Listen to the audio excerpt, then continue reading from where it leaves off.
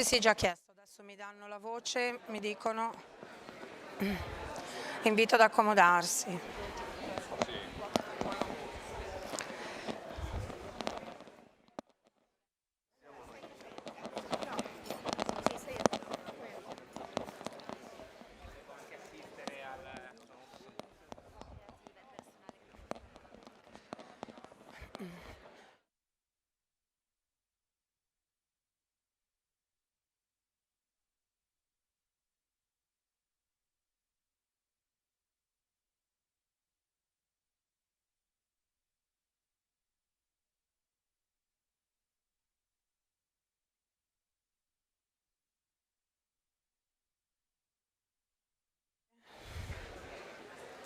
Mi date voce? Buongiorno a tutti, ben arrivati, grazie per accomodarvi. In un paio di minuti massimo inizieremo. Qualche minuto di ritardo per facilitare il raggiungimento di alcuni ospiti, l'arrivo.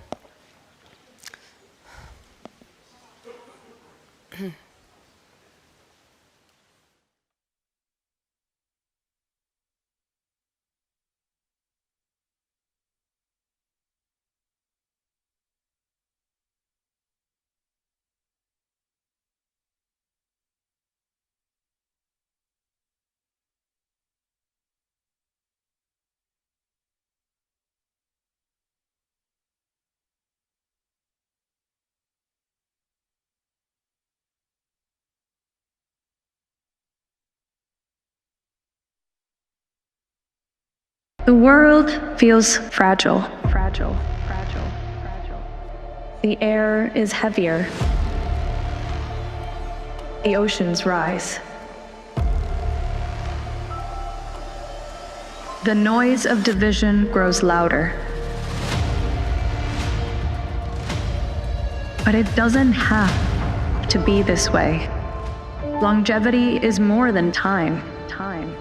It's impact. It's how we live, what we build, what we leave behind.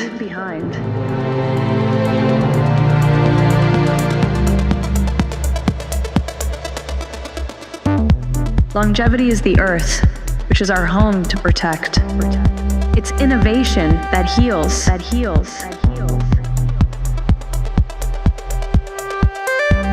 It's the strength of our bodies, the mindfulness of our spirit.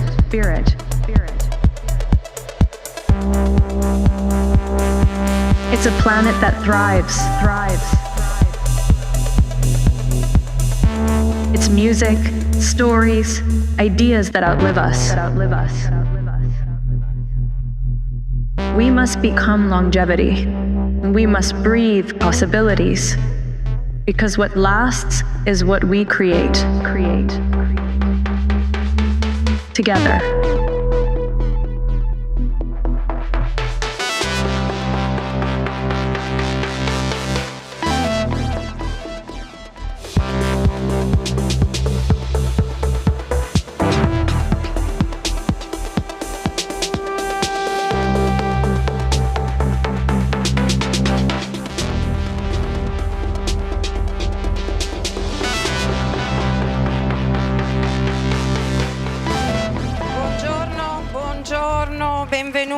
Benvenute, che meraviglia, ho un po' di cose che appoggio e intanto vi dico che oggi farete anche un esercizio ginnico.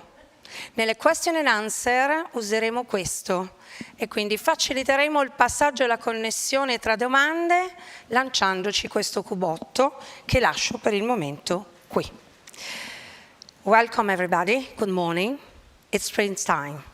È primavera, 21 marzo, nonostante il tempo non sia tra i migliori, ma il sole batte, sempre, nonostante le nuvole grigie.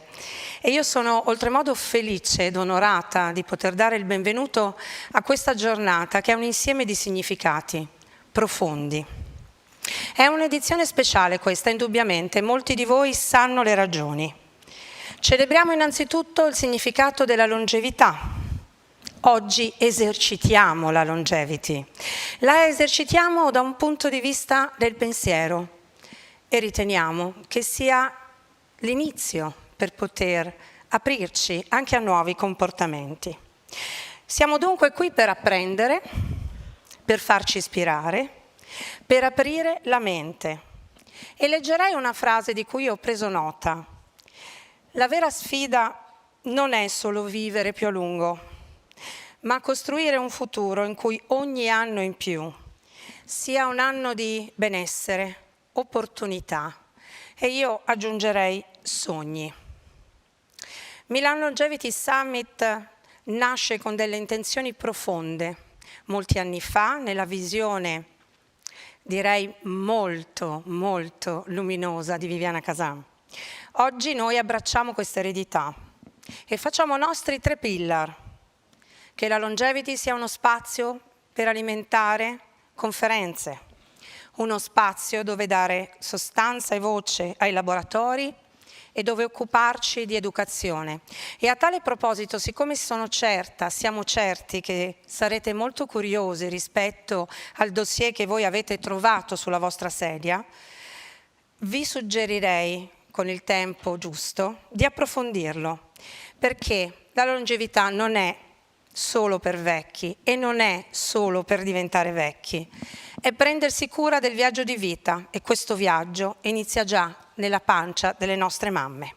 Il progetto editoriale è una delle 3 voci caratterizzanti dunque il Summit e quest'anno più che mai significativo.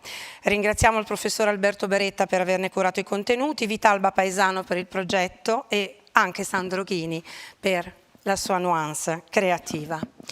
3 cose prima di aprire e da lasciare la voce agli ospiti graditi.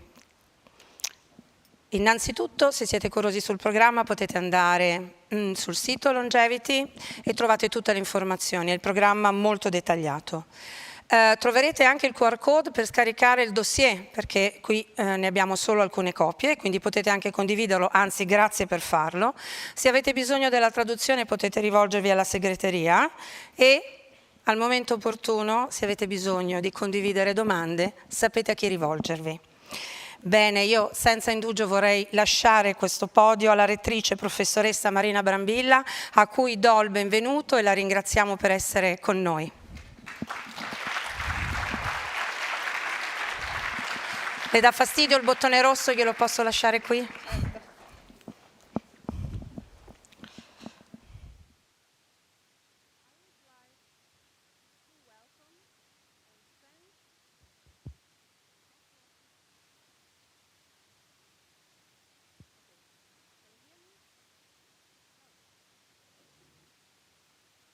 Secondo che colmeremo in tempo brevissimo ringraziando la regia. No, quello al momento, il catch box non funziona ancora, professoressa. Ma nel caso utilizziamo un gelato, se c'è disponibile, grazie. Okay. I would like to welcome and thank for their participation Maria Alessandra Gallone, Advisor to the Minister of University and Research, Robert Giovanni Nisticò, President of the Italian Medicines Agency, Anna Scavuzzo, Vice Mayor of Milan, Marilena Citelli Francese, President of Brain Circle Italia, and Alberto Beretta, President of the Scientific Committee of the Milan Longevity Summit. I am truly honored to welcome here today, on behalf of the whole community of the University of Milan, Dr. Shinya Yamanaka, Nobel Prize laureate in Medicine 2012 and Director Emeritus of the Center for IPC Cell Research and Application of Kyoto University. Dr. Yamanaka will be introduced by Vittorio Sebastiano, Associate Professor in the Obstetrics and Gynecology Department at Stanford University. Last, I would like to thank Valentina Bollati and Elia Biganzoli for this important opportunity. We are living in a remarkable era, one where longevity has become part of our shared human story. Today, a baby girl born in Japan has 50-50 chance of celebrating her 100th birthday. This is no longer a futuristic scenario. It is the new reality that we are beginning to navigate. But living longer brings with it a profound responsibility, not only to add years to life, but to add life to those years. Healthcare systems around the world are now being called upon to adapt, shifting from models that predominantly focus on treating illness to those that foster health promotion and healthy aging. The World Health Organization has underscored this shift, declaring health promotion as the most effective pathway to improving global well-being. We are moving from reactive care to proactive care, where prevention and healthy lifestyles become essential pillars in managing our collective future. So we are witnessing, and we are witnessing is what we are now witnessing is often described as the third demographic transition. By 2050, it is estimated that the global population aged 65 and over will surge significantly. In Europe alone, the proportion of citizens over 65 is projected to rise from 18% today to 28% by 2060, while those over 80 will more than double. So this transition is more than just numbers. It has deep and complex implications, socially, economically, and biologically. As population age, healthcare systems face unprecedented strain, and societies must reckon with new challenges. How to support healthy aging, how to mitigate the rise of age-related diseases, and how to ensure that longer life expectancy does not equate to prolonged periods of ill health. Aging, while intrinsic to our biology, is shaped by far more than just our genes. Cultural norms, community connections, environmental factors, and access to care play critical roles in determining how well we age. Therefore, now more than ever, we must embrace a holistic approach, one where research, innovation, and cross-disciplinary collaboration converge to address this global challenge. Together, we stand at a pivotal moment to shape not only how long we live, but how well we live. Thank you. Grazie. Professoressa, prima di lasciarla andare le farei una domanda breve. Che cos'è la longevity per lei?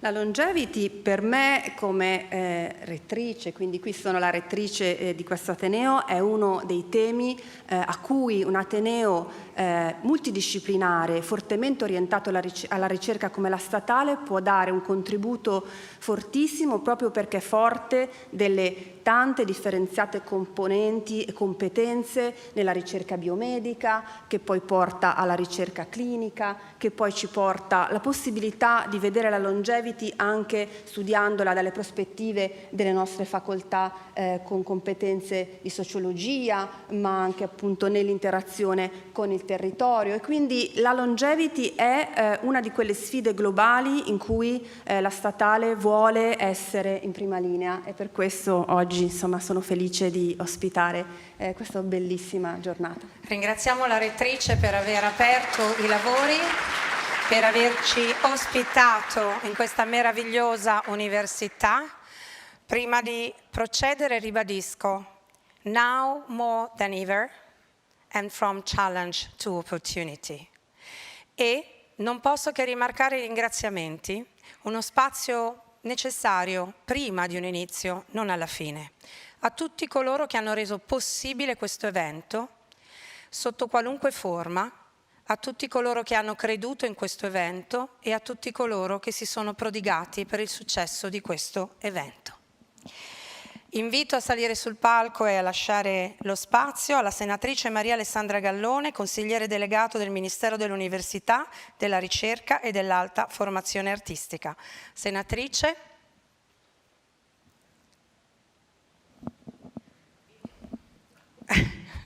Bene. Siamo sicuri che la senatrice non mancherà e l'abbiamo... Sono qua. Pronto? Eccola. Eccomi. Buongiorno, buongiorno. Sono virtuale ma presente in ogni modo con tutto l'impegno nel portare il saluto affettuoso, appunto l'impegno del ministro Anna Maria Bernini, il ministro dell'Università, della Ricerca e dell'Alta Formazione Artistica, in particolar modo all'Università Statale, a questo bellissimo summit attualissimo, quindi un saluto particolare alla magnifica rettrice che ha fatto un intervento importante nel momento in cui ha dichiarato che l'università è assolutamente, l'Università Statale di Milano è un'università inter e multidisciplinare, quindi oggi ospita un summit importantissimo. Un saluto che è anche un segno di attenzione, di sostegno verso i temi che questo Milan Longevity Summit pone al centro della riflessione: la ricerca sulla longevità, l'innovazione in sanità, l'educazione agli stili di vita, il ruolo della formazione nel costruire un futuro in cui vivere più a lungo e quindi in cui vivere però più a lungo, ma meglio, come diceva prima la nostra moderatrice, con benessere, con opportunità e con sogni, perché la longevità non è solo una sfida scientifica, è un investimento sociale a ogni buon fine. L'invecchiamento della popolazione, si diceva, è un fenomeno globale.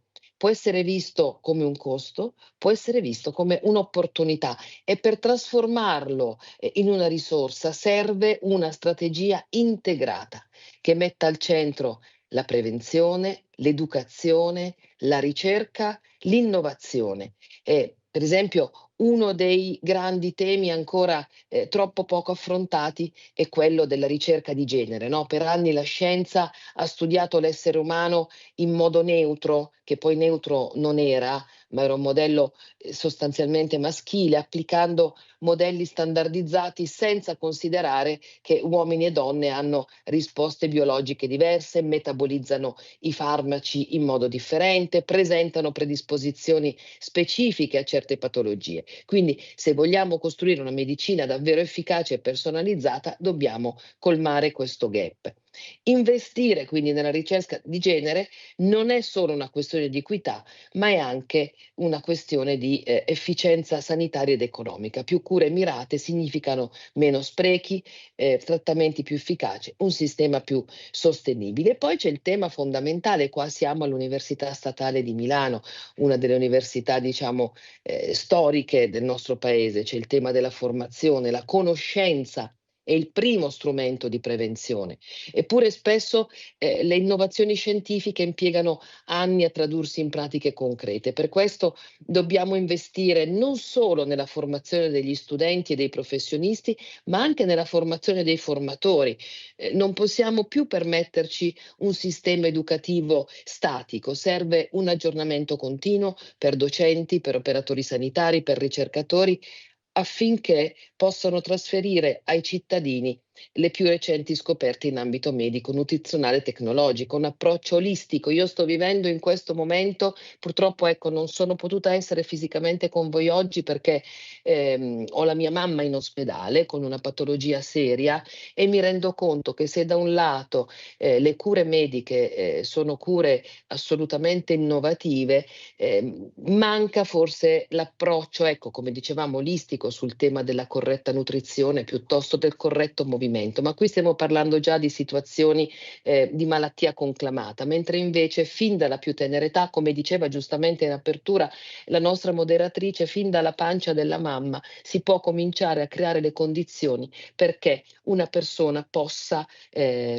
avere come aspettativa, come futuro davanti a sé una vita lunga in benessere, perché questo è il tema fondamentale. Significa costruire un capitale umano in grado proprio, quando noi andiamo a formare i formatori, coloro i quali poi divulgano, come succede nel summit, non solo odierno, ma in più giornate, di anticipare proprio le sfide di questa longevità. Ci sono fondazioni come la Fondazione Anthem, che sono fondazioni supportate dal PNRR, quindi che attraverso il Ministero dell'Università si sono formate e vanno avanti, che studiano proprio questo tipo di percorsi, questa innovazione in sanità e negli stili di vita. Questi enti proprio rappresentano un ponte tra università, ospedali, imprese e territori, quindi la ricerca non deve rimanere chiusa nei laboratori, deve diventare parte di quella cura, di quella prevenzione e di miglioramento della qualità della vita. Quindi nutrizione, movimento, cura, educazione alla salute che parte dai bambini, dicevo prima. Quindi un'educazione che metta proprio al centro questo. Sappiamo che uno stile di vita sano riduce il rischio di malattie croniche, che l'educazione a una corretta alimentazione, l'attività fisica ha effetti non solo sulla salute, ma anche sul rendimento scolastico, sulla produttività lavorativa, sulla riduzione della spesa sanitaria nel lungo termine. Quindi investire nella salute dei più giovani significa poi costruire adulti più sani, più longevi, meno dipendenti dal sistema sanitario. Quindi l'architettura. Dopodiché c'è serve proprio un cambio di paradigma, quindi da una sanità che interviene quando la malattia è conclamata a una sanità che si prende cura della persona prima, durante, dopo, migliorando proprio la qualità della vita durante tutta l'esistenza. E vi lascio con un pensiero, quest'ultima frontiera che è la neuroestetica che usa la bellezza come sistema di cura sia fisico che psicologico, un aspetto poco esplorato ma sempre più rilevante, cioè che impatto ha la bellezza sullo stile di vita. Ci insegna la neuroestetica che l'arte, l'armonia, l'ambiente in cui viviamo influenzano profondamente il nostro benessere psicofisico. Studi scientifici dimostrano che l'esposizione a forme artistiche, a paesaggi armoniosi, a spazi architettonicamente curati può ridurre lo stress, migliorare le capacità cognitive, accelerare persino i processi di guarigione. Quindi questo significa che longevità non dipende solo da ciò che mangiamo o dai farmaci che assumiamo, ma anche dall'ambiente che ci circonda. Quindi inserire la bellezza non deve essere un lusso, ma una scelta strategica per migliorare la qualità della vita. Quindi investire nella longevità è investire nel futuro. Quindi per concludere, tutto questo a dimostrazione che la longevità non è soltanto un tema sanitario, ma è un tema di grande investimento sociale, investimento quindi nella ricerca per avere cure più efficaci e sostenibili, e investimento nella formazione per creare professionisti e cittadini più consapevoli, e investimento nei bambini, nei giovani per costruire generazioni più sane, e investimento nei luoghi di cura per trasformarli in spazi di benessere, ed è investimento nella bellezza perché un ambiente armonioso contribuisce alla salute tanto quanto una terapia. Quindi se vogliamo che longevità sia una risorsa per la società, dobbiamo pensarla come una responsabilità collettiva, e quindi dobbiamo agire ora con politiche che guardano il futuro. Quindi anch'io, a nome del ministro Bernini, ringrazio l'Università Statale di Milano per ospitare un summit così importante, così che fa un focus così importante. Ringrazio gli organizzatori, tutti coloro che hanno progettato, gli ospiti, gli autorevolissimi relatori, e insomma buona lunga vita a tutti, quindi connessi sempre tutti insieme per insomma un fine comune. Buona giornata e buon proseguimento dei lavori. Grazie alla consigliera delegata del Ministero dell'Università, della Ricerca e della Formazione Artistica per essere stata qui con noi. Inviterei qui sul palco Anna Scavuzzo, vice sindaca di Milano, che ringraziamo per essere con noi e per i suoi saluti. A lei il microfono. Good morning, ladies and gentlemen, distinguished guests, dear rector. Thank you very much and welcome to Milan to all of you. On behalf of the Mayor of Milan, I'm honored to welcome all the participants to this edition of the Longevity Summit. Thank you for your presence and for the contribution of the discussion also in our city. Milan is honored to host the Milan Longevity Summit. You mentioned the summit as a premier global event dedicated to exploring longevity through a multidisciplinary perspective, recognized as the most significant international conference on this transformative topic. Milan is ready to host such an important event, a summit that brings together Nobel Prizes, leading experts, and proposes a platform for collaboration, knowledge exchange, and visionary thinking, addressing some of the most important challenges and opportunities shaping the future of longevity and of our communities. Longevity for us is a topic that our country and our city feel very close to. First of all, because we know that the number of elderly people is growing, so our communities are changing. In Milan, in the last 25 years, the population resident has grown by approximately 5%. We are about 1.4 million of people. But in the same period, there was an increase of almost 35% in the number of Milanese citizens over 75. It's necessary for us to develop paths and initiatives that guarantee a long and healthy life expectancy for our older fellow citizens and for their families. Science, technology, healthcare, and public policies. These keywords of the Milan Longevity Summit can inspire transformative action and empower global progress in the pursuit of longer and healthy lives, connecting and transforming knowledge into political action. This is a crucial task that we take up within our role and competencies. Politicians must have a role in this discussion. And it's necessary to promote healthy and active lifestyles, as already before me, the special guest mentioned, both for elderly and for young people, so that food, lifestyle, habits, and sport become constant aspects in the growth process up to adulthood and old age. And the city must take care about the dimension of this lifestyle. And to promote well-being and healthier habits is one of the specific objectives of our administration and of our city in all our country. I can mention, for instance, the air and climate plan, and in particular food policy I am engaged in. The city adopted the food policy in 2015, along with the Milan Urban Food Policy Path that brings together over 300 cities around the world. Now, 10 years after the exposition that here in Milan focus attention on food, we have the next meeting in Osaka, 2025, Designing Future Society for Our Lives. Once again, putting and stressing attention in this topic, in this international context. I think it's very important also the role and the key role of cities in this perspective. We are engaged, for instance, in reorganizing public spaces to enhance life quality, to reduce pollution, to properly assist an increasing number of elderly people. But our cities want to do more.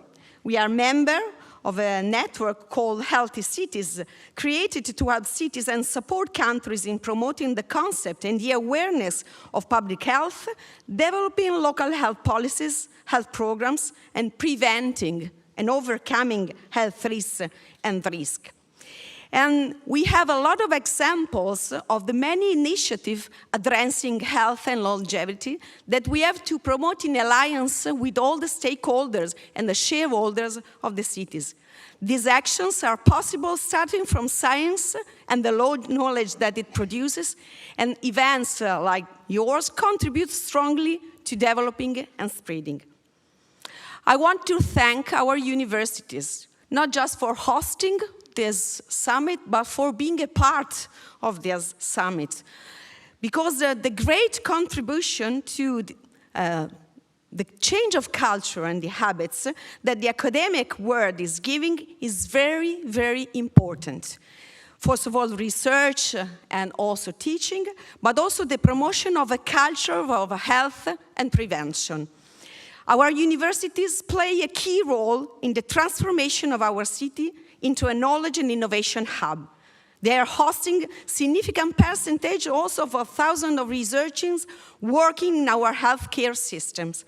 And its research endeavors play a key part in advancing the role of Milan as one of the world capitals of life science and scientific research. This is a very important alliance, and I'm very glad to thank once again. And so, last but not least, I greet all the many partners of the summit and all the people engaged in the organization, and very thanks for this effort. And even though the program is very rich, I'm sure that you won't forget to have a pleasant and inspiring stay in Milan. It's an important contribution also to your well-being. Thank you very much. Ringraziamo la vice sindaca per essere stata qui con noi, grazie, siamo onorati che la nostra città possa essere promotrice di un evento così importante. E ora invito sul palco il presidente di AIFA, Robert Giovanni Nistico. Siamo davvero molto lieti di averla con noi come ospite. Il palco è suo, grazie per il suo breve intervento. Magnifico Rettore, colleghi accademici, amici tutti. Sono onorato di essere qui oggi a portare il saluto dell'Agenzia Italiana del Farmaco, che ho l'onore di presiedere da un anno ormai. Certamente il tema della longevità si lega al tema dei farmaci, al tema delle terapie innovative. L'Italia è l'11° paese al mondo per longevità, 80,9 è la life expectancy per gli uomini, 85 per le donne. Certamente abbiamo un ottimo sistema sanitario nazionale che garantisce l'universalità delle cure, garantisce l'eguaglianza, l'equità. Certamente oggi il fatto di avere un'Italia longeva, al di là di alcune isole, diciamo, felici come la Sardegna, dove effettivamente si mangiano cibi non processati, dove si respira un'aria buona, dove si ha vita sociale nelle comunità, il fatto di arrivare così longevi è perché il nostro sistema sanitario nazionale ha grandi medici, grandi clinici, grandi strutture sanitarie, ospedali, IRCS, si fa tanta ricerca clinica, ricerca di base. Ma il tema è chiaramente come ci si arriva. Vedete, le persone anziane sono persone con patologie croniche, multimorbilità, fragili. Quindi arrivare fragili, un po' più fragili o un po' meno fragili fa una differenza enorme, non solo per i pazienti, per le loro famiglie, ma anche per il sistema sanitario nazionale che si trova oggi sotto pressione. Noi spendiamo solo per farmaci in Italia, e parlo della spesa a carico dello Stato, 25 miliardi di euro l'anno. Troppi. Allora il concetto, io essendo presidente dell'Agenzia del Farmaco vorrei parlare di prevenzione, quindi cambio un po' il focus.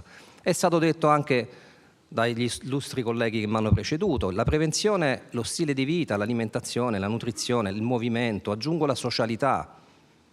Peraltro oggi la socialità è un tema anche molto dibattuto, molto importante nelle giovani generazioni, negli adolescenti, nei bambini.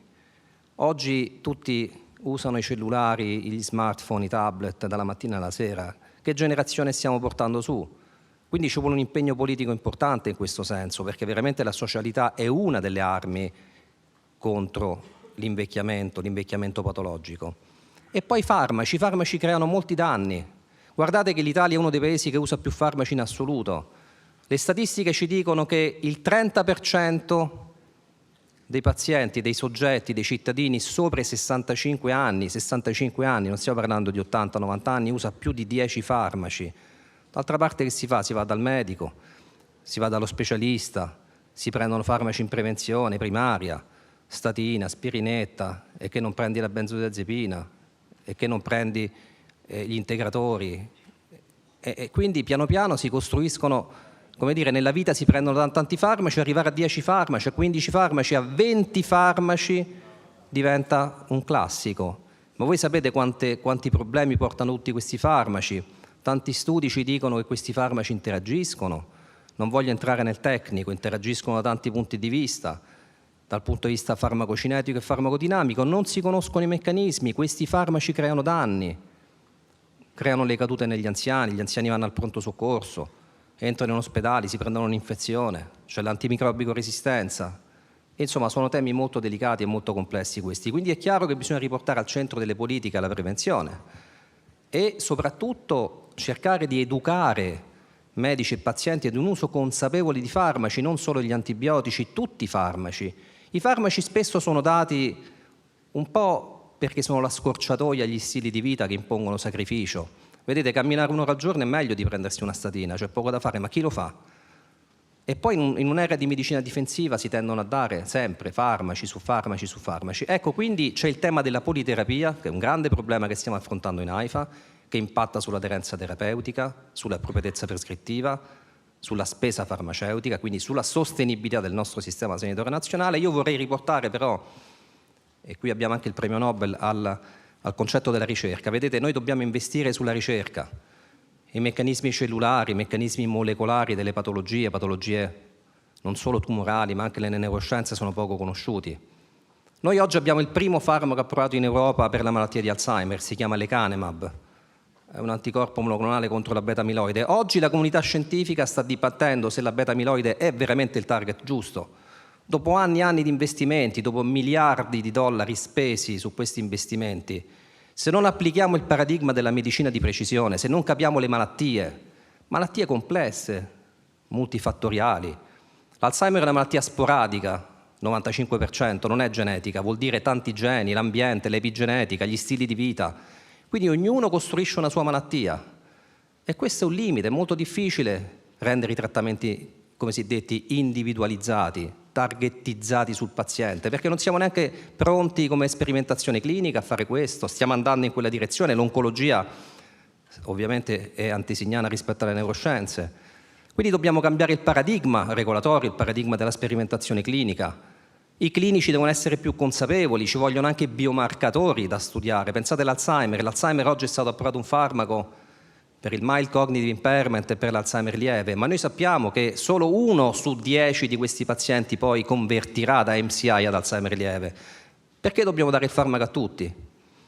Oltretutto farmaci hanno effetti collaterali importanti, quindi qua c'è anche un tema etico. In altre parole, non vi rubo più tempo, bisogna fare ricerca, bisogna capire le malattie, come l'ambiente interagisce col cervello, i meccanismi epigenetici sono solo all'inizio, le cellule staminali sono anche una delle possibilità in futuro, si stanno iniziando a sperimentare ad esempio nella malattia di Parkinson, per la medicina rigenerativa, quindi per un invecchiamento sano attivo. Quindi da Presidente dell'Agenzia Italiana del Farmaco dico bisogna usare di meno i farmaci, bisogna fare più prevenzione. Ecco, questo è il messaggio che voglio dare, con questo vi ringrazio, vi saluto. Io ho avuto anche l'onore di lavorare col premio Nobel Rita Leigh-Montalcini, avevo un laboratorio all'EBRI, la Fondazione EBRI, European Brain Research Institute, e abbiamo lavorato con la professoressa diversi anni insieme, lucida fino a 102 anni, e la professoressa, è stato già detto, è quello che diceva, è di aggiungere vita ai giorni e non giorni alla vita. Con questo vi ringrazio e vi auguro buon lavoro. Ringraziamo il dottor Mistico, grazie per essere stato qui con noi, per questi messaggi che hanno una valenza, un'importanza straordinaria e che ci arricchiscono, ricordando che questo è uno spazio di ascolto, riflessione e ricondivisione. Vorrei chiamare ora al palco la Presidente Marilena Citelli Francese, a cui do il benvenuto in una mattinée straordinaria, piena di emozioni. A lei il palco. Grazie a tutti. Prima di tutto vorrei ringraziare i giovani che mi riempiono il cuore di gioia, perché vedere tanti giovani che si interesseranno al futuro della longevità, visto che io ne faccio parte, veramente grazie. In più vorrei ringraziare la rettrice di questa bellissima università, perché ha subito accolto e ci è stata sempre vicina, e con lei vogliamo portare avanti questo convegno non soltanto al secondo anno, ma per tanti altri anni ancora, perché il nostro impegno è di far diventare Milano non solo la capitale europea che è oggi, con l'arrivo di questi grandissimi scienziati che ci onorano con la loro presenza, ma è un impegno che tutti dobbiamo assumere, perché la nostra città lo merita. Quindi grazie per aiutarci a fare di Milano la città del futuro. Volevo ringraziare il Comune di Milano, che ci ha sempre supportato e che ci supporterà tanto nel futuro, soprattutto.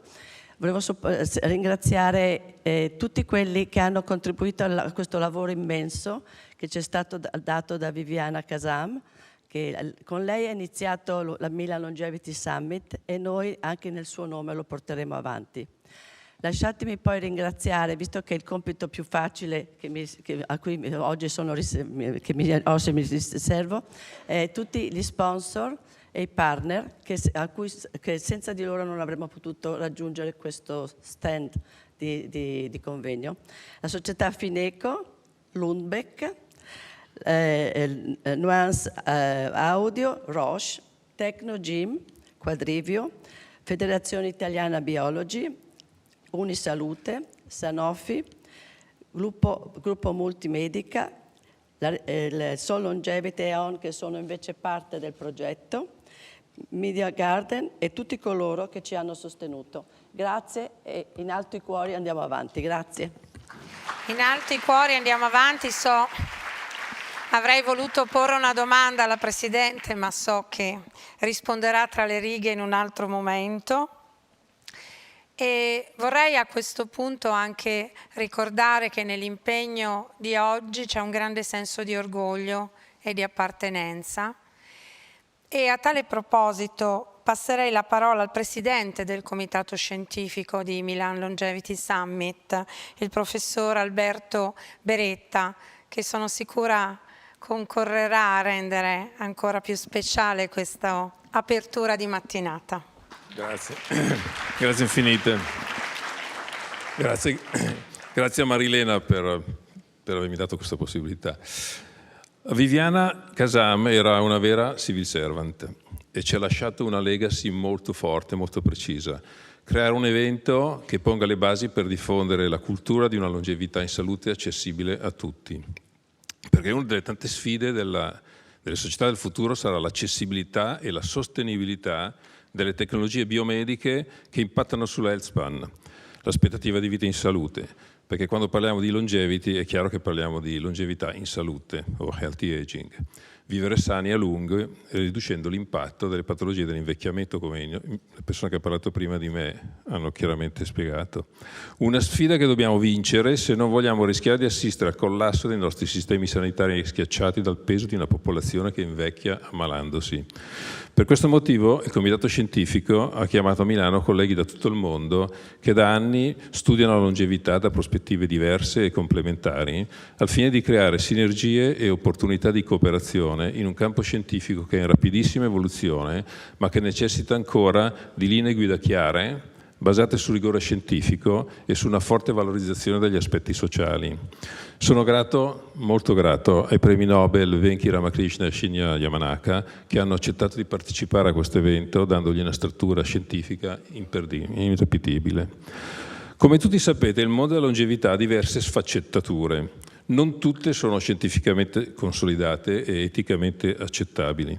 Paradossalmente sono queste ultime che vengono più spesso mediatizzate e erroneamente presentate al pubblico come se la longevità fosse destinata a diventare un privilegio per pochi. La realtà è che il mondo della longevità ha dietro di sé un fermento scientifico straordinario che ha già portato a scoperte fondamentali sulla biologia delle cellule, di cui nei prossimi giorni avrete, spero, un quadro esaustivo. È questa componente qua che vogliamo valorizzare. Nei prossimi giorni assisteremo a presentazioni sugli aspetti molecolari e cellulari di un organismo che invecchia o che ringiovanisce, sulle tecnologie diagnostiche che permettono di inquadrare la salute di una persona con incredibile precisione, sulle strategie di riprogrammazione epigenetica delle cellule e le loro future applicazioni nelle terapie delle malattie legate all'invecchiamento, sul ruolo che giocherà l'intelligenza artificiale nel rendere accessibili a tutte le nuove tecnologie. Non ultimo, parleremo molto di longevità al femminile, gender longevity. Avremo anche presentazioni però molto importanti sull'invecchiamento attivo, sull'alimentazione e l'esercizio fisico come base di tutti gli interventi preventivi. Scopriremo che è possibile tracciare i processi di ringiovanimento biologico con semplici test su sangue e utilizzare questi test per verificare l'efficacia degli interventi sugli stili di vita.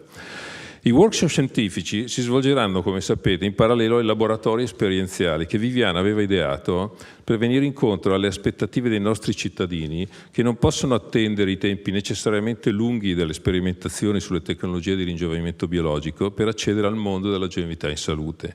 Perché oggi già sappiamo e abbiamo a disposizione dati scientifici solidi su nuove tecnologie di monitoraggio e prevenzione, nuove strategie di intervento sugli stili di vita che possono significativamente ridurre il rischio di patologie degenerative e aumentare le performance fisiche e mentali. Il nostro progetto parte da queste basi, tenendo sotto la lente di ingrandimento i progressi delle scienze biologiche per coglierne in tempo reale le novità più promettenti. Un'ultima nota prima di iniziare i lavori: quest'anno parteciperanno ai lavori del Summit 3 realtà italiane che io ci tengo a sottolineare. Una è il progetto EBE di questo Ateneo, che riunisce 94 ricercatori da 13 dipartimenti e sviluppa 10 diverse aree di ricerca sul processo chiamato inflammaging, che voi conoscete di sicuro, che è una delle cause principali dell'invecchiamento, su come contrastarlo con gli stili di vita. Un'altra è il consorzio EGIT, che raggruppa 20 atenei italiani e diverse società private coinvolti nella ricerca sull'invecchiamento in salute, coprendo diverse discipline scientifiche. È un consorzio finanziato dal Piano Nazionale di Resistenza e Resilienza. E poi, ultimo, ma non ultimo, lo studio CIVI-RISC è un progetto sulla prevenzione del rischio cardiovascolare finanziato dal Ministero della Salute, che arruolerà 30.000 partecipanti sani in tutta Italia con il coinvolgimento di 17 IRCCS. Queste realtà sono qui a testimoniare l'entrata in forza dello Stato in questo settore scientifico che fino a pochi anni fa era praticamente trascurato. Una bellissima notizia. Sono esempi di partenariato pubblico-privato che speriamo creino le basi per fare dell'Italia un hub tecnologico importante per gli studi sulla longevità in salute. Non dimentichiamo che siamo la seconda nazione più longeva al mondo e che abbiamo in un certo senso il dovere di tracciare la strada per gli altri. Grazie. Professore, le chiedo proprio 20 secondi e ci scusiamo anche per il leggero ritardo dovuto all'apertura dei lavori, però io vorrei fare una crasi tra il suo intervento, l'apertura e quello della Presidente Citelli, perché ora apriamo i lavori e abbiamo dei premi Nobel, abbiamo un parterre straordinario e io vorrei ricordare Viviana, e nulla avviene per caso, neanche la mia presenza qui stamattina, nell'importanza di rilanciare la longevity come un percorso di approfondimento e di consapevolezza. Per cui a lei chiedo, che ha conosciuto Viviana e ha lavorato accanto a lei, che cos'è la longevity per lei? Ma innanzitutto, secondo me la longevity è una disciplina non scientifica, è una disciplina di vita, ok? Cioè lei sa benissimo che possiamo benissimo ridurre l'impatto delle patologie dell'invecchiamento, possiamo benissimo arrivare a 90 anni in piena salute, però dobbiamo applicarci, quindi dobbiamo essere severi con noi stessi. Questa è la longevity. Questa è la longevity, per Viviana era anche amarsi e quindi con questo lascerei, professore, a lei la parola, perché so che apriamo la fase più calda, più interessante dei lavori. E io vorrei invitare qui Vittorio Sebastiano, che ringrazio.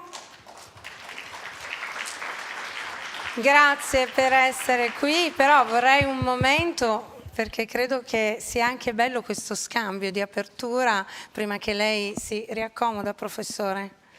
Allora, Vittorio è un straordinario collega che è un cervello in fuga, no? Sbaglio, possiamo definirlo così, perché è scappato a Stanford e sta facendo dei lavori bellissimi, veramente straordinari sulla riprogrammazione epigenetica dell'ovaio, perché è convinto giustamente, e qui parliamo di longevità al femminile, che se riuscissimo un giorno a trovare il modo di risolvere un problema come per esempio la ridotta riserva ovarica, potremmo veramente migliorare di molto l'invecchiamento delle donne. Niente, lascio la parola a Vittorio, che introdurrà a sua volta il professor Yamanaka, perché è un esperto del settore. Grazie per essere qui e complimenti per il lavoro. Grazie professor Beretta per aver introdotto il professore, a cui auguro un proseguo dei lavori straordinario. Io scendo da questo palco felice di aver avuto l'onore di aprirlo. Buon lavoro a tutti. Thank you so much, grateful for your presence. Welcome in Italy and in Milan. Grazie per l'introduzione Alberto, e grazie ovviamente alla rettrice per ospitarci e alle istituzioni. I'm going to switch to English now to actually do the proper introduction to our keynote speaker. It is a great honor for me to be here today, truly, for two reasons. First of all, because it's really a way for me to personally celebrate that beautiful soul that was Viviana Kassam. I still hear her in my ears. She called me about I think it was April or May last year, and she said, Vittorio, I have this idea. We need to do this this thing in Milano, the exercises of longevity, which is now exercising longevity. And it has to be March 21st because it's the beginning of springtime, because we need to celebrate the springtime of life. We need to celebrate the springtime of science, of research. And she said, can you call Shinya Yamanaka and invite him to the conference? And I said, Viviana, wait a minute. I mean, I know Shinya, but I'm sure he's receiving hundreds of requests every year, and I'm not sure he's gonna say yes. And she said, okay, and she hung up on me right just like that. And 48 hours, she called me again, and she said, well, Dr. Yamanaka said that he agreed, and he will come and join us. And I said, Viviana, how did you do it? But that was Viviana. So that was exactly her. The other reason why I'm so honored to introduce Dr. Yamanaka is because really most of my work, past and current, is truly inspired by what he did.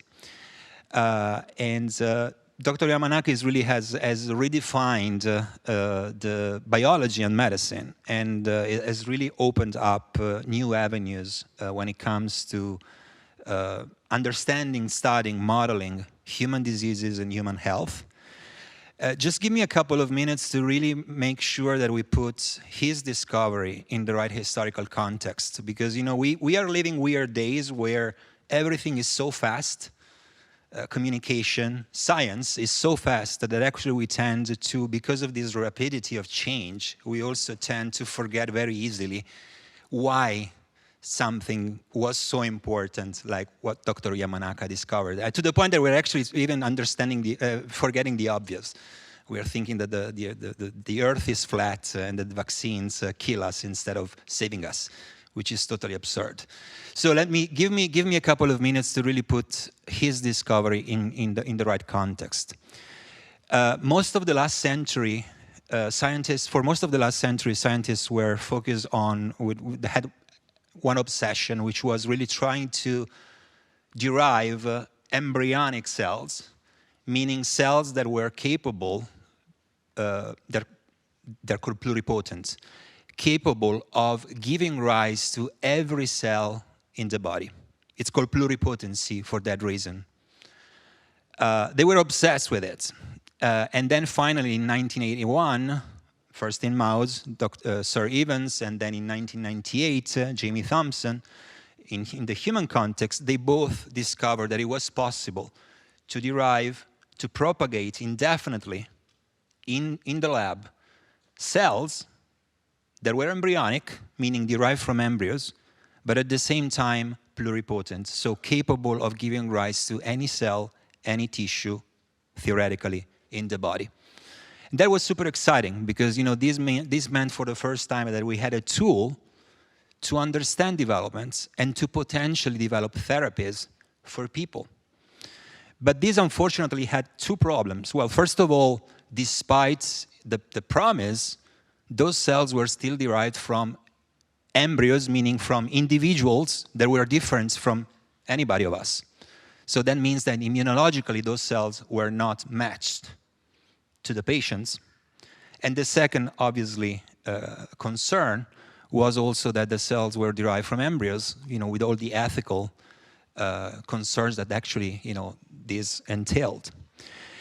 It is in this context that actually Dr. Yamanaka made his seminal discovery, and he published his first work in 2006 in mice and in 2007 in human, showing that the same exact cell types with the same properties, pluripotency, could derive not from embryos, but from our own cells, from skin cells, from blood cells, from liver cells.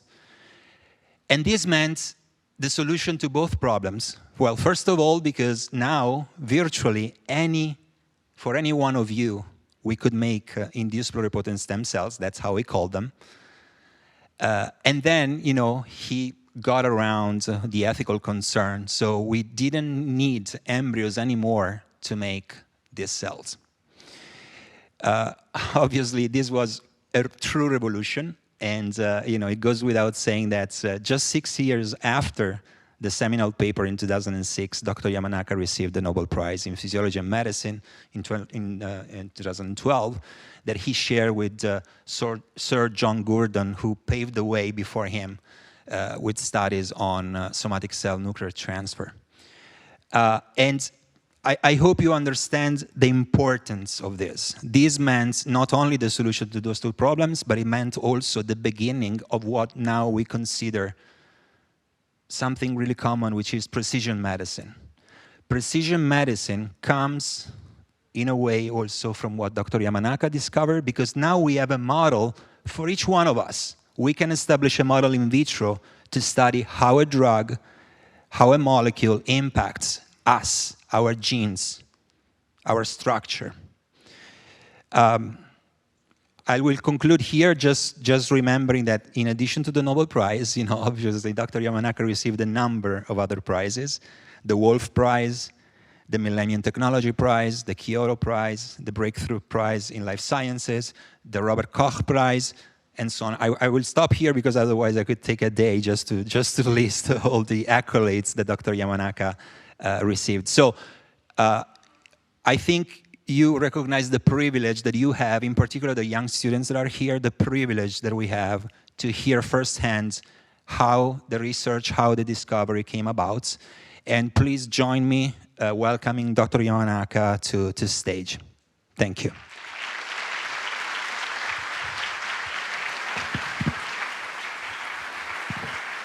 Thank you so much.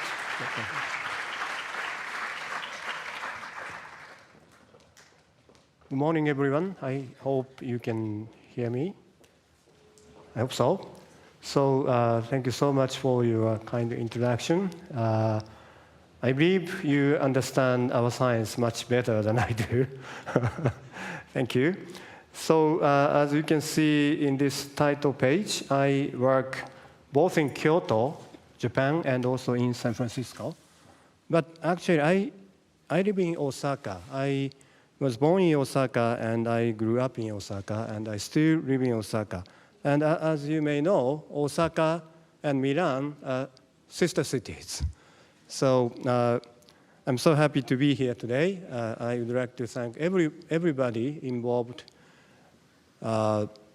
in this great summit. So I don't know how. So I'm not only a scientist. Oh, okay, thank you. But also I am a runner.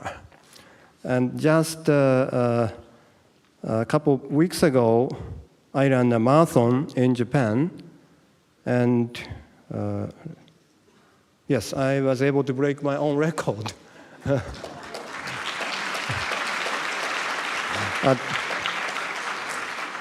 Thank you. At the age of 62. So this is the history of my marathon records. I'm still making some progresses every year. So according to this line, I can expect I can break 2 hours by 2060 when I will be 98. So that's why longevity is extremely important for me.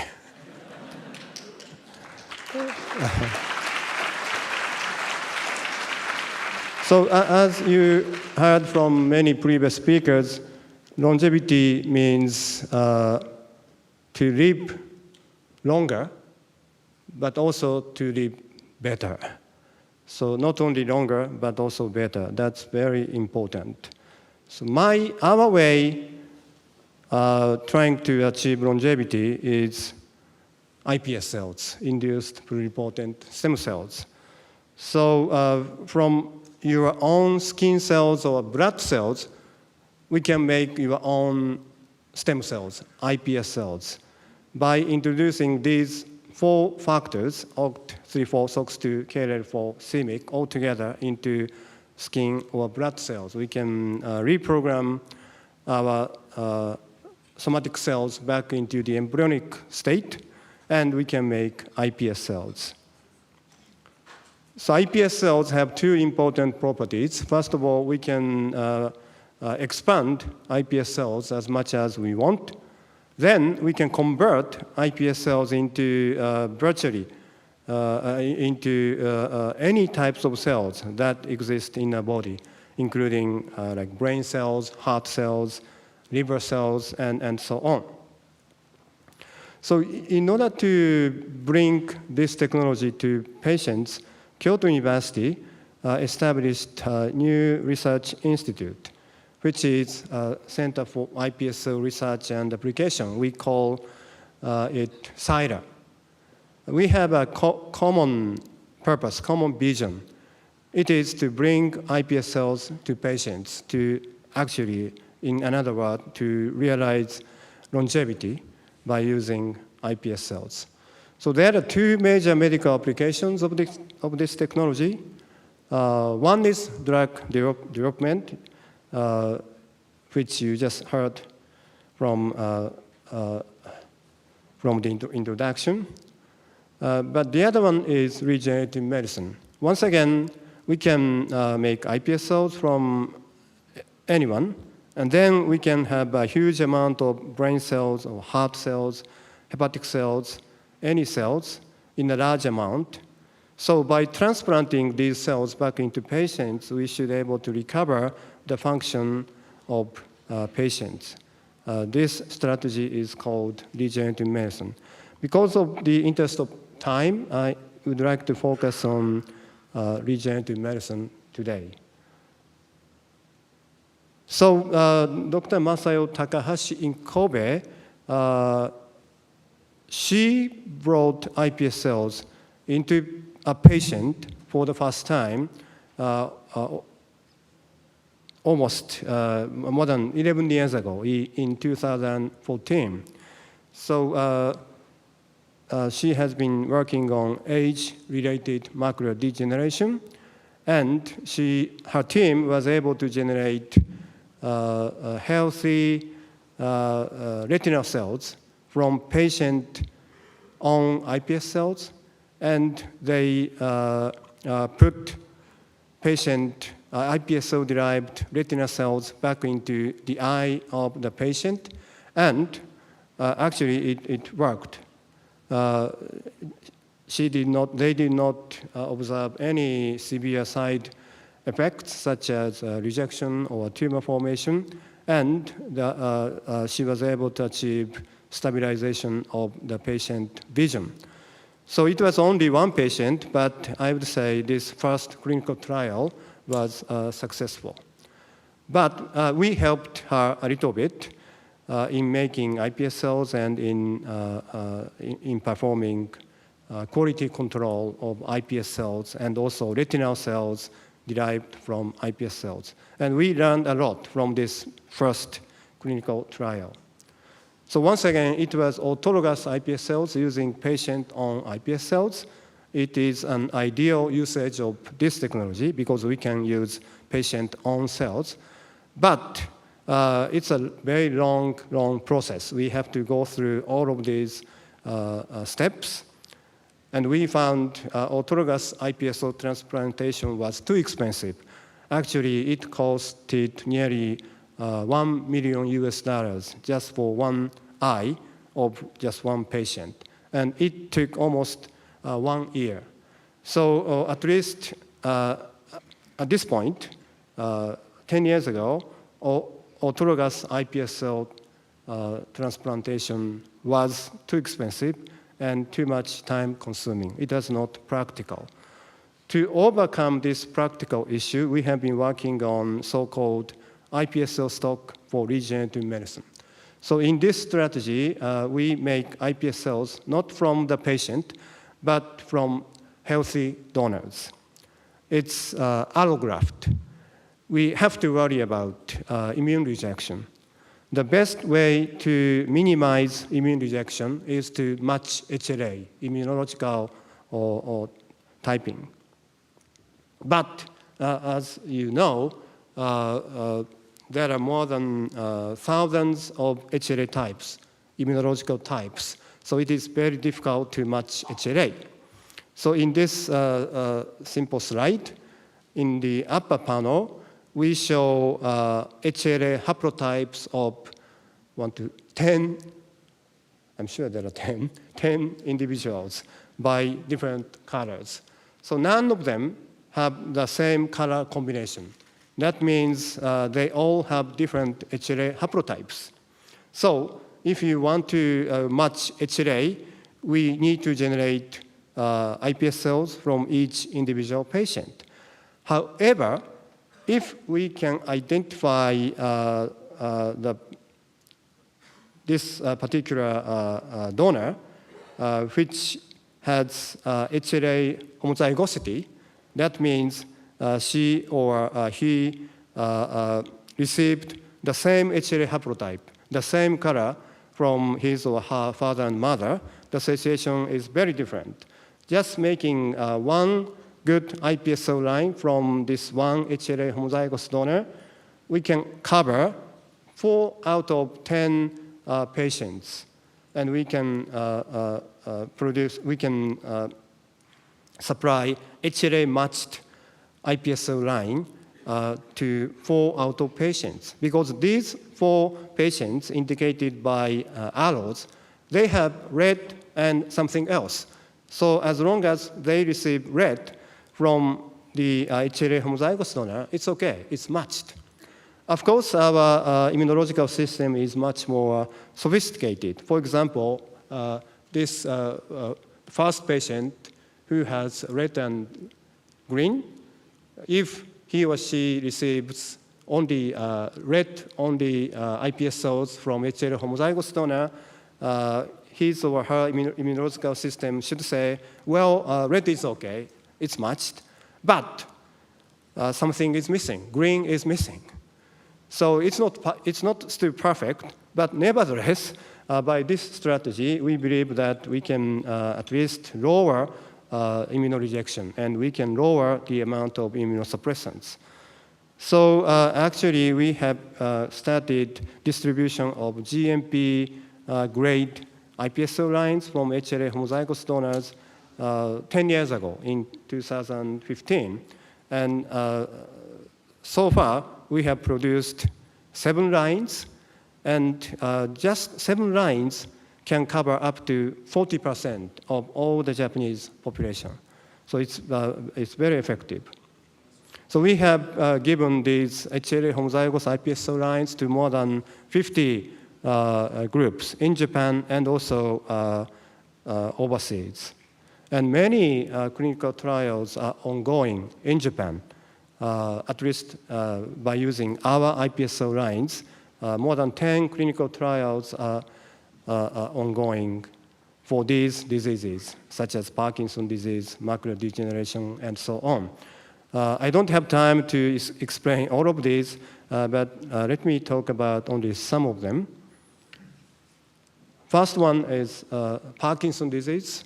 My colleague, Dr. Jun Takahashi, actually he is now my successor. He is the director of Cellular after me. And he has been working on Parkinson's disease for more than 20 years.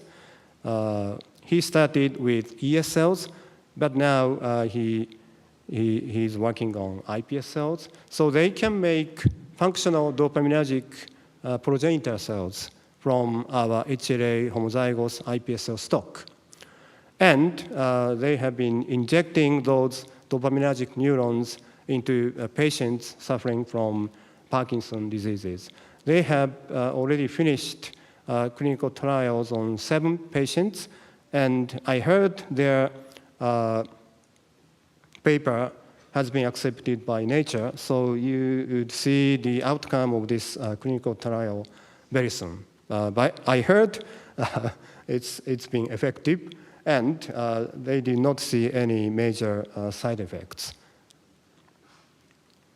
So another approach is to generate platelets from our iPS cells. Dr. Koji Eto, another colleague of mine in Kyoto, he has been working on platelets production from iPS cells. Just like many countries, Japan is a graying society, probably one of the most graying society in the world. So that means in next 5 or 10 years, we are short on blood donors because we are having more and more elderly people, but we are having less and less young people who can donate their blood. So it's going to be a huge problem in 5 or 10 years.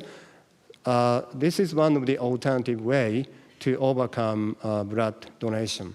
So now Dr. Koji Eto and his group, they can generate functional platelets very effectively from human iPS cells. And they have conducted a clinical trial already, and they have confirmed that iPS cell-derived platelets are functional and safe. Only one hurdle right now is the cost. It's still very expensive. So, but I'm sure they can overcome the issue of cost very soon. Another approach is cancer therapy using iPS cell-derived NK cells. Another colleague, actually a friend of mine, Dr. Shin Kaneko, they have been working on this strategy. This is a combination of iPS cell technology and CAR technology, chimeric antigen receptor technology. So once again, from our HLA homozygous iPS cells, they put chimeric antigen receptor recognizing GPC3, which is a tumor-specific antigen. And from CAR iPS cells, they can differentiate NK cells. And they have been performing clinical trial in which they give these iPS cell-derived NK cells by IP injection directly into the abdomen to the patients suffering from stage 4 ovarian cancers. So there is no other effective treatments for those patients, but by using this kind of new iPS cell-derived immune therapy, we hope we can overcome some of treatment-resistant cancers. I believe I have 2 more examples. This is not by my colleague, but by Dr. Koji Nishida of Osaka University. He has been working on corneal diseases, and now they can make this kind of transparent corneal sheet from our HLA homozygous iPS cell lines. So by transplanting these iPS cell-derived corneal sheet back into patients suffering from corneal diseases, actually, it was surprisingly effective.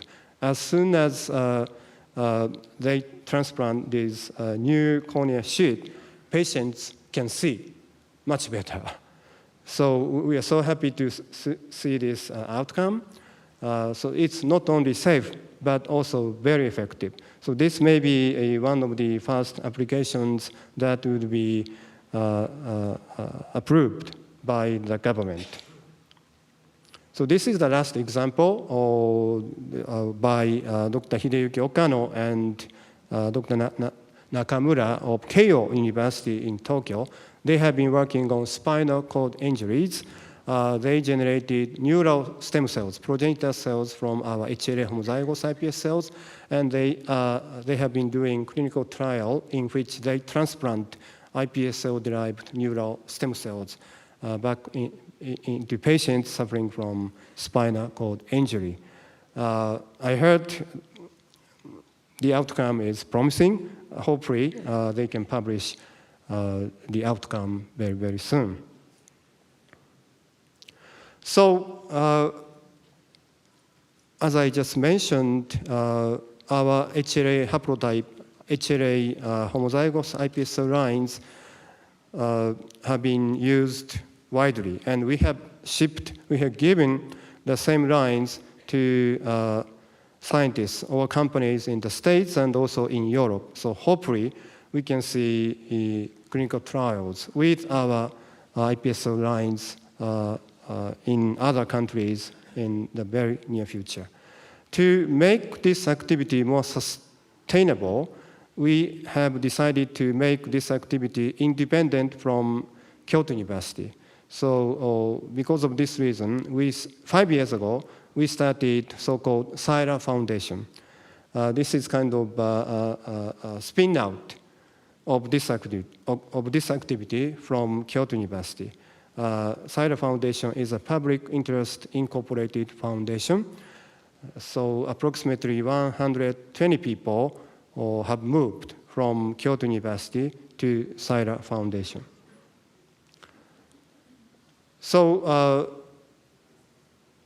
the most important task of Cellular Foundation is to provide multiple GMP-grade iPSO lines to companies.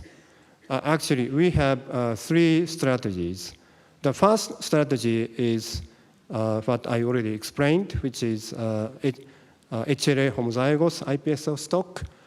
So we moved the ownership of these iPSO lines from Kyoto University to Cellular Foundation. So as I already described, this first strategy, we can cover up to 40% of the entire Japanese population, but we still have to cover the remaining 60% of the Japanese population and also patients all over the world. It's going to be a very difficult task by this strategy. So in order to overcome that limitation, we now have the second strategy. I'm sorry, before moving to the second strategy, we have published our clinical grade HLA haplobank HLA homozygous iPSO stocks in MET 3 years ago. So you can see more detailed information in this paper. So let me talk about second strategy, which is genome edited iPSO lines. In order to cover the entire world population, HLA homozygous strategy is not so effective because we would need many HLA homozygous donors. But by utilizing genome editing, actually CRISPR technology, all we need is just 10 lines, at least in theory. So we expect that 10 lines would cover most of the world population, including this audience. So this is our strategy in how we generate HLA edited iPSO lines. We call this strategy HLA-C only iPSO lines. So we have been deleting HLA-A, HLA-B, and all of class 2 MHC, including HLA, DR, DQ, DP. But we leave HLA-C intact in order to avoid NK cell-derived missing self-immune rejection.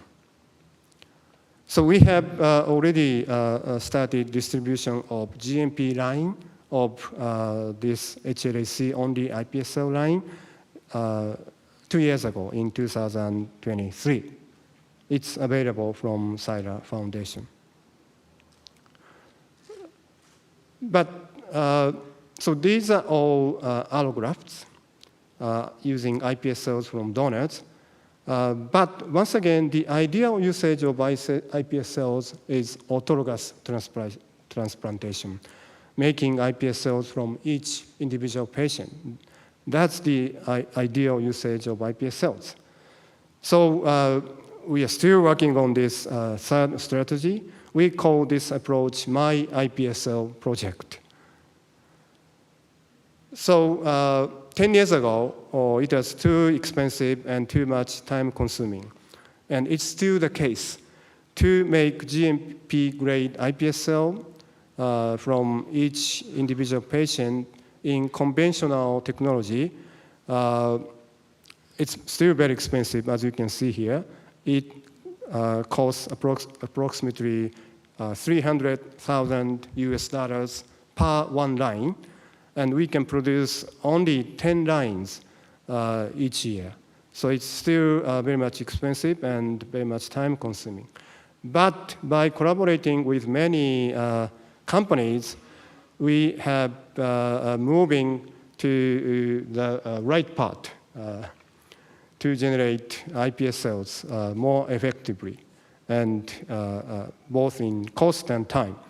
So we have generated this kind of automated machines to generate iPS cells from each individual patient. So these machines are now in Osaka. We hope within the next few years we can generate 1,000 iPS cell, autologous iPS cells from 1,000 patients each year, and the cost is only 10K per person. So I think we should be able to achieve this technology very soon. These machines are already available. So once again, this is the 3 strategies of GMP iPS cell lines by our Cellular Foundation: HLA homozygous iPS cell stock, HLA genome-edited iPS cell lines, and my iPS cell lines. Probably for each disease and also for each patient, we have to choose the best line. iPS cell stock is the cheapest. It's already available. HLA genome-edited lines are also relatively cheap, and they are also available. But once again, the ideal usage is autologous my iPS cell line.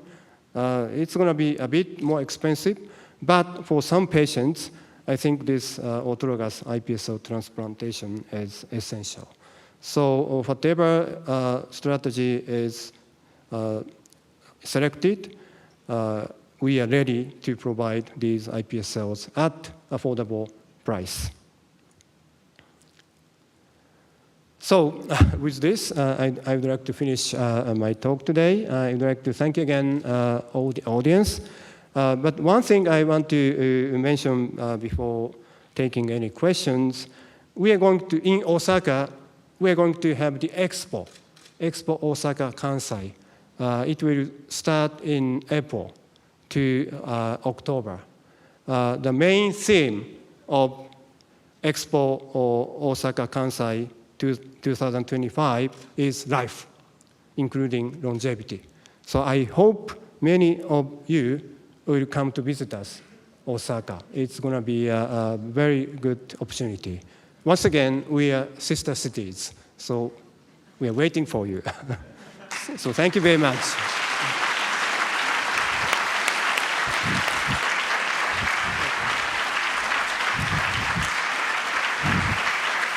Please. Okay, so we are gonna take a few minutes, I guess 10 minutes of questions, and I would really hope that actually there's questions from the audience. So while you warm up and you try to come up with questions, I will break the ice, okay? So, well, as I said, extraordinary. Also, you know, the rapidity and you know, the promise of this technology. My first question for you, I mean, is a little bit biased, because I think based on more recent work that I'm also doing, I do see your technology actually to go even beyond what you have already shown, which is already extraordinary. In line with the theme of this summit, which is tackling the problems, not just of regenerative medicine, but the problem of aging and longevity. So I would like to ask you first, you know, how do you see your technology be implemented here, and if you see any other further application of your technology? Yes, that's a wonderful question. Our technology is to reprogram adult cells back into the embryonic state. That means, in my case, 62 years old to 0. Or we can make iPS cells from centenarians. In that case, 100-year-old to 0. But some people say it's too much. So now many scientists in the world, including you, they show, maybe this is too loud. I hope it's okay. Can you lower, potete abbassare un po' il volume in sala perché è troppo alto. I hope it's better now. Yes. So actually I was very surprised. By applying the same technology, the same 4 factors, for just transiently, we can make cells younger from like 62 to 40. But instead of making iPS cells, if you start from blood cells, they remain to be blood cells. Only they become younger as blood cells or as skin cells. This new technology strategy is now called partial reprogramming. Our iPS cell technology is full reprogramming. Maybe too much, but partial reprogramming, you won't change the fate of your original cells, like blood cells or skin cells. You just rejuvenate existing skin or blood cells. So this new technology, partial reprogramming, is really, really promising.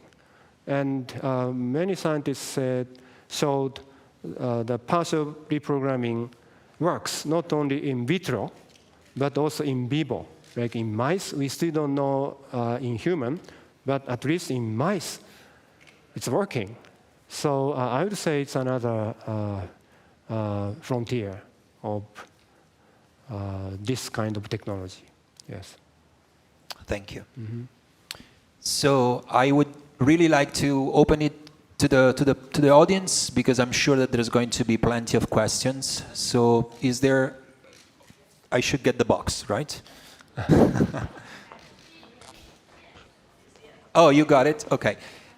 So do we have questions? I can't see. Over there. Chi deve fare la domanda, cazzo la mano, io lancio. Ma mi sente? Good morning. So it's an honor, of course, to be here. Lorenza Lazzari from Milano Policlinico.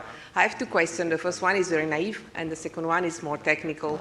The first one, very often when I thought about your discovery, I thought, what came to his mind to invent this incredible discovery? I mean, how did you think at the beginning, okay, I want to put these 4 different factors in the fibroblast cells. It's something that comes from your background, or it's just an idea that you had during a nightmare, or... So I'm trying to understand her question. The question is, how did your idea come about? So where your inspiration came from? I mean, how did you get to that kind of epiphany? Okay, I see. It's a fantastic question. I'm sorry. I was not crazy. I based on previous scientists who showed just by one factor we can change the fate of cells dramatically. In mice, they showed just by one factor, MyoD, you can convert mouse fibroblast to muscle cells just by one factor. In fly, Drosophila, it's more dramatic. Just by one factor, you can convert fly's antenna to a leg, or antenna to an eye, just by one factor. So I knew those previous papers, findings. So I hope you can tell I was not crazy. I believe it is going to work. And we knew one factor could not do the job because many, after the work of MyoD, one factor conversion from skin cells to muscle cells, many scientists tried to convert like skin cells back into the embryonic state, and nobody was successful. So we knew one factor would not work.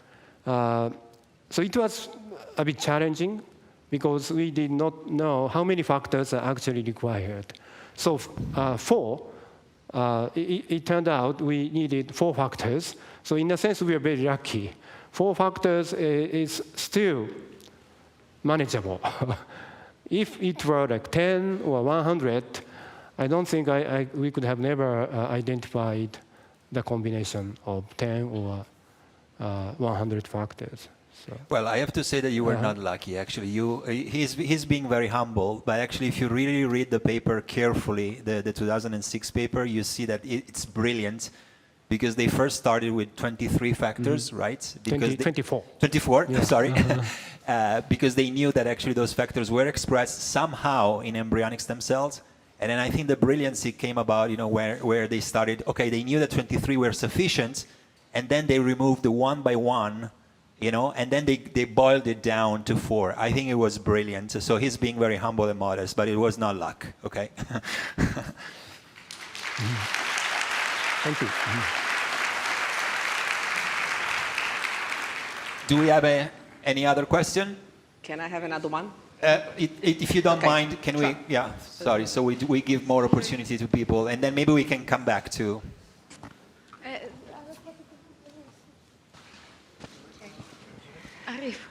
Hi, I'm here. Over there. First, thank you for all of your coming here. I have a question.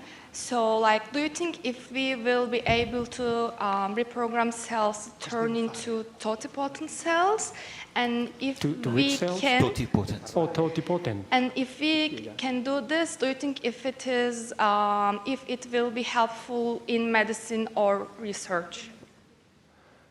Yes, totipotency is very different from pluripotency.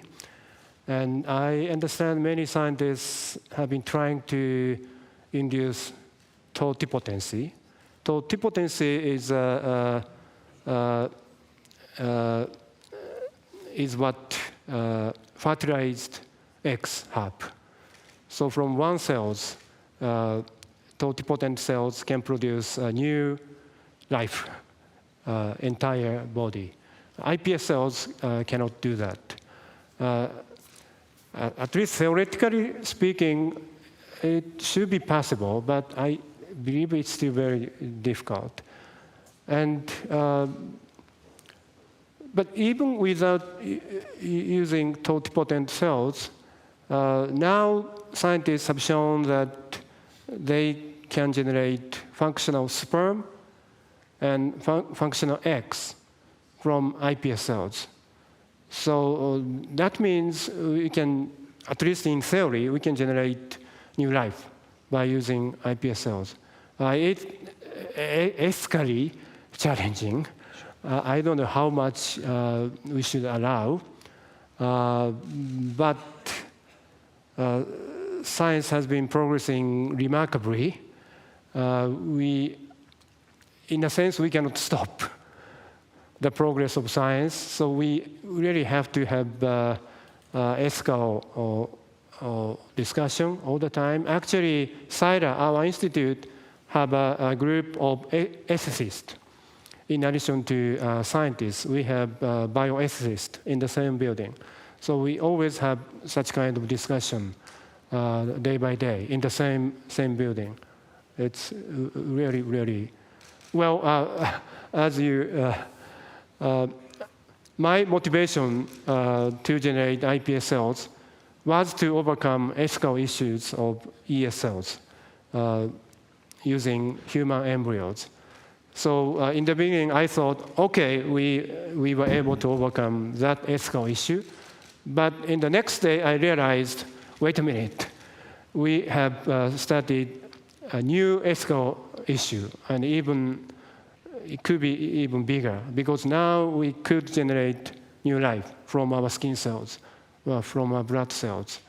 So science is always like that. It's a double-edged sword. So ethical discussion is always very, very important. And I'm glad that you're bringing this up because, sometimes there is the perception that, we are a bunch of crazy people who are trying to to play God. That's not the case. I mean, it could be true for some people, of course, but that's generally speaking not true. There is always committees, there is always ethical committees, there is always, regulatory committees that are in place to make sure that as science progresses, we're also doing things by the books. So thank you for bringing that up, and I think you are a testament. Yeah, you're really a testament for this. We have a question over there. Yes. Is it switched on? Yes, okay. Yeah. So, Professor, really thank you very much for your work. It's incredible what I have seen today. My name is Daniel Bossi. As you can understand from my name, or other people can understand from my name, I am not from Sardinia. And I lived there since 3 years. First in a typical blue zone. I went there just because I thought that this could help me to live a little bit more. I am 65. And I found really in that blue zone some of the reason why the Sardinians are so alive. Well, I have two questions. First of all is this one. If your research kept something from the blue zone, Osaka is the other blue zone of the world, and what do you think about that? About the environmental, about the foods, etc. Maybe somebody else will speak about that in the next occasion. The second is more technical. I would like to know if the best results comes from skin cells or muscle cells, the best results for your IPS. Thank you very much. Okay, so the second question is, I told you about 4 or 5 examples. We still don't know which is the best. I had to say all of ongoing 10 clinical trials are all promising and all very important for all patients. But we have to wait for the outcome of clinical trials. At the moment, we know they are safe. We do not see any severe side effects in none of those ongoing clinical trials. So I think the procedure itself is safe. But efficacy, in terms of efficacy, we still have to wait. Like cornea application, we already know it's very effective. So I hope we can see good efficacy in many of those ongoing projects. We still don't know yet. So what was the first question? The first question is that can you give a comment about what do you think from your own perspective? What do you think is important? For example, in Osaka, there is a blue zone, so there is a pocket where people live very long and very healthy lives. There is one in Sardinia, there is one in Costa Rica, there is one in California. So what is your take about why those people in those regions live longer, healthier lives? I wish I knew the answers. In Japan, like people in Okinawa Island, it's a southernmost island. They live very long. if people there, like men in Okinawa die at the age of 90, they say, wow, he died very young. It's always a matter of perspective, right? But so I believe many researches are going on how people in Okinawa can live much longer, but we don't know the answer yet. They eat well, they laugh very well. So that may be a secret, but we still don't know. Yes. We have a question here. Oh, can we? Where is the box? Who stole the box? Give the box back. Oh, it's there. Okay, I have two technical questions. Yeah, the first sure. one is for your reprogrammed cells. You take cells from the skin and then they become pluripotent. But are they from the ectoderm and so you can regenerate only, for example, nervous tissue?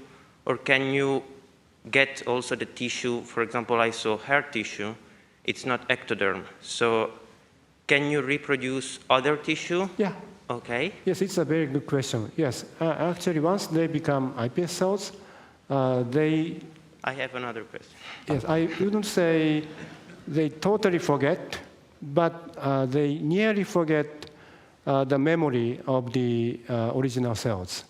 So even from skin cells or blood cells, it doesn't matter.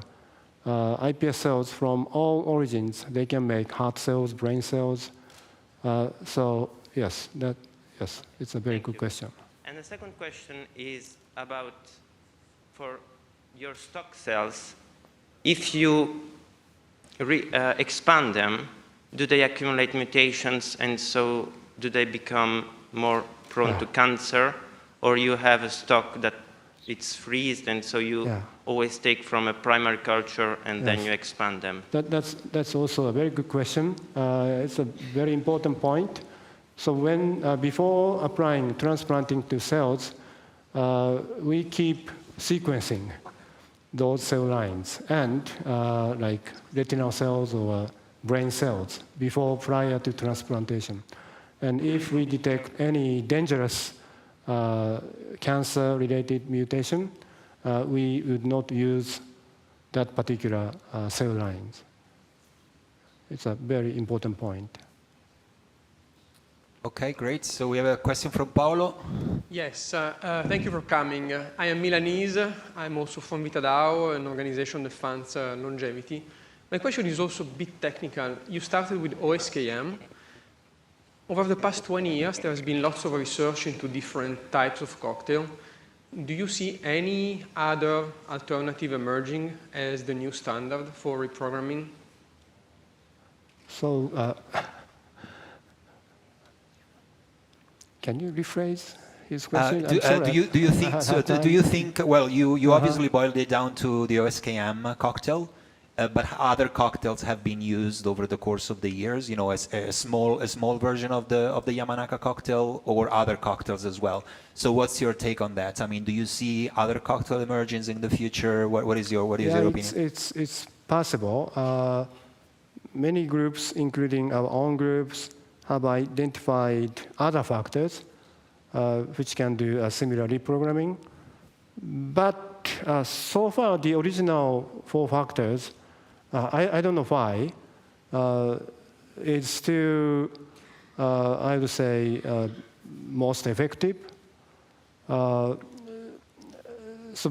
it's still possible. In the future, we may be able to identify 1 or 2 super factors so that we can make iPS cells much more quickly and more effectively. It's still possible. And a group in China, they have been working on so-called chemical reprogramming, in which they don't have to use genes. Instead, they can only use a small set of like 5 or 10 small chemicals. So it is working. I don't know how effective it is. Okay, we have, sorry, we have two last questions. One is from Antonella, like we cannot say no to a woman, and then we cannot say no to a Nobel Prize. So, please. Thank you so much. And my name is Dr. Santuccione Chada. I go from the technical components to the practicality of what you have discovered and where you are in Japan. I was pleased to see that you're developing solution for one person that costs around 10,000 K. Now, you're also mentioning that there are clinical trials ongoing in Japan. Two questions. Do we have collaborations within European centers to have this type of clinical trials also in Europe and beyond Japan? And when do you think that regulators like Professor Nistikov will have a chance to approve this type of treatment for Europeans, for Japanese, for mankind? Thank you. Yeah, regulation is very important. And as you mentioned, Europe, US, and Japan, they have different regulatory guidelines. Many of them are common, but there are differences. So we have been working on EMA, FDA, and PMDA. It's a lot of work, actually. I would say it may be the highest hurdle that we have to overcome. Sometimes maybe it's more difficult than a scientific hurdle. The very last question, please try to be brief. Thank you. So the first comment is that a recent paper last year on blue zones suggested that if you looked at only the very accurate birth records, most of the effect went away. Okay? So I just want to remind the audience of that. The other is, when these factors that you discovered, came out, of course, several of them are oncogenes, and some of the earliest experiments showed teratomas in using iPS cells. So how was that problem overcome? Yes, and how safe is it today? Yes, like c-MYC is a very potent oncogene. So in the beginning, we used retroviruses. That means c-MYC is incorporated into the genome of iPS cells. And we found it was very dangerous. If reactivated, it can cause tumors. So now we don't use retroviruses. We only use transient transient delivery method, like plasmid or Sendai virus, or even by RNA. So once iPS cells are generated, they do not contain any transgenes, including c-MYC. And we found those iPS cell lines are as safe as ES cells. But it was a very important point, how to avoid tumor formation. Yes, thank you. Okay, we need to move on. Thank you so much. Thank you very much. Thank you. Thanks. Thank you very much. Thank you.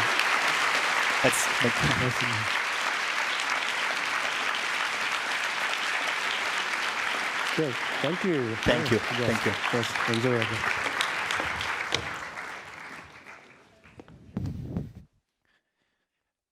it. Do la parola a Fabrizio, che sarà il moderatore della prossima sessione. Grazie. Welcome everybody. Hope you can hear me well. Cannot imagine a better start for this morning session with these two fantastic presentations. So my name is Fabrizio Dada di Fagagna. I'll be chairing and speaking this last session. For this morning, there will be 4 speakers. The title of the session is Cellular Reprogramming for Longevity, Breaking New Frontiers. The organizers asked us to speak in a TED Talk format, so that is going to be, I guess, interesting and perhaps novel for some of us. So we have a first speaker. It's Professor Maria Carolina Florian. She's a group leader in Barcelona at the IBDEL ICREA Institute. The title of her seminar today is Rejuvenating Aged Stem Cells, Therapeutic Strategies to Extend Health and Lifespan. Carolina.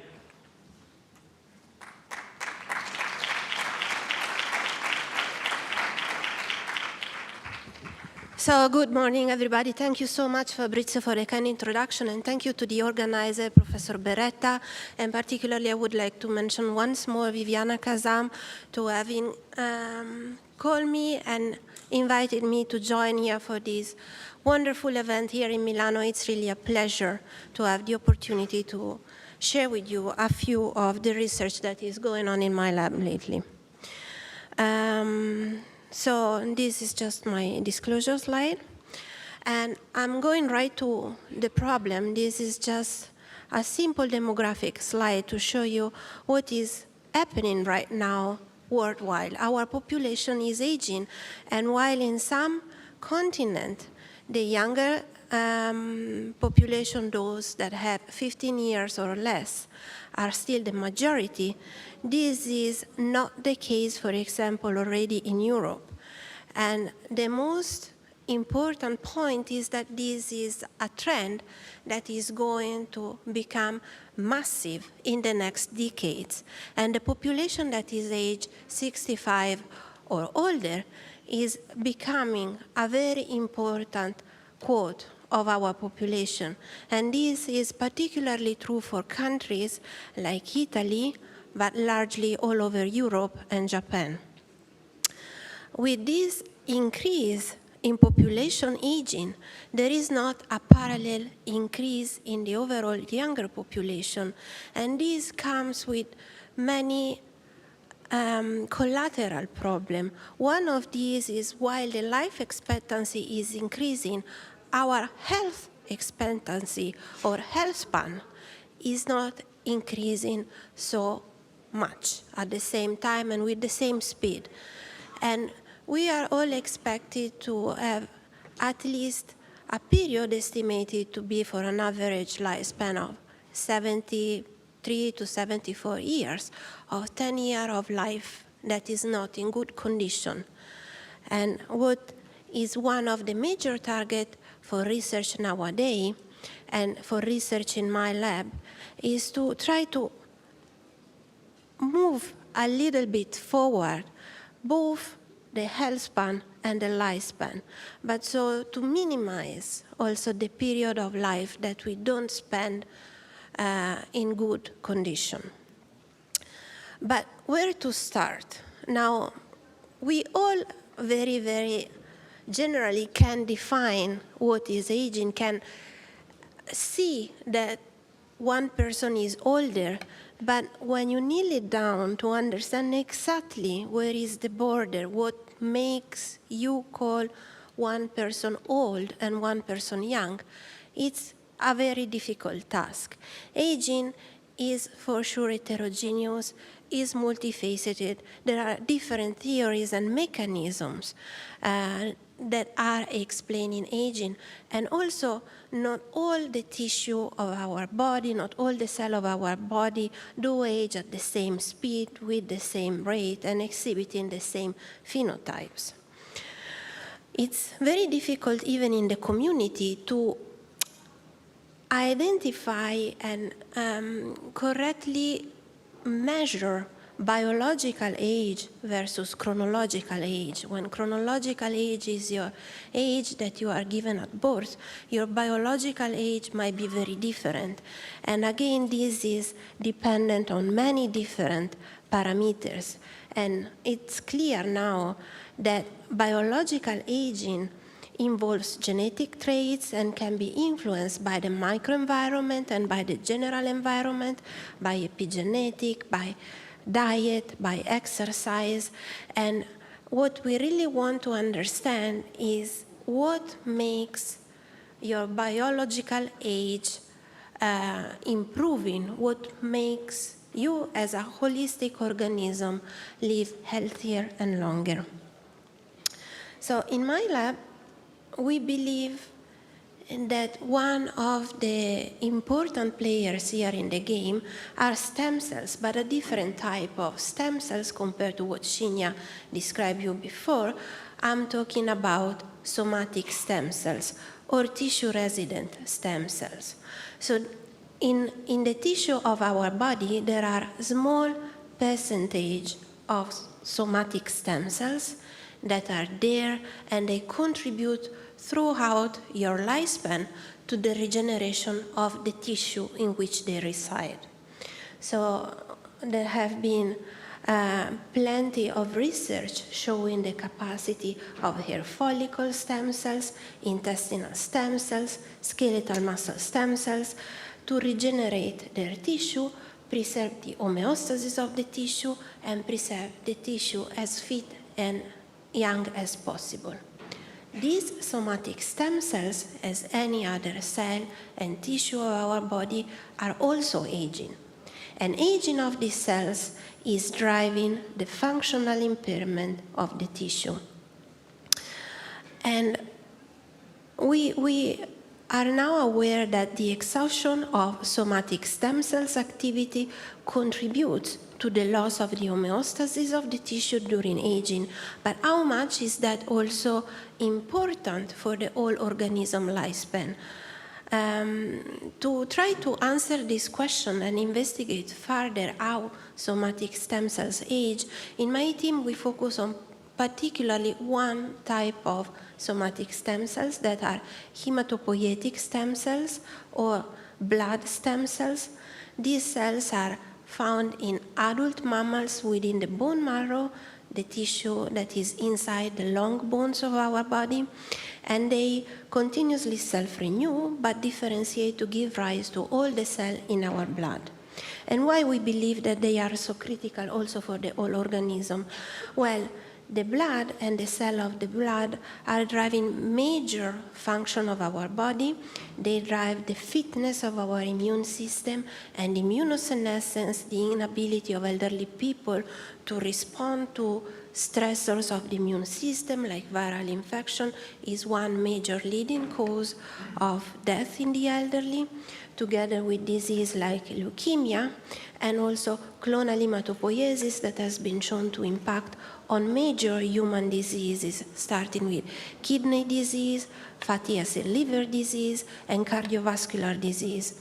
And this system is also driving thrombosis and leading to stroke. So most of the major leading cause of death are linked to aging of the blood and of hematopoietic stem cells. Now, as I was saying, there are different aspects that influence the activity of these cells. When we are young, they can balance the self-renewal and produce all the cells of the blood, monocyte, macrophage, all the lymphocyte, B and T cells, and also platelet and red blood cell.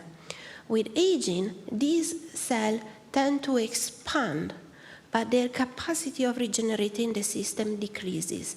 They are not able to differentiate so well into lymphocyte, and this explains why elderly people don't respond well to vaccination, don't respond well to viral infection.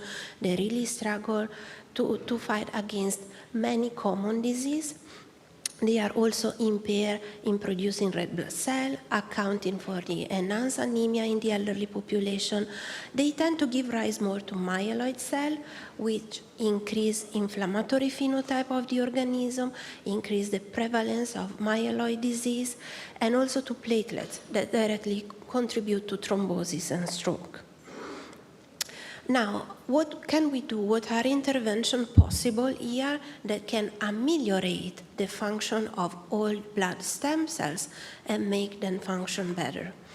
Research from many different scientists worldwide have identified some possibility of intervention to improve the capacity of all stem cells directly within our body and make them work better, rejuvenate them and rejuvenate their function. For sure, there is amazing work focusing on the effect of exercise and diet, of reprogramming, as we heard before. The use of senolytics is also another important factor. But what we focused in my lab was identifying a biological feature of all stem cells that is impaired over time, and is their capacity of establishing cell polarity. Here I show you a little bit of our work on mice that pioneer all this activity. We identified that young hematopoietic stem cells can establish cell polarity, that is this ability of orient and localize protein distribution within themselves. With aging, this capacity is lost and many polarity proteins are displaced and disorganized within the cell. We show that this is directly contributing to many of the aging phenotype that impair the function of somatic stem cells. And we develop a small molecule inhibitor named casein that targets this polarity and restores the capacity of all cells to polarize. This impacts on their epigenetic status and, importantly, on their function. With the drug being able to revert this, the whole hematopoietic system of mice that received the treatment, and here we treated old mice like 70, 75-year-old elderly with this small molecule inhibitor. The treatment was done at old age for a focus period of 1 week and was enough to revert the polarity in the old stem cells and improve their function. They work much better in transplantation assays, in regenerating the whole hematopoietic system. They improve lymphopoiesis, and the mice were overall more able to cope with viral infection, to respond to vaccination. And we also, in the lab, realized that not only the immune system of these mice was improved, but that these mice also had an overall improved health span. We measure this by several tools. In the laboratory, we have a small fitness center for mice where we try to see how they perform in basic exercise, in their strength. And we realized actually that the old mice that received the treatment were much improved in their strengths of pulling forces and also in their capacity of doing exercise, like the time that they were able to run on the wheel. And what we observe, even more surprise, is that this 1 week treatment was able to significantly extend the overall lifespan of the mice, the medium and the maximum lifespan. More recently, we also use transplantation assays to show that transplanting somatic stem cells, in particular old hematopoietic stem cells for mice that have been treated with the drug into new old recipients, again significantly extend the lifespan of the recipient mice, meaning that the improved activity of the blood stem cells is enough to confer and transplant the lifespan extension. And again, underline that targeting this cell and their activity by looking at biological properties that are impaired and restoring them is a possibility. So treating these somatic stem cells improve a plethora of different phenotypes that you can find published.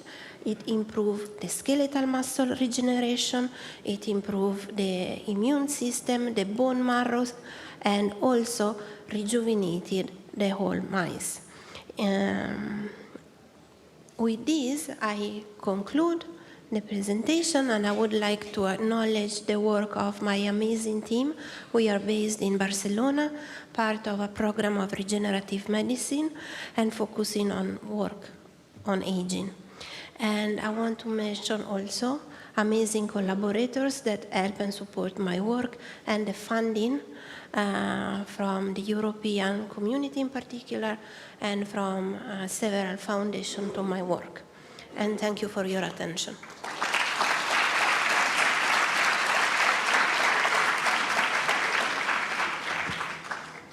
Thank you, Carolina. Fantastic talk, really exciting.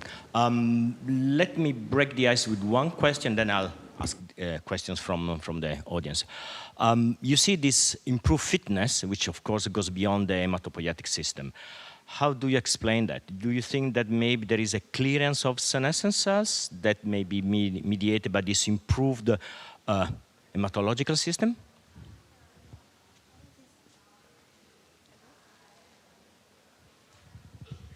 this is indeed a great question. We are very interested in exploring further how the improvement in the hematopoietic system actually translate in an improvement of several tissues in the body. One option that we are actively exploring is looking at senescent cell and looking at whether an improved immune system helps to get rid of senescent cell. We are also looking at the crosstalk in between the immune system and several other tissue, and also at the inflammation, because one of the major aspects that we improve with this treatment, and I didn't have time to mention, is also the profile of inflammatory cytokine. With aging, we all experience a certain degrees of inflammation, and inflammatory cytokine do raise in our body, and they contribute actively to many detrimental phenotype. With this treatment and controlling the immune system function, we are able to reduce overall inflammatory profile. Great. There should be a box rolling around the audience. If not, I'll share my microphone in the meanwhile. You mentioned this polarity is at the epigenetic level, but what you showed was the CDC42, which is cytoskeleton. What is the link between the cytoskeleton and the epigenetics? Yeah, that's a fantastic question. We actually show that the polarity of a protein that is outside the nucleus can control the nuclear shape by altering the expression of protein of the nuclear lamina. We actually show that CDC activity controls the expression and the localization of lamin AC, that is a protein of the nuclear envelope, and this reorganizes within the nucleus several epigenetic marks that relocalize, and for some of these we also describe epigenetic polarity or epipolarity, and a reshuffling of chromosomes territories within the nucleus. One question from... Carina, can you tell us a little bit more about casein, where it comes from, how did you discover it? Yes, so the drug, the small molecule inhibitor, was developed in collaboration with Professor Yi Zheng at Cincinnati Children's Hospital. He has many years of work and activity in developing small molecule compound that target protein like CDC42. He did many years of seminal work to prove the specificity and the sensitivity of this compound, and he worked on it mainly on different cell type. And then together we found this application on aging of somatic stem cells. And I might mention here that he is CEO of Moglin Bio, a company where I'm also participating for the further development and translation of this finding. There should be a question in the back, I was told. Yeah. Sorry. Yeah, go ahead. I don't know if it's working now. Okay, perfect. Thank you so much for such a inspiring talk, especially on stromal stem cells. I'm a third-year medical student, so I don't know if my question is going to fully make sense. But in my classes, we learned about the role of stromal stem cells in the respective cancer niches. So do you mind talking about how your work also focuses on stromal stem cells in cancer? Because to my knowledge, chemotherapy does not work on them. So thank you so much. Yes, this is actually a very complex question, because I try to simplify a lot of concepts, but stem cells, somatic stem cells, reside in a complex environment, and their activity is importantly controlled also by the niche, so all the cells that are surrounding them, and they share many similarities also with cancer stem cells. And indeed, there are situations like chemotherapy that impose a challenge. Chemotherapy mainly works by challenging cancer cells and trying to kill them, but also imposes challenges on stem cells, the normal and healthy one, and on their microenvironment. And in situation of cancer, a lot is changing. And this needs to be addressed with specific questions and more personalized approaches. One last question from the front row. Yeah. So, really interesting. Two very quick questions. One is, does your approach work for progeria syndrome? And the second question is how durable is the effect of the injection? So you need multiple injections, or you can do it just with one, So progeria is very interesting. Normally it's driven by a genetic cause, and I didn't test directly on progeria patients, so I don't know. I think that the genetic driving of the disease might be overriding some of the effect that I'm targeting. As for the repetition of the treatment, I have to say that I have done several combination of treatment in mice, and the single 1 week treatment was the one giving the best outcome. Without forgetting that I'm doing it on mice that are already old. So my window of action is quite limited over time. But I think there might be room for improvement, and I hope honestly to be able to translate this and work on a longer lifespan system. Thank you, Carolina. We have now to move on to the next speaker. You know him already. It's Professor Vittorio Sebastiano from Stanford. He's going to tell us about the ovary and its secrets to longevity. Mi potete attivare l'archetto, per favore? Ok, mi sentite? Perfetto. Ok, yeah, so it's the last time you're going to see me on stage, so I promise. So today I'm going to tell you, I'm going to switch a little bit gear here. And actually, Carolina gave a great introduction to why it is important to study aging and longevity. But I'm going to give it also a little bit of a different gear, a different flavor and spin here. I want to add why it is important actually to study this in the context of women's reproduction, and why it is important to study in the context of women's longevity. Last year, Antonella said something that really stuck with me, that longevity is woman. Absolutely, I agree. I totally agree with that. And I will try to explain you why longevity is woman. Okay, so how does this work? Sorry, here we go. So at the high level, what we're trying to do in the lab is really to try to understand how early human development works. So we're trying to model it with the idea that actually we can biohack and leverage the principles of reproduction and embryonic developments for battling really the diseases of aging.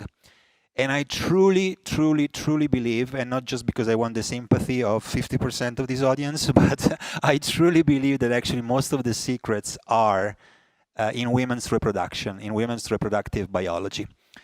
For reasons that I think, to me, are pretty obvious. I'm a developmental biologist. And so, when I started thinking about the problem of aging, I said, wait a minute, but nature has already figured out a way to not age. We do age as individuals, but the species doesn't age. Every time we make babies, right, the babies are not born with the age of the parents. And that happens because there's something really unique about the germ cells, and there's something really unique about the early embryonic developments that make sure that there is no vertical transmission of aging. Whatever that aging is, there is no vertical transmission of that aging to the following generation. And it's obvious that those secrets are in the ovary. So the ovary is really truly the fountain of youth, in my opinion, because the oocyte is that incredible machinery where this magic happens. And so for this reason, I consider myself an egocentric. Egocentric for sure, because scientists are egocentric by definition. Some more, some less, but we are definitely egocentric. But I'm also an egocentric, because I think really that the egg, and by extension, women's reproduction is at the center of this equation. And inspired by that, we developed a few years ago a technology that we called ERA, that stands for Epigenetic Reprogramming of Aging, or partial reprogramming, as Dr. Yamanaka said, that in a way is inspired by his work, as I will tell you, and obviously by this, the principles of reproduction. And so in a nutshell, what we have shown is that it is possible to, and I'm not sure if I should, here. It is possible to take an aged dysfunctional cell, human, and by giving pretty much the same cocktail that Dr. Yamanaka described, but for a very short time, not for long, for a very short time, you can actually turn that cell, dysfunctional, old, into a youthful, functional cell. But it is still the same cell type. So it's not an IPS. It's still the same cell type you started with, but it's just a more youthful version of itself. And by doing that, you can actually impact most, if not all, of the hallmarks of aging, which is a very fancy way to say, you know, the outcomes at the cellular level of what aging means.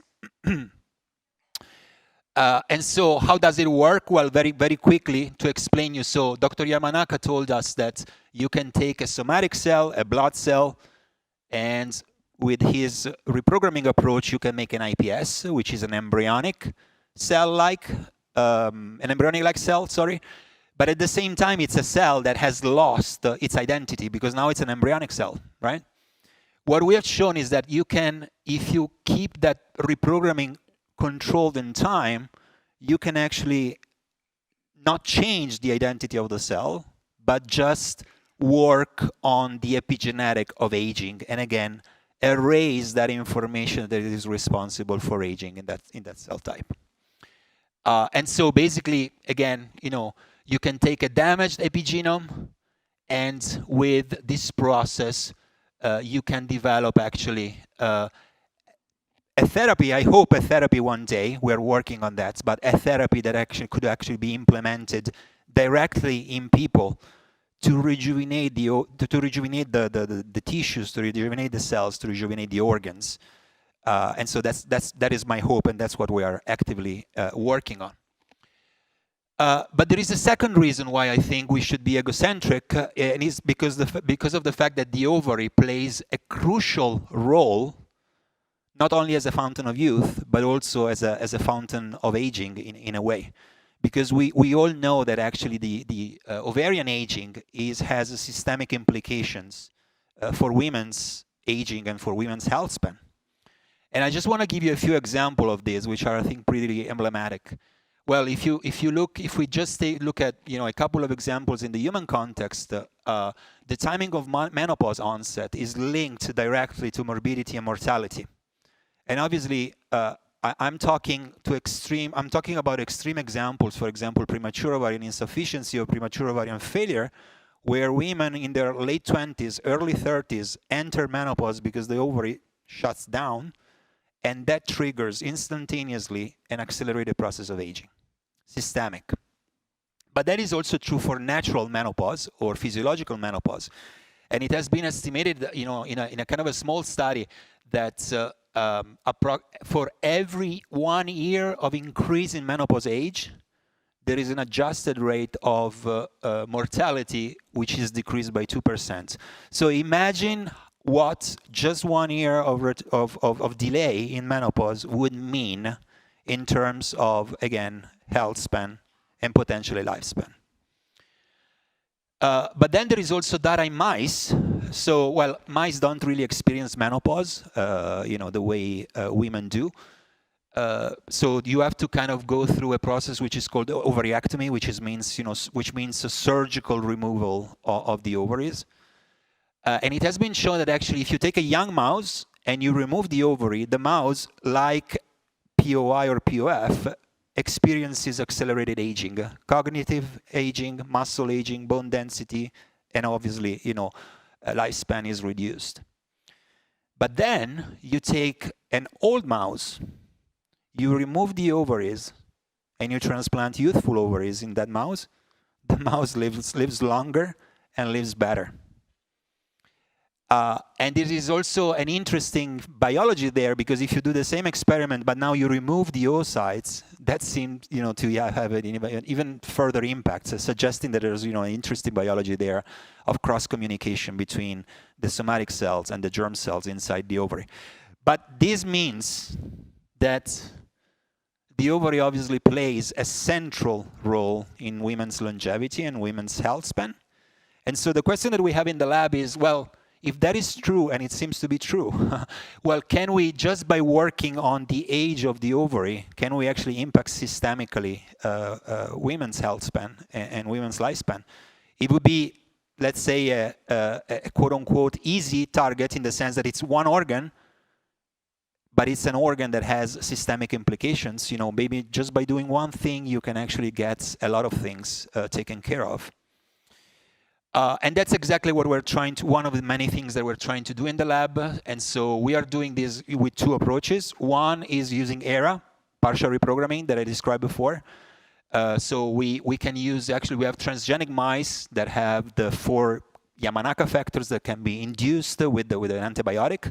So you just give the antibiotic in the drinking water, and so you can turn on and off these genes.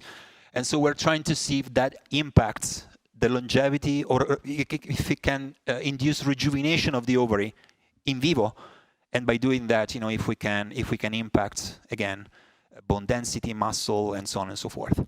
But the other thing that we're trying to do is just similar to what Dr. Yamanaka described. Instead of making liver, instead of making brain, instead of making cornea, we're trying to make ovaries from iPSCs. And so we're trying to actually generate new tissue patient specifically, and see if that has an impact then on lifespan. Obviously, we're doing this not in women yet, but in mice, in animal models. So very quickly, this is just a couple of slides on data. We published the paper last year. So obviously, you need to work on a few different things. So the first thing that we're trying to do is to first generate the germ cells from iPSCs.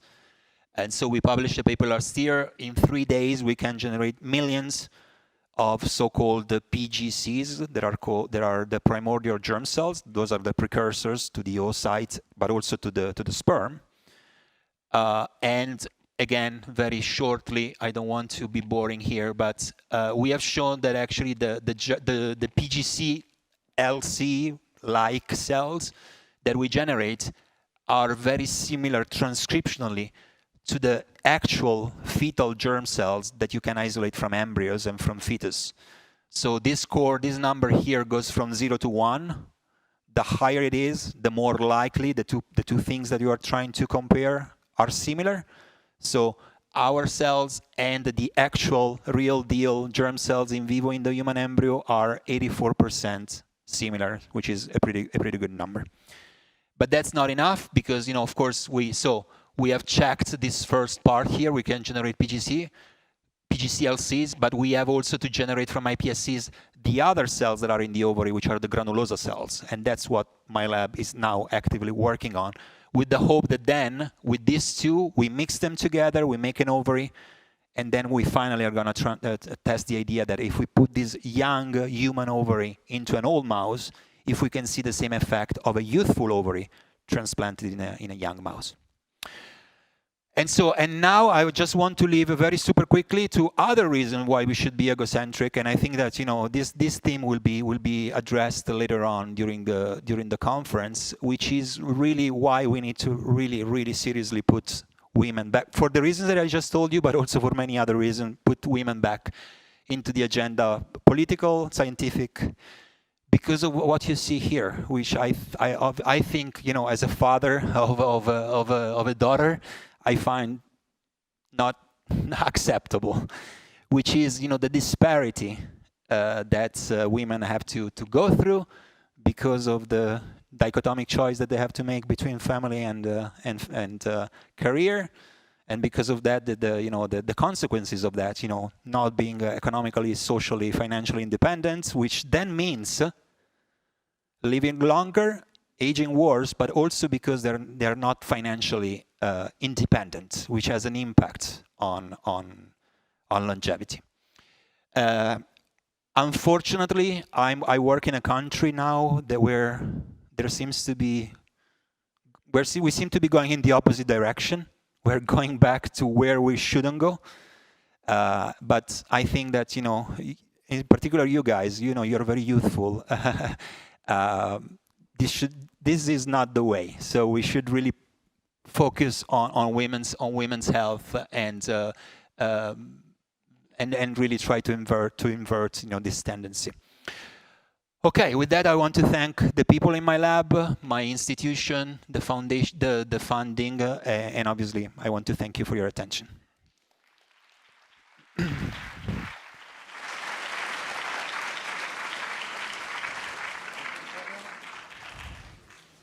you. Let's see if this is on. Yeah.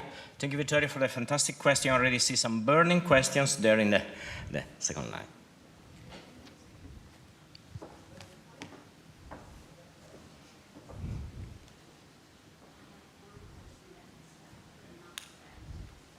I love those questions.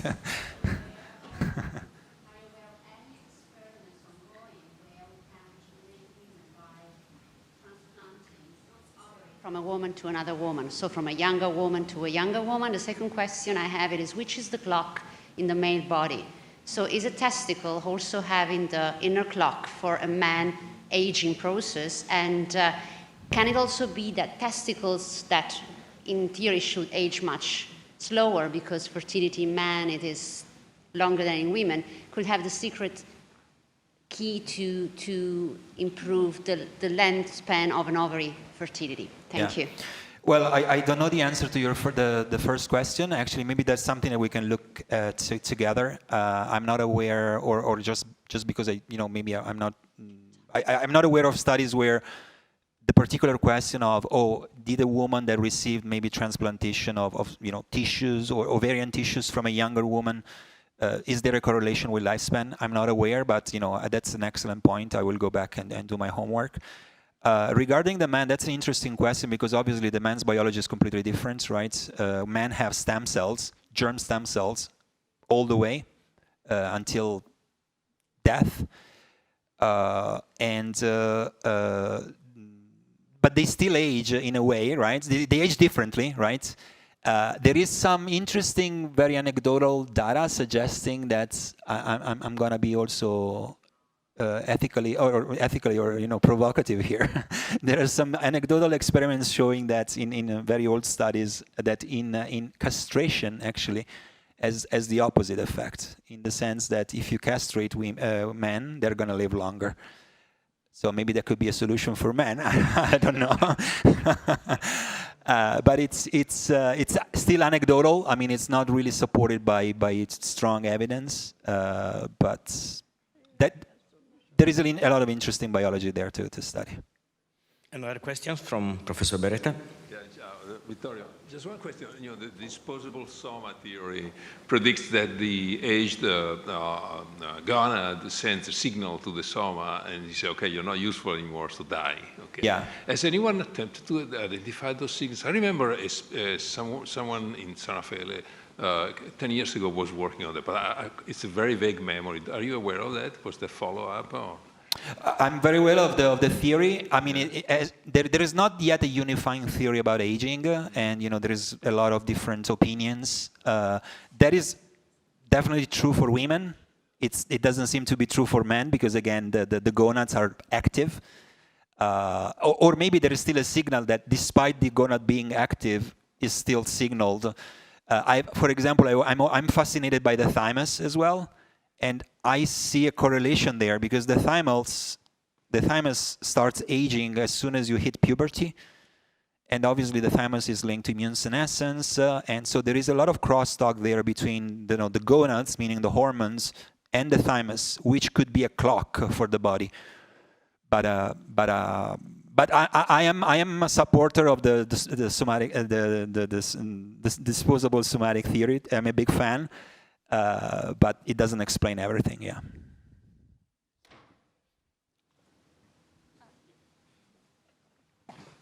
Hi, I wanted to personally thank you for shifting back the research on women that has been neglected for many years. But I have a more technical question. You said that with your ERA therapy, you revert epigenome damages, but I wanted to know how can you control that these old cells do not have damages at their genetic strands and have not been accumulated throughout the years? Yeah, it's a great question. We don't know yet. For sure, the genetics of aging is something that ERA cannot reset. So for that, you would need CRISPR-Cas9 or something else. So ERA does not impact the genetic components of aging. And that's a very good point in the sense that, now that I have an age cell, with mutations, if I bring it back in time, what is going to happen? We don't know the answer yet. I think it's the same conundrum that iPSCs have, because iPSCs also accumulate mutations during reprogramming and during differentiation, and we don't know the impact of that too. But that's something that we have to still understand and study. But it's a very good point. Yeah. So I wanted to ask if it would make sense to try and study how inflammation can affect the aging of the ovaries, and if this could be helpful to try and find some therapeutical targets for ovaries. No, for sure. Inflammation has a lot of implications that are also systemic, and that is one of the reasons why we're also studying the thymus, because of that. To be clear, I'm working on these. Many other people are working on other things: senolytics, rapamycin, caloric restriction. I don't see the future as one universal strategy that the pill that is going to be magically fixing everything. I think there's going to be a convergence of different technologies and different things that all together, from tissue replacement, diet, exercise, everything all together is going to be the solution. So. Yes, inflammation has a lot of impact. It needs to be studied, but then it becomes always difficult to figure out systemically what is the egg and what is the chicken, right? So you have to do those studies in a very systematic and controlled way to exclude factors that actually could be in a way confusing. But absolutely, there is a component. Yeah. Question from Venki here. Yeah. So you mentioned that women live longer but age worse. Yeah. And I wonder how much of this is biology and how much of this is socioeconomic. And the reason I mention it is that if you look at the healthy life versus total life in the US or the UK, it's much worse than in Sweden. So in Sweden, actually, the number of, proportion of life that's healthy for women is actually quite high, and it's not worse than men. So, to be honest, I'm not a demographer, so probably Antonella can give a better answer than myself. But I think this is true across cultures, across nations, across ethnicities, that women live longer and they age worse, right? Regardless of socioeconomic factors. That is my understanding and my take, but I think, again, Antonella can probably give a better answer to that.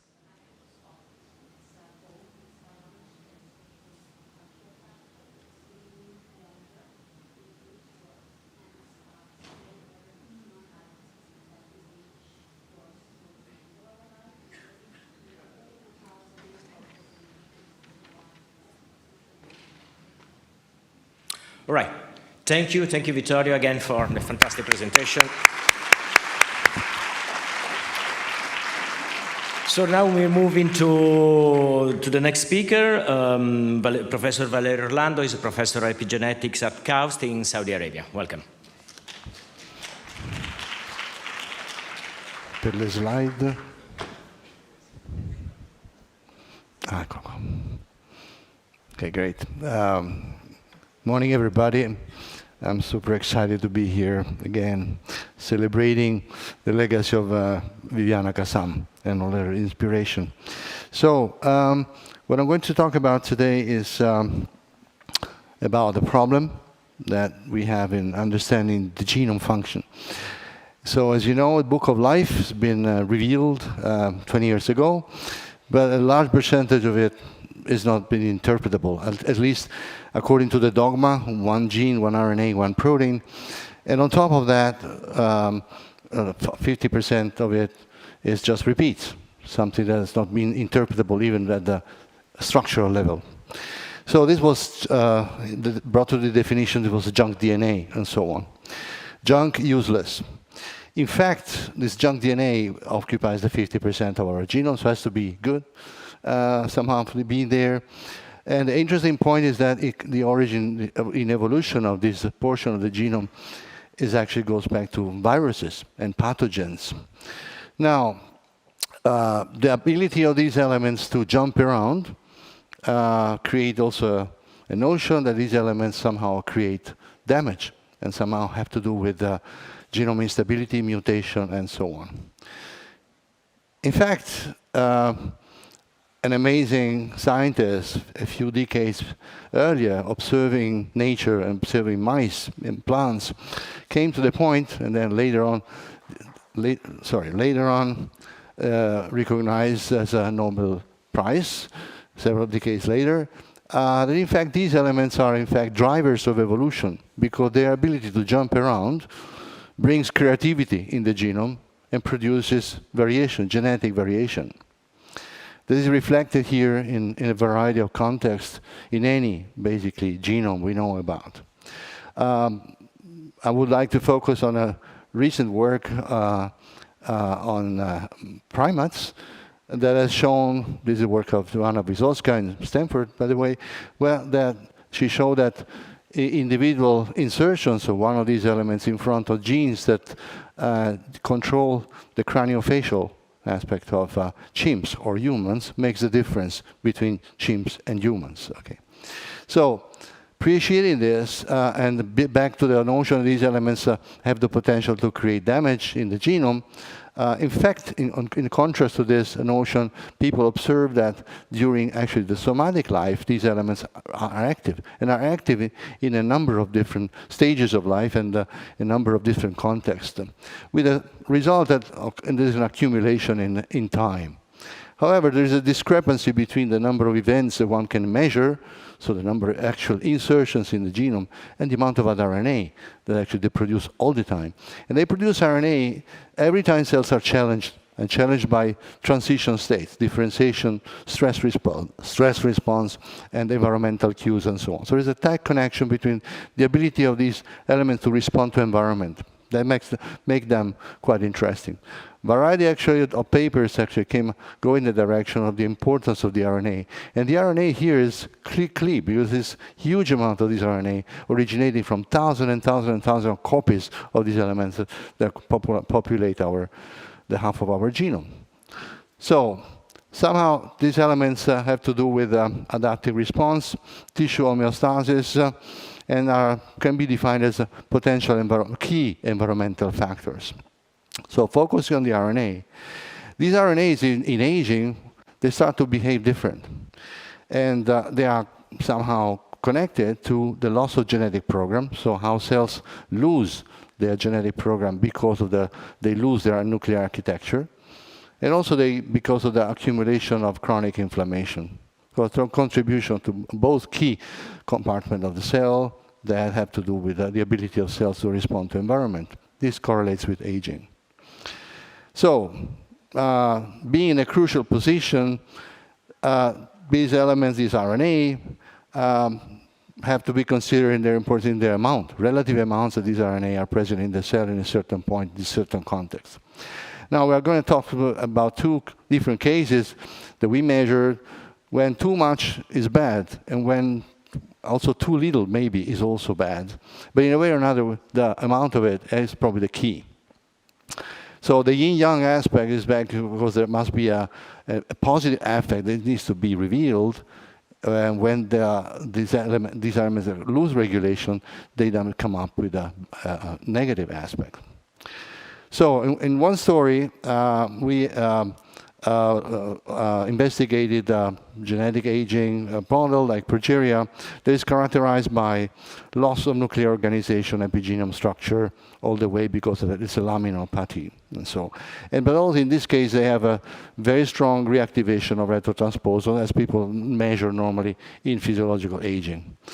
So to cut a long story short, we asked the question, who comes first? Well, it's cause and consequence because of some theory behind it that connected the long RNA of retrotransposons with chromatin remodelers, epigenome stability, basically. And in this slide, you can see here the appearance of line RNA, so the retrotransposon RNA, that precedes several days before the onset of any nuclear architecture damage. Okay. So this established a kind of hierarchy of events. This led us to investigate then what happens in vivo with that. So the in vivo strategy was to design oligos that can target in vivo this RNA and bring them back to the physiological level and see what happens and maybe have a positive action on the disease itself. So what you see here is that in fact the treatment in vivo with these oligos, very specific for the different specific classes of this junk RNA, so to speak, restores correct transcription program in every cell, restores the proper physiology and also histology here, brings back also all the other parameters, and mice live longer and well and so on. So that turned out to be quite effective, and in the case where we have too much of this RNA in the cell, and so we can knock it down. But being at the center of the other aspect, which is inflammation and inflammatory. So here, again, it's a case of too much around. Now, in evolution, there is a correlation, interesting study. This is the work of Cédric Fechotte, who studied the biology in depth of retrotransposon expression in evolution. And there is an interesting connection between animals that can actually regenerate not just tissues, but entire appendages of the body, and us, that we cannot do it. Okay. And you see, what you see here is an interesting correlation between the fact that these elements can be expressed in a regulated manner here, and so in a highly regenerative species, these elements have to be regulated. So you have a kind of onset of expression and then down regulation. Every time you cut a limb in a lizard and so on, you see this expression of these elements. You can measure this, but then it has to go down. Otherwise, you accumulate chronic inflammation. In our case, this is not happening, and so you go into the chronic inflammation, so you're inefficient tissue repair. However, there's more to learn about this. So we studied the case of osteoporosis for a number of reasons. In osteoporosis, what we found is that somehow there is, in fact, in fracture or osteoporosis, a contribution of retrotransposon RNA in the biology here. And in particular, in osteoporosis, what we measure is the fact that there is a lack of this RNA. So osteoporotic cells do not actually properly express this RNA. Whereas in a fracture, you see this transient expression. As soon as you fracture cells, then you expression of the retrotransposon, and they go down again. Okay. So in fact, there is the same dynamics as in the regenerative animals. So here's the case of osteoporosis, where you see that there is no activity of this line RNA. So we thought, what about to deliver now the retrotransposon RNA to osteoporotic cells? So we took cells from donor patients collected in Zurich in the hospital there, and then just providing the 6.5 kb of the line RNA in particular, we restore the ability of these cells to produce bone matrix quite massively. And now, what I actually discovered, to cut the long story short, is that the delivery of the RNA, in fact, instructs cells to secrete a complex group of molecules. Then these molecules then deliver to the cells that are there to produce bone, to make bone, receive this instruction, and then actually do the job. So we have a case here where we can instruct, by delivering specific retrotransposed RNA, a specific group of cells to instruct those cells to actually have to do the job of producing bone. Now we are testing this in vivo model in both fracture and overectomized mice, so to test the two things, and the results look quite striking in that sense. So it's a kind of cell-free type of intervention for reprogramming and regeneration, something interesting for the ethical aspects or technical aspects. Now we explore other tissues. This is a case of, for example, here is a case of muscle. So we can look at muscles and then injure muscles and then follow the processes. Here again, we see again the same dynamics.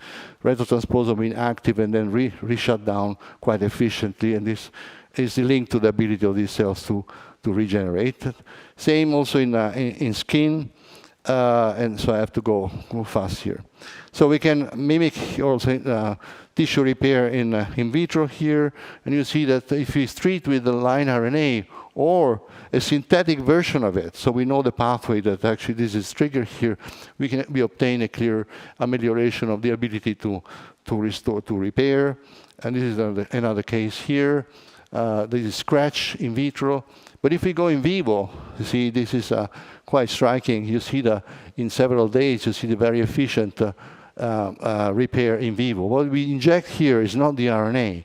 It's actually inject the result of cells treated with the RNA that produce a secretome that then is effective in tissue repair here. So as we discuss about what aging is about, and we want to measure aging, now there's a huge field that is trying to collect biomarkers. So there's not a unique biomarker. There's a variety of combinatorial aspects of biomarkers that apparently can recapitulate the complexity of an aging process.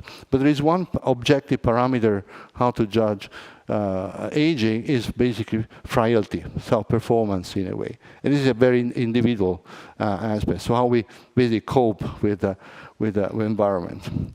So there is a connection here. I'd like to make a connection between regulated transposon activity and somehow resilience of tissues in terms of homeostasis or other physiological aspects, and dysregulated activity of retrotransposons because of the accumulation of them, epigenetic or other aspects, and inflammation and so on. So restoring the correct time and the levels of these elements apparently is key or can be another important parameter to maintain or judging the correct physiology of cells. So what we have in hands is starting from junk DNA or junk RNA is probably tool or targets or key molecule that somehow can instruct fundamental aspects of cell physiology to better perform and maybe have a positive outcome in the field of longevity or a better health in general. So with that, I'd like to stop and thank, of course, the team here working in this exotic context of a rapidly changing world like KAUST in Saudi Arabia. And I may also end by saying that Saudi Arabia, surprisingly, is also in the front of longevity and health span science with an immense now investment by the so-called Evolution Foundation that is investing in worldwide to foster the research in this field, and not looking for magic, expensive solutions, but something that can promote a new culture of medicine, a new culture of health span. And this is something that can be another point of reflection for everybody. Thank you very much for your attention.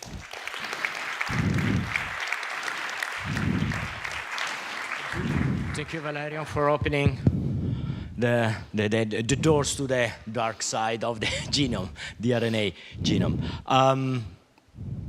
Let me break the ice with one question. So, of course, you are using line 1, which is a family of RNA species. Do you envision different subspecies, different individual line elements to have different roles, similar roles, so there is a way to improve or maybe even counteract different functions? So yes, the families are thousands, different families. We're talking about the young lines, of course, not the old lines. There are other group of repeats, like LTRs, for example, that play, or HERV, that play in an intriguing similar function, but because they actually target other aspects of cell physiology. For example, not only the inflammatory aspect, but for example, enhancer function, which is another source of important non-coding RNAs connected to repeats. Are there any other questions from the audience? Yeah, here one.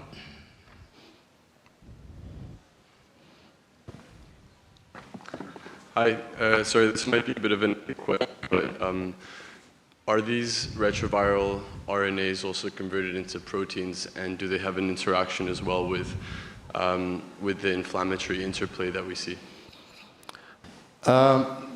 They don't code for proteins. I mean, they do code, but in this case, they work as RNA. They're not translated. So we check that, okay. But for sure, they interact with specific partners. We have, in the case of progeria, we have identified a key partner, which is the enzyme that controls heterochromatin structure. And it basically engages this enzyme and blocks it. So that's why you lose heterochromatin, okay, enzymatically blocking the activity of the enzyme. We know they also interact with other chromatin remodelers. In the cytoplasm, it's a different story. There are different type of interactors, but we know the pathway, so it's PKR, so-called. But what is interesting is the fact that these RNA also travel from cell to cell. So they are part of this cargo system that instruct other cells to do what they are supposed to do in the context of tissue regeneration. So they are drivers also in a paracrine context. I see a question there. I wanted to know if there is a difference between expression level and duration, because I know, for example, for inflammation, long and mid-level inflammation is bad, whereas, for example, in bone, if you have a bone fracture, there is inflammation, and inflammation allows the bone to repair. So have you tried different levels of expression, for example, low level for a long time and high level for short time? No, it has to be the proper level for a short time. So this is what we can create a condition where we there's another complex that negatively controls the expression of these elements, which is hash complex. So we follow the hash complex dynamics, and if hash complex does not work, then we see this prolongation of the inflammatory response, which is not beneficial anymore. It becomes detrimental. So this is the point. You need a transient up and down regulation in a very short period of time, very early. That's what actually clinicians know about. So if you don't have you need inflammation in the beginning to repair a tissue. If you don't have this, nothing works. But if you prolong it, then you have the detrimental inflammatory persistence that is incompatible with tissue regeneration. Thank you. One last question there. Hi. Thank you for your talk. I was wondering if you can expand more about the mechanism that leads to this dysregulation, and specifically if you've also looked at small non-coding RNAs like piRNA, who might modulate DNA methylation, affect retroviruses, if they're dysregulated and appear in suddenly other organs where they're not supposed to be expressed. Yeah, lovely question. We are very, very busy with identifying the signals that come, how this RNA sense environment, what are the pathways involved, okay? And it's not an easy exercise. So, for example, there's a molecule in part of the complex that keeps them under control is responding to estrogens, for example. So we believe there is an important contribution of a hormonal network that is probably involved. In the resilencing, there is something equally important that has to do. We don't think piRNA is there, but it's more chromatin. Chromatin linked to the metabolic switches that contribute basically all to the on, but also to the off state. And metabolism is basically the modulator of this activity. I don't see further questions, so thank you again, Valerio.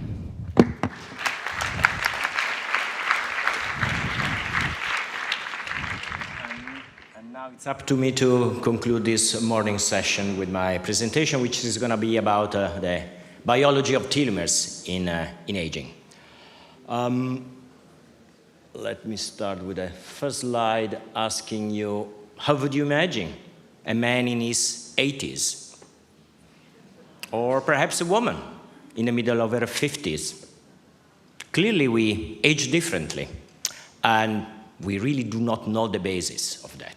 We don't even understand what is aging. Is aging a disease? Is aging a cause for disease? And honestly, the scientists are still debating that. Probably the best and wittiest answer came from a colleague of mine, Nir Barzilai, who said that aging will become a disease when a drug to cure it will be discovered. And again, what is aging then? We can come up with a very broad definition, hopefully broad enough to make everybody on board and happy with that. And aging is the result of a loss of an equilibrium, a loss of homeostasis. It's probably sufficient to look at the scene of a young person. You can see how homogeneous it is and how much less so is when you age. Importantly, aging is not just about wrinkles. Aging is the largest risk factor for several important human diseases, including cancer, cardiovascular disorders, and neurodegeneration.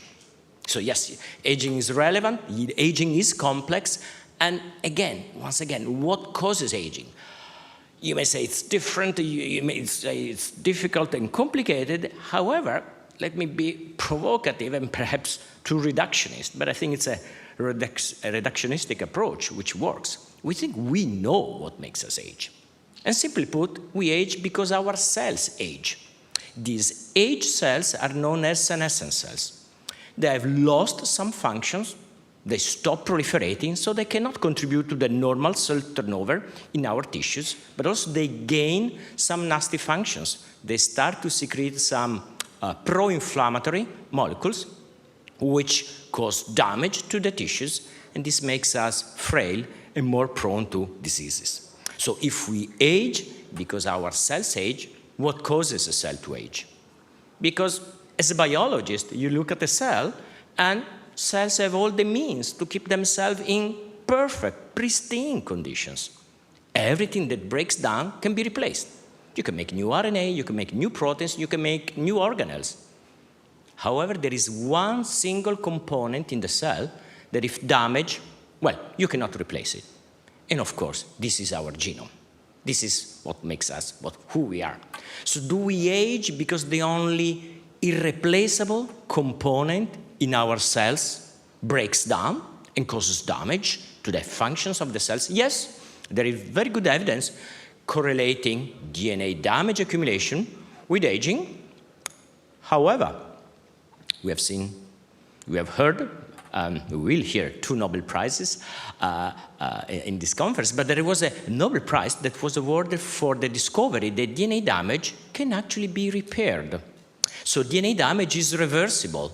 So how can a reversible event like DNA damage cause an irreversible event like cellular senescence and aging? So we probably have to slightly improve on this model, not completely ditch it, but probably we have to change something the way we see the role of DNA damage. In fact, what we and other science have discovered that DNA damage has not the same impact wherever it happens in the genome, on our chromosomes.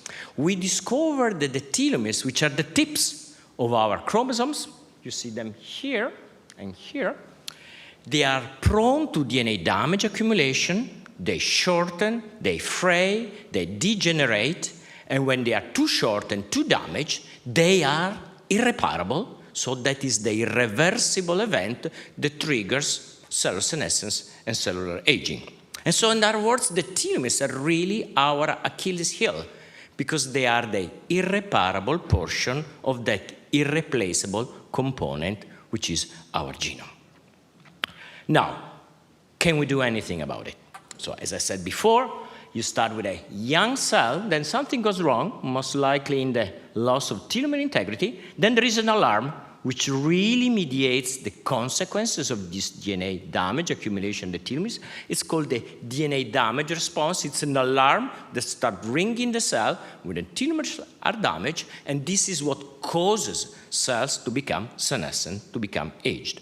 So we thought that maybe there is an opportunity for interventions by tackling the alarm, by tackling the DNA damage response at damaged telomeres. And what in many years of work, and these are some of the publications from which this model is being built, we discover when the telomeres are too short and damaged, they recruit and they are recognized by this alarm machinery, the DNA damage response. However, this alarm machinery depends on RNA. You have just heard the relevance of non-coding RNA. This is another example. This is a non-coding RNA, which is crucial to assemble the alarm machinery, which triggers cellular senescence and cellular aging.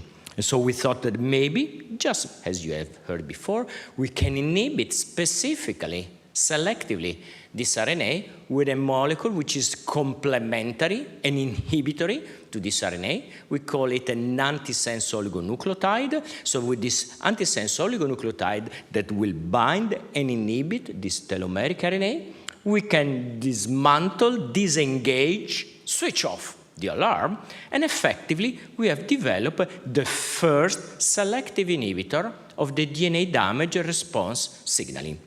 So effectively with this molecule, we can uncouple DNA damage at the telomeres from its consequences, the DNA damage signaling. And we apply this to many different settings. You have heard again, it seems we organize these presentations, you heard about progeria, Hutchinson-Gilford progeria syndrome. It's a very rare condition. It's an accelerated aging syndrome. Semi Basso was one of the longest living individuals with this condition. Telomere biology is also involved, is contributing to it. So we recently tested the impact of the inhibition of the telomeric DNA damage signaling in a mouse carrying the same mutation of Semi Basso.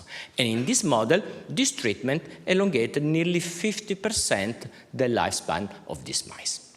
Luckily, that progeria syndrome is a very rare condition, but there are very many human conditions, severe conditions, which are associated and often caused by telomeric dysfunction.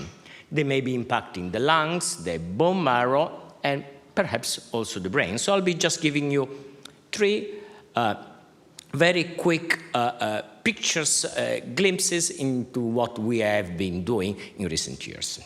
So in lungs, when telomeres are too short and damaged, you would develop idiopathic pulmonary fibrosis, which is actually not idiopathic. The name comes from historical reasons, but we really know it's caused by telomere dysfunction. So we modeled this disease in a mouse. So we studied mice in which telomeres are extremely short, because these mice lack an enzyme called the telomerase, which would maintain them long. So these mice have short telomeres and they have fibrosis. You can tell by eye, but also by this quantification. So this purple staining highlights fibrosis. These are sections of wild-type young mice, and the same mice, same age, but these again have short telomeres. You have a little bit of fibrosis.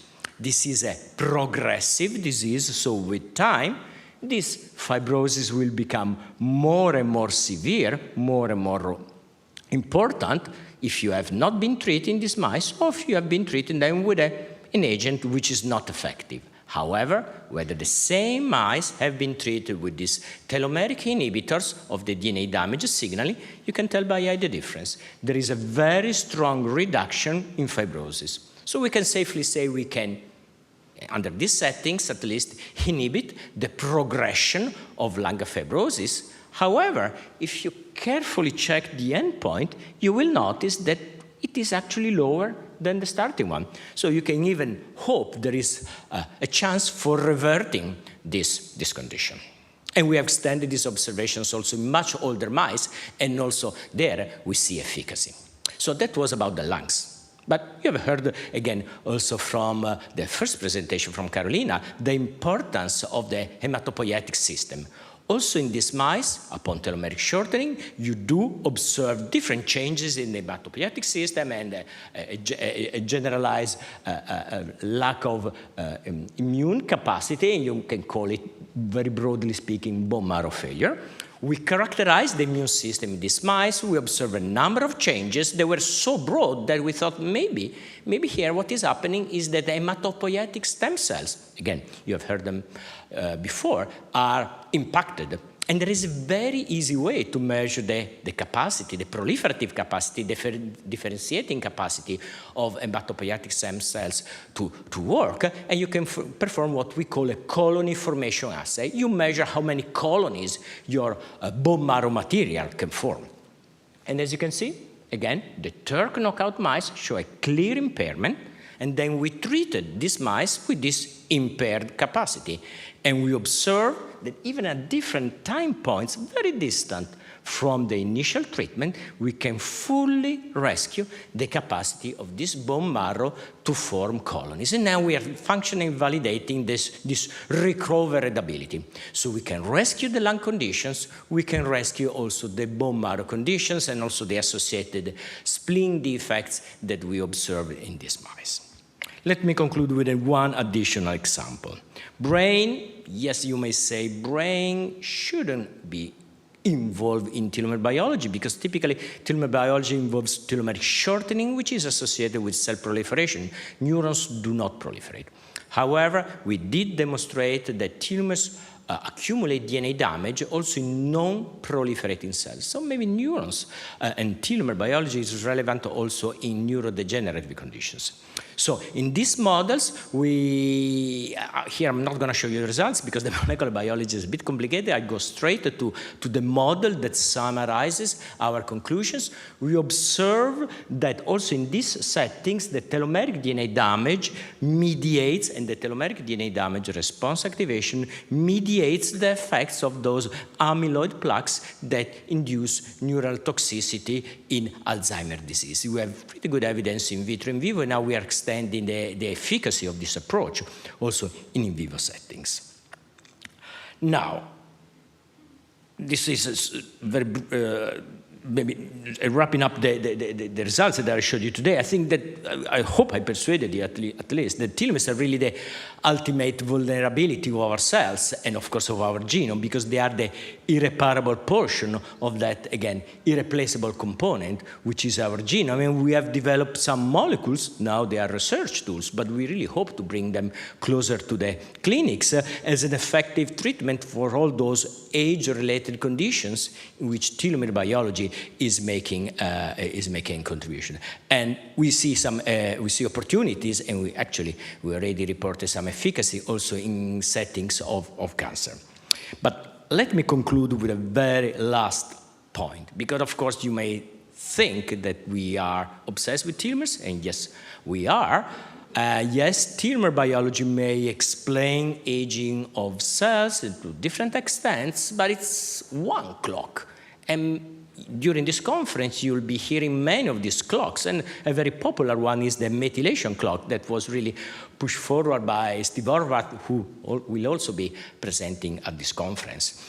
And honestly, now it's really unknown whether the telomere clocks and the methylation clocks go hand in hand, or maybe the telomere biology controls the methylation clocks, or vice versa. So together with Steve Horvath, we decided that it was maybe worth checking that. And I showed you before, mice with short telomeres, they are really in poor shape. They have very bad lungs, very poor immune system. So let's check those lungs for the methylation clock. Does the methylation clock reveals they are older than they are? Because that was our expectation. And of course not. So what we discovered, that by using different clocks that Steve and many others have developed, these mice when they are 12 months of age. This is their real age. This is the predicted age as measured by the methylation clocks. No difference if they are 20 months of age, wild type, or with short telomeres, and those poorly performing lungs, you see, no difference. So what does that mean? I think it means we have many different clocks in our bodies, and they may be taken at different times, at different speeds, and maybe they will dictate our fate when one clock reaches the end of its run before the other. So I'll be stopping here. This is to thank the people. These are many generations of my lab that recently gathered to celebrate 20 years of our lab. So I'll stop here, and I'll be taking the questions that you may have. Thank you.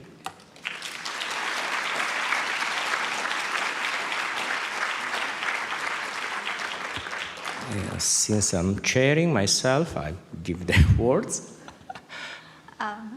Really wonderful talk. I have this question or confusion. What is the difference between the DDR response induced by or suppressed by this link RNA versus telomere shortening induced by TERT? Okay, so basically what happens is every time telomeres are too short or damaged, they get transcribed. And this RNA, which stays associated with the chromatin and the telomeres, is necessary to activate the DNA damage response machinery that assembles there and triggers the alarm. So any condition that either is associated with too short telomeres or long and damaged telomeres will activate the DNA damage response, which is dependent on these transcripts, which are again generated in cis at the sites of DNA damage, in this case at the sites of the telomeres, the too short telomere or long and damaged telomeres, and by inhibiting with an antisense oligonucleotide, in this case, the functions of this RNA, we switch off the signaling, and so we prevent the consequences of this short telomere. Okay. I'm here. Yeah. So thanks. Thanks so much for your talk. It was really fascinating. My question is starting from a comment. I think that looking aging as a risk factor is a kind of really reductionist view, as you were mentioning before. I think that the problem is looking accelerated aging as a problem, because aging is a natural process and actually is governed by evolution. And so I want your comment about this aspect, and whether looking to telomeres and epigenetic aging, you were looking inside some of the aspects that were fixed by the evolution. So you have some ideas about what is actually the effect of accelerated aging coming from damage, environmental damage and lifestyle, wrong lifestyle, and what is really coming from what we expect, looking to chronic disease actually as something that is fixed by the evolution. Yeah, I think that the point is a relevant one. We should perhaps distinguish the convenience, especially of us as a scientist, to use accelerated aging models to study aging. Of course, many times this is a proxy for physiological natural aging. Again, it's convenient for a number of technical reasons, and we use the HGPS mouse models, we are using the telomerase knockout models, but what I can say is that some of the findings that we see here can be reproduced also in natural aging. So we have been treating wild-type mice with this approach, and we see some efficacy, for instance, in the hematopoietic stem cells. But let me also, again, additionally qualify some of these findings. There are genetic human conditions of accelerated, you may call it accelerated aging, but these are just humans, patients with IPF, which have telomerase mutations, gene mutations. So the IPF mouse model that we used, it's not just a trick or an artifact or a convenient model. Humans, IPF patients very often have germline mutations in telomerase, and that's why they have short telomeres, and that's why they are more prone to IPF. So yes, in some cases we use some you may call it shortcuts, but in this case, it's really a genetic setup which really recapitulates clinically relevant conditions in humans. Yes, I have a question. I'm here. Where are you? I'm here. Great talk. It's a very naive question. Is the length of the telomeres different for the different chromosomes? The answer is yes. The longer the chromosome, the longer the telomeres, and nobody knows why. Okay, that was my next question. Yeah. Oh, yeah, sorry. I have one question about, because you are inhibiting the response of short telomeres. But my question is, what happens?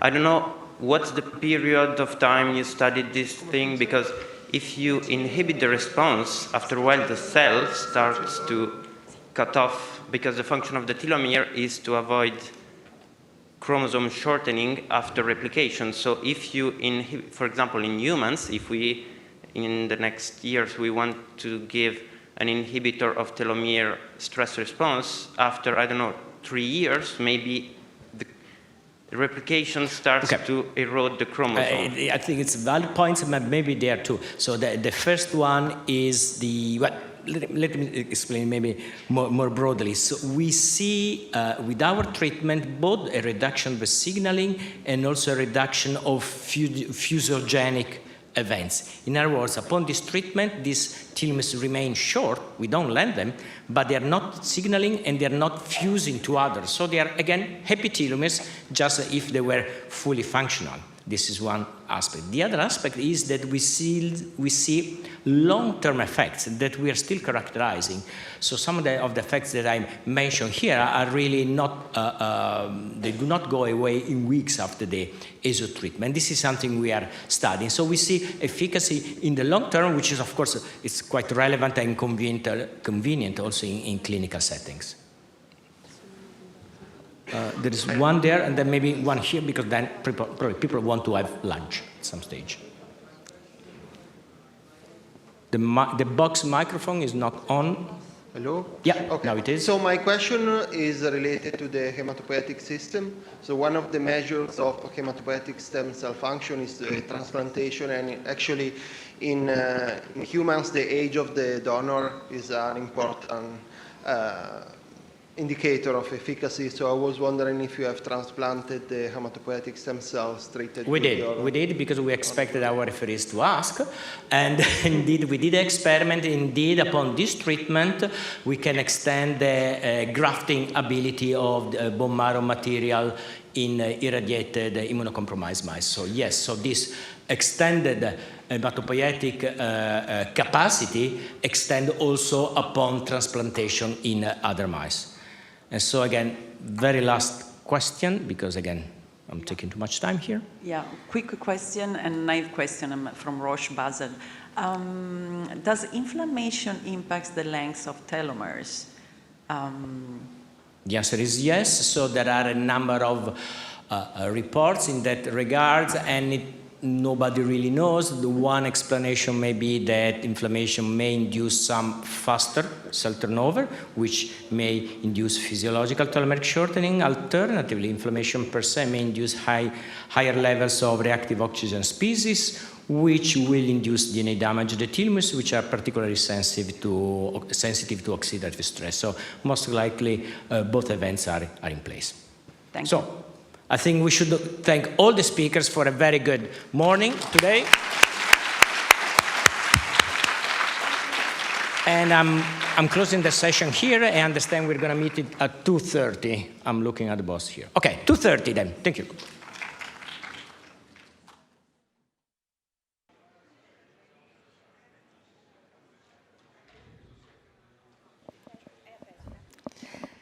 Benvenuti, buon pomeriggio, grazie per accomodarvi. Confidiamo che fra un minuto parta il video di apertura. Quando la regia è pronta, si uniranno i prossimi ospiti sicuramente nel giro di breve. Ci scusiamo per il lieve ritardo, ma come sempre un po' di attesa e parte anche dell'aspettativa.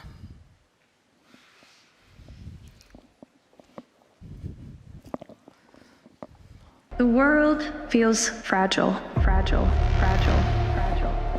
The air is heavier. The oceans rise. The noise of division grows louder. But it doesn't have to be this way. Longevity is more than time. It's impact. It's how we live, what we build, what we leave behind.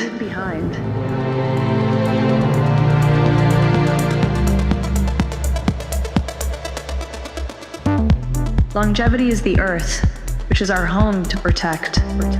It's innovation that heals.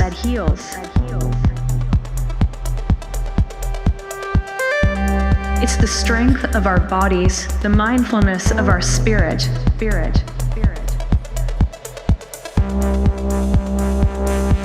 It's a planet that thrives. It's music, stories, ideas that outlive us. We must become longevity, and we must breathe possibilities, because what lasts is what we create.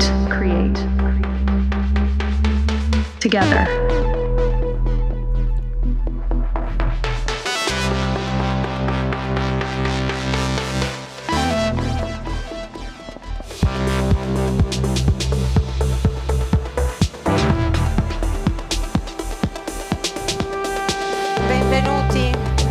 Benvenuti, buon pomeriggio, grazie al pubblico generoso per essere qui, per accoglierci, accogliere i nostri ospiti e soprattutto per seguirci con tanto interesse.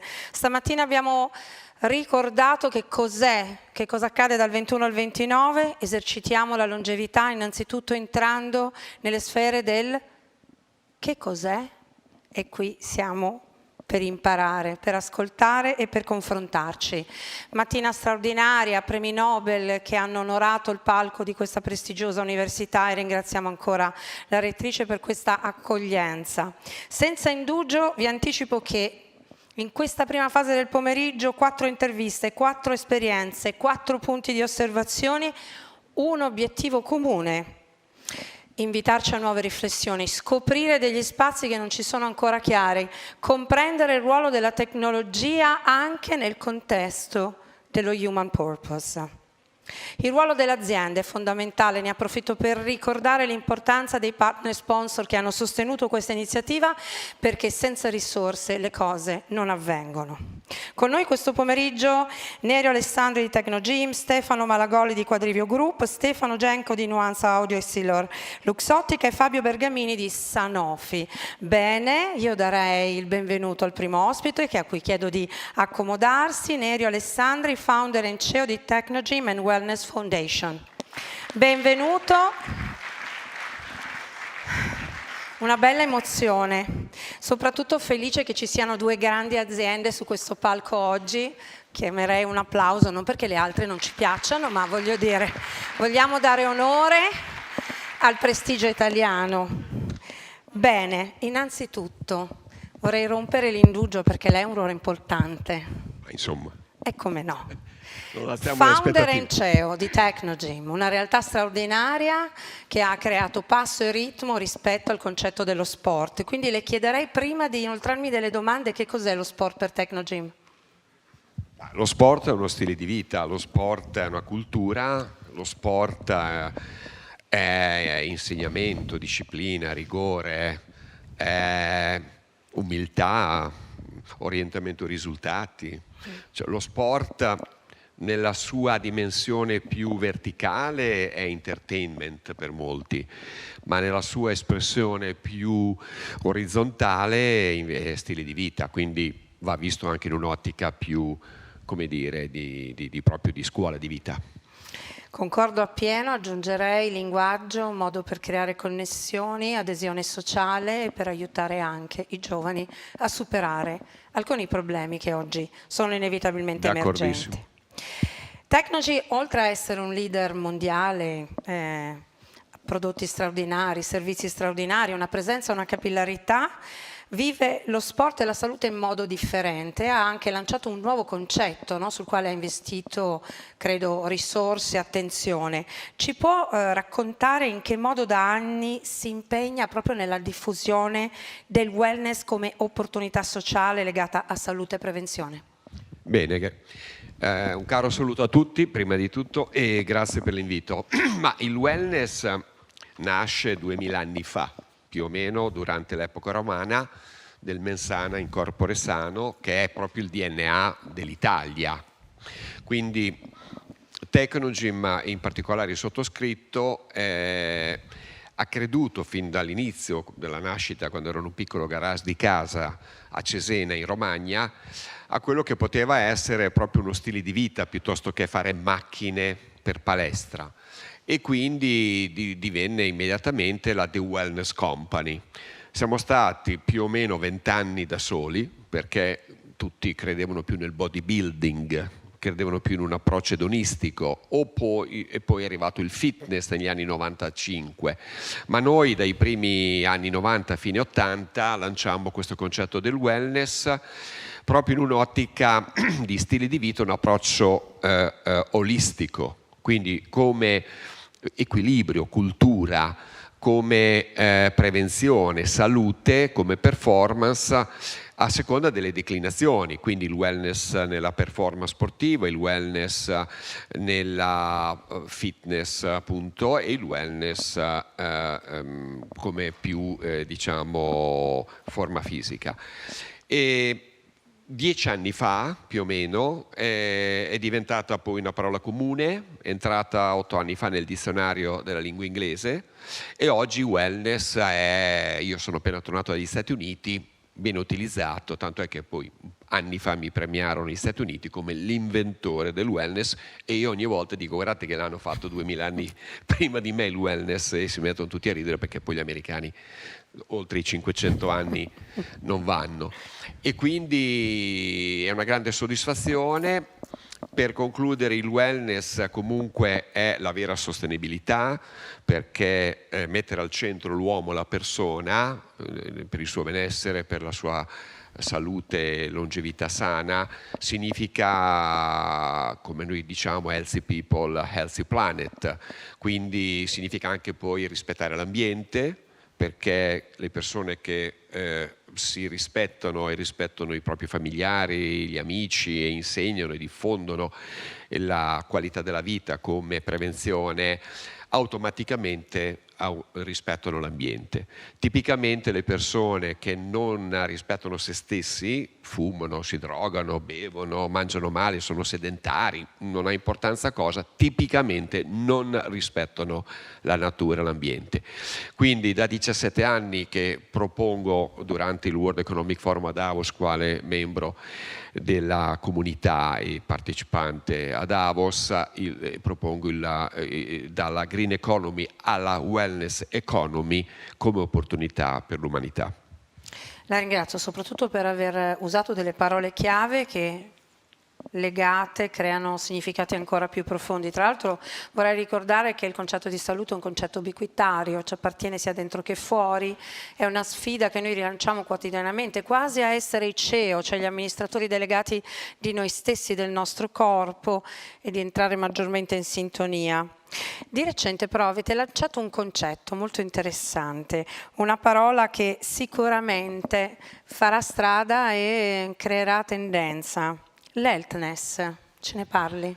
Sì, dopo 40 anni di wellness, 3 settimane fa, in presenza di 2000 persone provenienti da 100 paesi nella Wellness Valley, Cesena, Romagna, abbiamo condiviso tutti insieme il grande successo del wellness e quindi parliamo della presenza di operatori, architetti, medici, scienziati, tutti i vari stakeholders internazionali che parteciparono appunto al nostro Wellness Congress, però poi al termine, a conclusione dei lavori, tutti contentissimi, tutti fantastici, noi che stiamo cambiando il mondo, quindi devo dire un grande entusiasmo da parte di sportivi, celebrity, scienziati, architetti.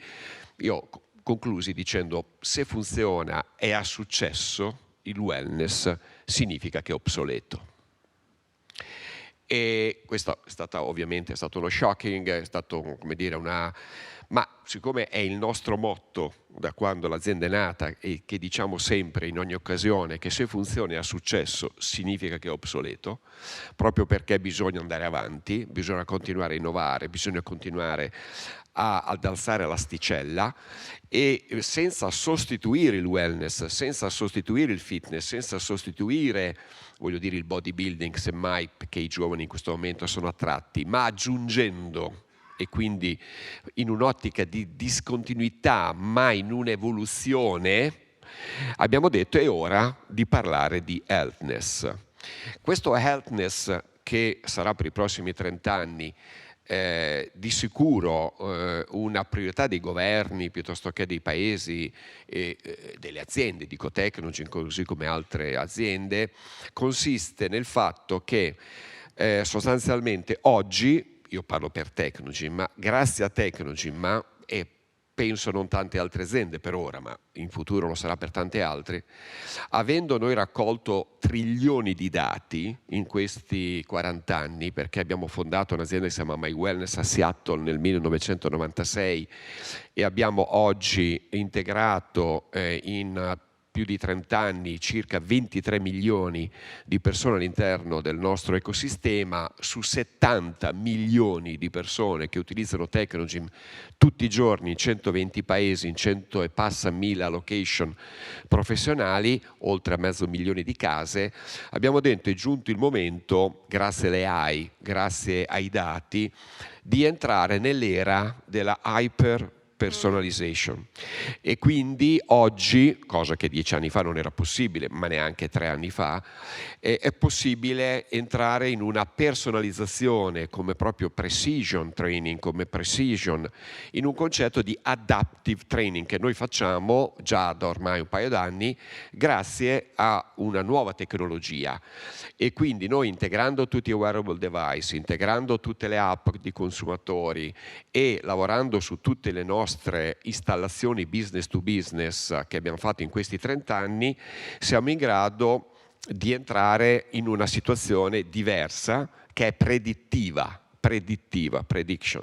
che significa sostanzialmente che in base alle caratteristiche epigenetiche, noi tutti immagino sanno che abbiamo due, come dire, focus. Tengo io il libro, tanto lo faccio vedere. Sì, sostanzialmente abbiamo tutti noi, è stato parlato questa mattina, ci sono due focus, la genetica e l'epigenetica. La genetica conta il 20% sulla longevità sana, l'epigenetica conta l'80%, dico circa, largo circa, l'80%. L'epigenetica sostanzialmente sono gli stili di vita. Però fino ad oggi tutto questo era solo, come dire, una ricerca scientifica, invece oggi è possibile applicarla. Certo. Quello che ci dirà Camillo Ricordi più tardi, Certo. ma quello che dicono tutti gli scienziati, oggi è possibile, che significa avere una pianificazione in base alle proprie caratteristiche per sapere fra 20 anni, 30 anni quale orientamento potrei avere in termini di rischio.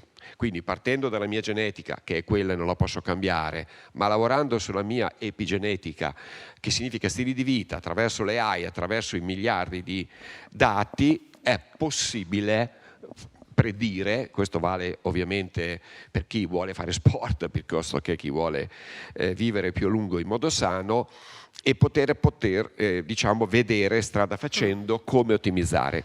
E questo per il diabete, per le malattie, dico l'Alzheimer, il Parkinson. Io sono appena tornato negli Stati Uniti, dicevo, e ho visitato degli ospedali dedicati a queste patologie come la Cleveland Clinic e altre, ed è la cosa che interessa moltissimo, perché oggi per esempio il Parkinson può essere benissimo non solo curato quando uno sta male, ma è troppo tardi curare le persone che sono ammalate. Noi dobbiamo curare le persone perché non si ammalino. Infatti su questo le vorrei chiedere E proprio questo un è commento. l'healthness.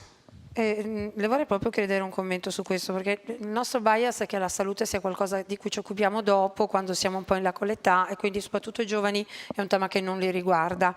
E ce l'ha ricordato anche il presidente di AIFA stamattina, l'importanza della prevenzione, per cui prevenire, proprio anche per gli investimenti che Technogym ha fatto grazie all'utilizzo dell'intelligenza artificiale, che cosa può significare in termini concreti? Prima di tutto è un aspetto educazionale, che significa rendere consapevoli le persone, perché cioè, le persone magari hanno addirittura dei concetti un po' strani, nel senso degli insegnamenti che purtroppo le scuole non hanno dato e si sono rese autodidattiche su delle... Non dico che 30 anni fa si diceva che se uno faceva la sauna dimagriva quasi, adesso oggi l'hanno capito tutti che non è vero, ma voglio dire, come fare gli addominali mi va via la pancia, cioè tutte robe strane, o vado in una clinica di quelle che non cito nomi, che in 7 giorni dimagrisco 7 kg e sono contentissimo, torno a casa, ci vado 3 volte, divento obeso cronico. Quindi ci sono proprio come dire, dei falsi miti e anche delle informazioni totalmente errate. Quindi la prima cosa è l'educazione, partendo dalle scuole, dai dati, e quindi questo sicuramente. Poi c'è il secondo aspetto, che è forse ancora più importante, che è la motivazione. Quindi Technogym è un engagement, Technogym è cool, Technogym è design, Technogym è lifestyle, cioè far parte di Technogym come comunità e seguire Technogym come protocolli, o piuttosto che avere un attrezzo Technogym in casa significa metterlo in salotto piuttosto che metterlo nella cantina. Certo. Quindi già questa è la differenza tra fitness e wellness, o bodybuilding e wellness. Io faccio bodybuilding, mi sta bene anche in cantina o in un garage. Se invece lo vedo come aspirazionalità, lo vedo come desiderio, lo vedo come emozione, lo vedo come anche desiderio di possedere un qualcosa di bello, poi lo metto anche nella family room, nella living room, e magari ci faccio ginnastiche anche con la famiglia. Quindi ci sono proprio, noi abbiamo reso il design, abbiamo reso il nostro prodotto accessibile in un'ottica di collocazione del prodotto in ambienti che prima, le faccio un esempio pratico, fino a 2 anni fa, quando io giravo il mondo, noi abbiamo 26.000 hotels con Technogym nel mondo, ma fino a 3 anni fa i Technogym erano nelle cantine, nei posti proprio, quando non sapeva l'architetto dove fare il parcheggio lo sapeva, ma dove fare il Technogym lo metteva proprio nel posto più brutto senza finestre. Adesso da 2-3 anni io ho visto tantissimi hotel sia a Miami che in Saudi che in giro per il mondo, sono più di 800 in costruzione in questo momento che noi stiamo seguendo, e sono tutti nel roof, sono tutti negli spazi più belli del resort. Cambio di paradigma. Quindi questo è un cambio di paradigma che Technogym, partendo dal salone del mobile, dico per dire, o piuttosto che da 60 awards, 2 compassi d'oro e così via, abbiamo, come dire, creato una nuova dimensione sociale. Certo. E la terza, e ho finito, alla sua domanda, è proprio la community. Cioè oggi il senso di appartenenza e far parte di un movimento, ce ne sono tanti, politici, sociali, culturali, religiosi e quant'altro, il fatto di far parte di una comunità che crede, noi abbiamo fatto 9 Olimpiadi, fra poco avremo le 10ime Milano Cortina, che crede in questi valori, le assicuro che è un senso di appartenenza molto importante per i giovani e le nuove generazioni. La ringrazio. Tempo sfuggite, siamo quasi, però c'è una domanda che io le devo fare, anzi 2, ma l'ultima è proprio una battuta. Come tutte le grandi aziende c'è una vocazione sociale, un impegno, e la Wellness Foundation ha lanciato un'importante iniziativa che prenderà vita a Milano fra non molto, la Milano Wellness City. Vuole commentare che cos'è questo progetto per voi? Sì, appunto questo libro lo rappresenta. Abbiamo fatto una mappatura a Milano, sulla città di Milano, sui rischi che la popolazione vive, sia sull'invecchiamento, sia sull'inquinamento, sia sulla non sana alimentazione, piuttosto che sedentarietà, alcol a go-go e anche fumo e quant'altro. Quindi è venuto fuori uno scenario preoccupante, perché noi eravamo forti un po' di questa esperienza della Wellness Valley, 20 anni, avevamo creato la prima Wellness Valley al mondo, a Cesena, Romagna, eccetera, eccetera. Avevamo dei dati ovviamente di benchmark molto interessanti, perché abbiamo visto in questi 20 anni il valore della legacy che la Wellness Valley ha creato per le nuove generazioni in termini di meno diabete, meno obesità, più start-up, più turisti. Cioè abbiamo proprio 30 KPIs che vengono monitorati all'Università di Bologna insieme alle Camere di Commercio, e che tutti gli anni si fa un report, che tutti gli anni si fa un audit, eccetera eccetera. Forti di questi risultati avevamo dei benchmark dicendo, perché uno pensa che Milano è perfetta, che no, tutto fashion, furniture, tutto questo mondo. Non c'è nulla. No, però l'aspirazionalità di Milano è quasi, non so, per dire, per molti italiani, vado a Milano, come dire, no? Milano da vivere, Milano da... Invece non è proprio per niente così, tutta la vita è meglio Cesena.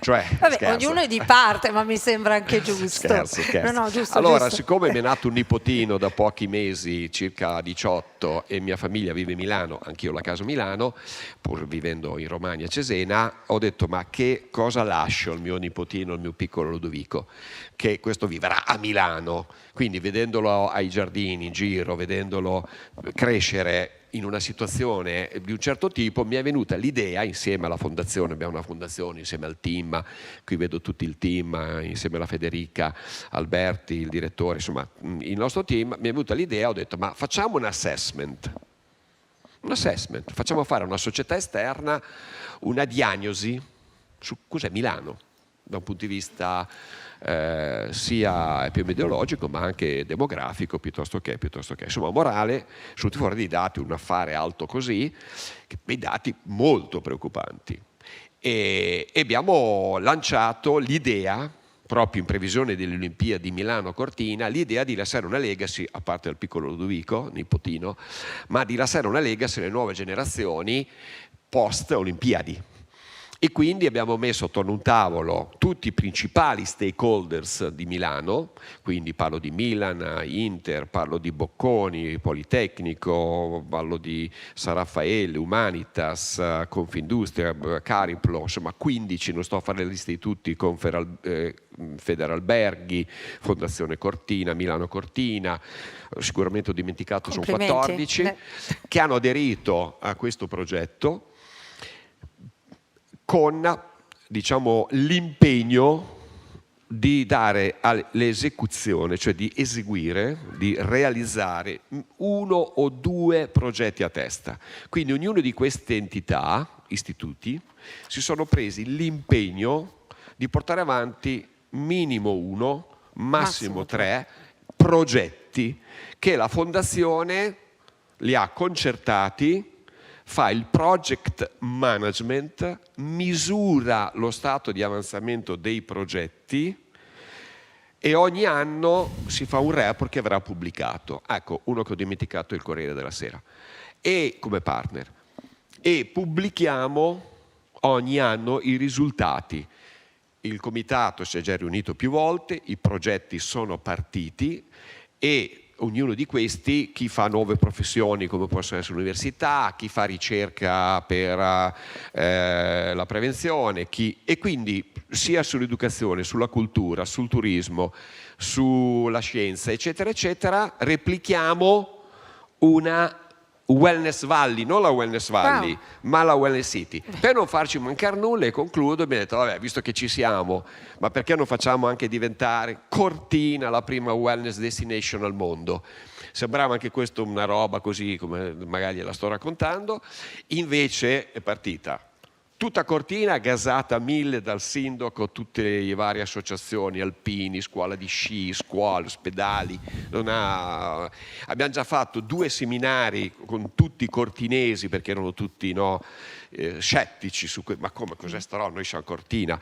Poi quando gli ho detto, guardate, senza che vi offendiate, Cortina non la conosce nessuno, a parte romani, italiani, dico un po' di veneti, eccetera. Se vai fuori giù per il mondo nessuno sa cos'è Cortina.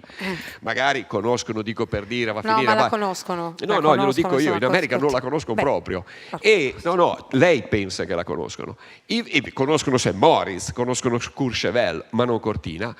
E abbiamo detto, allora, siccome ci sono le Olimpiadi e quelle saranno come dire, un viatico pazzesco dal punto di vista della comunicazione, quindi la conosceranno tutti.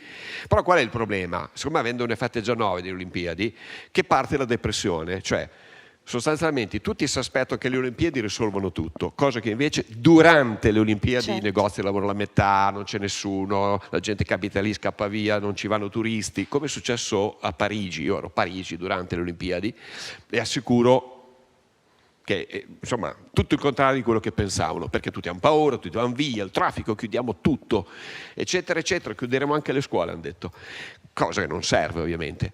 Però il giorno dopo, quando finiscono le Olimpiadi, parte la depressione, perché non succede più niente. Il giorno dopo non succede più niente. Perché? Perché i risultati, in termini di ritorno all'investimento, arriveranno dopo 3 anni, 4 anni, perché nel pubblicare nel mondo il nome Cortina non è come fare la pubblicità in televisione per la pasta Mulino Bianco, non so come dire che il giorno dopo uno va lì e la compra, ma chi viene dalla Cina e dall'India il giorno dopo. Questo sarà un'opportunità straordinaria come bridge, e concludo, per creare a Cortina una nuova dimensione che è quella di allungare la stagione, di portare avanti una vacanza attiva, attirare hotels importanti, e non le posso dire quali, che hanno già aderito, e quindi è probabile che si riconoscano, in questo, così come Milano, anche Cortina in questa opportunità di vendere un prodotto turistico di marketing territoriale che possa cogliere l'opportunità della longevità sana, l'opportunità dello sport, della natura, in questa meravigliosa Cortina che si merita molto di più di quanto magari St. Moritz in questo momento porta a casa. Grazie per il suo investimento. Ho trovato io una parola che cos'è longevity per Nero Alessandri è passione, ritmo e cambiamento. Grazie. Ringraziamo Nero Alessandri, è stato un piacere, è un oceano, e passiamo subito. Benissimo, assolutamente. Passiamo subito al secondo ospite. Grazie Adele, sei davvero amorevole. Ringrazio anche il pubblico da casa che ci sta seguendo. Benvenuto Stefano Genco, Global Head of Nuance Audio, Cellular Luxottica, un'altra azienda italiana straordinaria. Do il benvenuto, è un piacere averla qui con noi. Grazie, non è fantastico, quello è per lei. Sì. Non è una seduta fantastica, ma lo sappiamo che gli sgabelli non ci piacciono. Benissimo. Innanzitutto, so che corriamo nel tempo, ma tecnologia, salute, opportunità sono anche un modo per toglierci delle etichette. È una delle cose più interessanti di questa intervista che noi oggi lasciamo un paio di etichette per terra, trasformiamo i bias in nuove opportunità, in una visione che chissà ci può stupire. E allora, dandole il benvenuto, io vorrei capire una cosa. Nel contesto della longevità, uno dei problemi di cui forse non si parla abbastanza è la perdita dell'udito, però spesso viene intesa come un deficit che in qualche modo ci penalizza e ci offende. Cosa ci dicono le ricerche a riguardo? Sì, allora ho una slide che così ci aiuta. Dunque, partiamo dai dati ufficiali dell'Organizzazione Mondiale della Sanità. Al mondo ci sono 1,6 miliardi di persone con problemi di udito di vario genere. Di questi 1,2 miliardi, quindi diciamo la stragrande maggioranza, hanno una perdita uditiva lieve o moderata, che per capirci è quel tipo di perdita che fa continuare ad avere una socialità media, però cominciano magari le persone a perdere il senso dei ragionamenti, in ambienti rumorosi perdono alcune parole, quindi capiscono fischi per fiaschi, però per loro è troppo presto per mettere un apparecchio acustico, perché l'apparecchio acustico tradizionale, l'unica soluzione ad oggi presente sul mercato, si porta dietro delle cose che non piacciono. Il primo è lo stigma di avere un apparecchio acustico ben visibile, anche quelli diciamo cosiddetti invisibili in realtà sono dentro l'orecchio ma poi alla fine si vedono, e che fondamentalmente fanno percepire le persone più vecchie di quelle che sono. E questo è uno dei fattori più importanti che impediscono l'adozione degli apparecchi acustici tradizionali. Un'altra cosa è che più si va avanti con l'età, più tendenzialmente si ha bisogno anche degli occhiali, e quindi c'è un conflitto magari dietro l'orecchio tra l'apparecchio acustico, che poi ha un filo che va dentro l'orecchio, e gli occhiali stessi. Quindi avere una soluzione come quella della quale parleremo oggi, quindi un paio d'occhiali normale che integra le due soluzioni, quindi acustica e il problema visivo, ovviamente è un aiuto. Come questi che indosso, li sfilo, non hanno nulla, come un occhiale normalissimo, e li Sembrano rimetto. gli occhiali di Clark Kent, posso? Sì, esatto, o dell'intrepido. No, quindi abbiamo poi un altro elemento estremamente importante, che è quello di sentire in ambienti rumorosi. Quindi le persone che cominciano ad avere dei difetti uditivi, il primo difetto, la prima situazione nella quale vanno in crisi sono gli ambienti rumorosi, per esempio i ristoranti o le cene con gli amici, o il circolo del bridge per le persone alle quali piace giocare a carte. E tipicamente cosa succede? Cominciano a non presentarsi più in quelle occasioni, perché non gli fa piacere dire scusa, puoi ripetere, non ho sentito, ero distratto, la terza volta qualcuno capisce che sia un problema. E quindi c'è anche un impatto sulla socialità. Ultimo e non ultimo, il prezzo. Le soluzioni acustiche tradizionali costano tanto. Molto, vero. La soluzione che proponiamo noi costa circa un quarto rispetto ad una soluzione acustica tradizionale. Ci tengo però a commentare una cosa, che questo è il risultato di una ricerca incredibile, di un investimento che Cellular ha fatto in maniera meticolosa, è un premio alla lungimiranza, a una visione che voleva anche andare incontro a due esigenze. Dalla mia osservazione, viviamo l'era dell'ageless, cioè le persone non hanno voglia di sentirsi handicappate, anche chi ha un problema di salute non vuole sentirsi paziente, e soprattutto oggi gli occhiali sono anche belli, cioè diciamocelo per chi li porta, e quindi sono un oggetto di design. E allora io arriverei che, alla luce di questo problema e di ciò che cercano i consumatori, abbiamo un po' già inteso, ma che cos'è veramente l'elemento di innovazione di questo occhiale? Sì, allora innanzitutto è un bell'occhiale. La prima cosa, io ho avuto due missioni arrivando in azienda. La prima è stata quella di integrare appunto in maniera assolutamente invisibile degli apparecchi acustici dentro le aste di un normale occhiale, e la seconda cosa era che questo occhiale doveva essere non bello, bellissimo. Quindi abbiamo lavorato tantissimo, abbiamo scelto i materiali migliori. Io posso dire con orgoglio che quando porto questi occhiali nessuno se ne accorge. Mi dice, poi mi fai vedere gli occhiali quelli per sentire? Dico sì, sono quelli che porto, perché sono degli occhiali assolutamente indistinguibili da altri tipi di occhiali, anche in termini di peso. Magari uno può pensare, con questa tecnologia magari avranno un peso superiore, saranno, diciamo appunto, quindi è complicato portarli tutto il giorno. In realtà loro si possono naturalmente accendere e spegnere, perché di fatto è un dispositivo elettronico, e io continuo a utilizzarli per il mio difetto visivo. Il peso è 40 grammi, quindi perfettamente in linea con gli occhiali che noi produciamo, come credo la maggior parte del pubblico in sale da casa sa. Cellular è di gran lunga il più grande produttore al mondo di occhiali, quindi tutti i brand famosi che le vengono in mente, tranne un paio che non cito, sono tutti nostri. Faccio prima... Diciamo che Cellular sono per gli italiani, come dire, un punto di riferimento da infinito tempo, e credo che tutti noi ne viviamo una grande componente anche affettiva e emotiva. Faccio solo vedere un video per spiegare come funzionano gli occhiali. Grazie. Allora, si vede qua che nella parte, diciamo, nell'ultimo quarto dell'asta ci sono delle casse che diffondono il suono.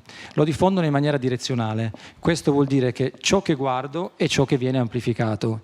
In questo breve video c'è la rappresentazione di una tavola di amici dove io mi giro per ascoltare interlocutori diversi, e quelle onde blu rappresentano l'amplificazione assolutamente selettiva, con un angolo di 20 gradi, di ciò che voglio ascoltare, che tipicamente, in questo siamo fortunati in quanto gli occhiali stanno sul viso, il viso e quindi gli occhi tipicamente guardano la persona con la quale parlo, o diciamo il rumore che voglio ascoltare, e quindi l'occhiale lo capisce e amplifica precisamente ciò che sto guardando.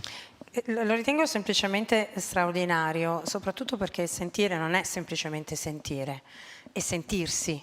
Cioè essere parte di una comunità, è interagire, è vivere le emozioni, esprimerle, è sentirsi ancora attivi in un contesto di relazione, e non riguarda solo le persone necessariamente anziane, penso che riguardi una popolazione molto più vasta che spesso si nasconde dietro no, ma io sono normale, non sono mica sorda, invece potrebbe effettivamente giovare di una scelta.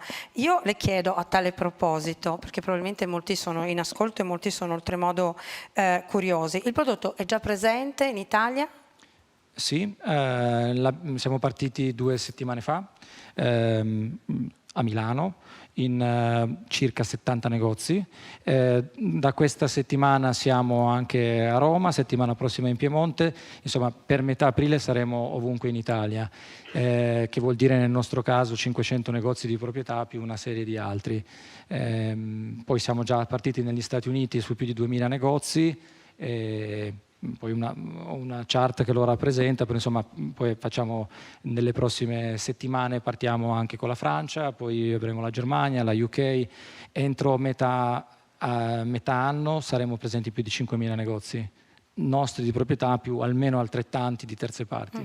Insomma, azienda leader capace di riscrivere il paradigma dell'ascolto. Speriamo, questa è sicuramente la nostra mission. Beh, diciamo che le premesse ci sono tutte, sono. penso che anche gli investimenti e i riconoscimenti che avete ricevuto in questo percorso siano un po' una conferma. C'è qualcosa che l'ha resa particolarmente orgogliosa? Allora sì, come giustamente ha detto lei, abbiamo vinto già vari premi e assumo e spero che ne vinceremo tanti altri. Probabilmente il premio che più mi inorgoglisce è quello che abbiamo avuto l'anno scorso a Las Vegas, al CES, quindi alla Fiera Mondiale dell'Innovazione, presenti 5.000 aziende, tutti i big diciamo del medtech o del tech in generale. Di queste 5.000, 15 sono state selezionate per andare a Capitol Hill, quindi a Washington DC, a presentare ai senatori americani le loro innovazioni, definite come le migliori al mondo, evidentemente trattandosi della somma massima di quelle che erano le 5.000 presenti a questa fiera, e noi siamo stati selezionati sia l'anno scorso che quest'anno, quindi diciamo ovviamente sono molto orgoglioso di questa diciamo, conferma che che la direzione che abbiamo preso è quella giusta. Quanto è contata la partnership per creare questa soluzione e per arrivare a quel successo? E la partnership? All'interno dell'azienda, tra funzioni, sì, beh, no, contesti... Fondamentale. Cellular Luxottica è un'azienda che prima della partnership, in questo caso con Meta, per fare i Ray-Ban Meta, quindi gli occhiali attraverso i quali, famosi, celeberrimi per il caso Boccia, ma insomma quelli attraverso i quali si fanno video, foto, eccetera. Sì.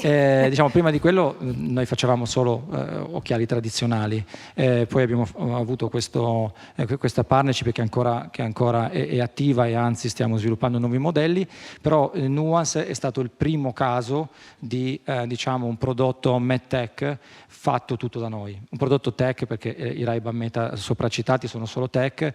Questo è stato il primo prodotto tech e anche medtech, perché è un medical device classe 2, e quindi ovviamente è stata fondamentale, diciamo, il supporto di tutta l'azienda, dall'R&D alla produzione, alla logistica, all'after sales. Assolutamente. Dobbiamo abituarci al binomio med and tech, nel senso che oggi salute e tecnologia vanno a braccetto, è la stessa cosa tutto il mondo dei device, ma credo che con la connessione e l'elemento anche di interazione con l'artificial intelligence avremo anche tanto sostegno e tanto supporto. Voleva condividere? Sì, allora qui abbiamo un breve video dove si vedono i modelli al lancio, quindi saranno due modelli in 3 dimensioni diverse per adattarsi ai diversi visi e in 2 colori. Come dicevo prima, abbiamo scelto i modelli che vendiamo di più in giro per il mondo, li abbiamo resi più belli possibile, investendo tantissimo nella miniaturizzazione della tecnologia, affinché fosse assolutamente impossibile, come di fatto è, riconoscere tutta la tecnologia che c'è qui dentro. Ci sono per esempio 6 microfoni assolutamente invisibili, che però per esempio sono nascosti all'interno di questi rivetti, che dal punto di vista di chi mi sta guardando sono semplicemente un modo per impreziosire l'occhiale, quindi Abbiamo per la prima volta nella storia di Essilor Ottica, che produce un certo numero di milioni di occhiali all'anno, per la prima volta abbiamo una partnership con Transition, che è un brand del nostro gruppo, ma Transition è presente su tutti i Nuance. Transition, per chi non lo sapesse, è una tipologia di lente che si schiarisce completamente in ambienti chiusi e che diventa progressivamente scura in base a quanto sole c'è quando sono all'esterno. Certo. Questo ovviamente ci serve per avere un unico device che posso usare dentro e fuori casa, per esempio. Vorrei creare un link, nel senso che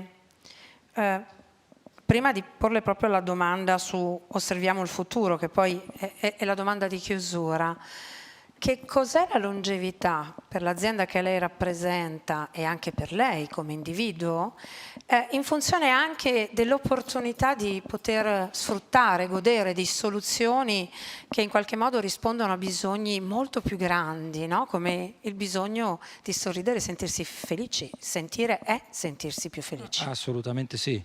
Posso dirle che prima dei sorrisi, più di qualche volta vediamo il pianto di felicità di qualcuno che sente mettendosi gli occhiali Nuance, e questo ovviamente è un motivo di estremo orgoglio.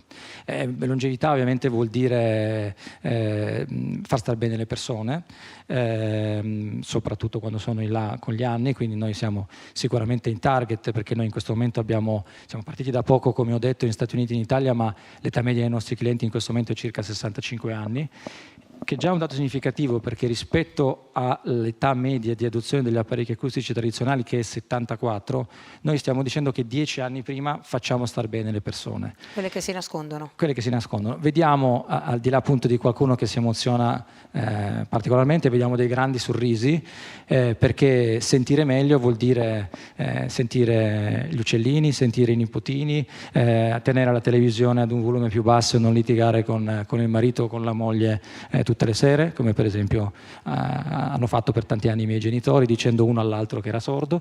E quindi per noi vuol dire questo. Noi siamo l'azienda, per chi non lo sapesse, che tanti anni fa, con un accordo con Giorgio Armani, ha di fatto tolto lo stigma che c'era, che circondava gli occhiali, quindi il famoso quattro occhi, sì. Esatto, che si sentiva ancora quando io ero piccolino, per i bambini che portavano gli occhiali.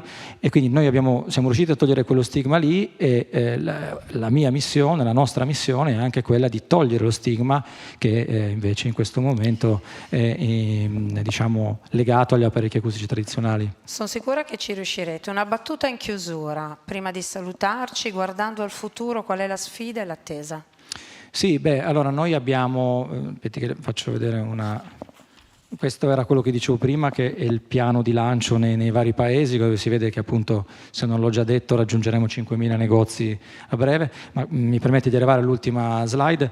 Allora, noi, come avete visto, partiamo con diciamo, diversi modelli, colori, front size per adattarsi ai diversi visi, ma sicuramente continueremo ad ampliare la gamma, quindi abbiamo già tanti nuovi modelli e colori che lanceremo a breve. La sfida più grossa che abbiamo dal punto di vista tecnico è migliorare ancora la riduzione del rumore negli ambienti estremamente rumorosi, e questo lo faremo continuando a sviluppare il nostro progetto diciamo principale come Nuance, e attraverso acquisizioni di aziende, ne abbiamo già fatte 2, ne faremo altre, in ambito specifico intelligenza artificiale applicata agli apparecchi acustici. L'ultima acquisizione che abbiamo fatto è Pulse Audition, una startup francese legata all'università a Parigi. Abbiamo quindi diciamo questo percorso molto importante. Altrettanto importante sarà parte sempre del nostro percorso di acquisizioni, aggiungere sensori all'occhiale. Quindi qui ho messo alcuni esempi: pressione del sangue, ossigenazione, temperatura corporea, sensori di caduta, molto importanti per gli anziani. Possiamo aggiungere sensori di postura. L'occhiale appunto per fortuna è in faccia, ed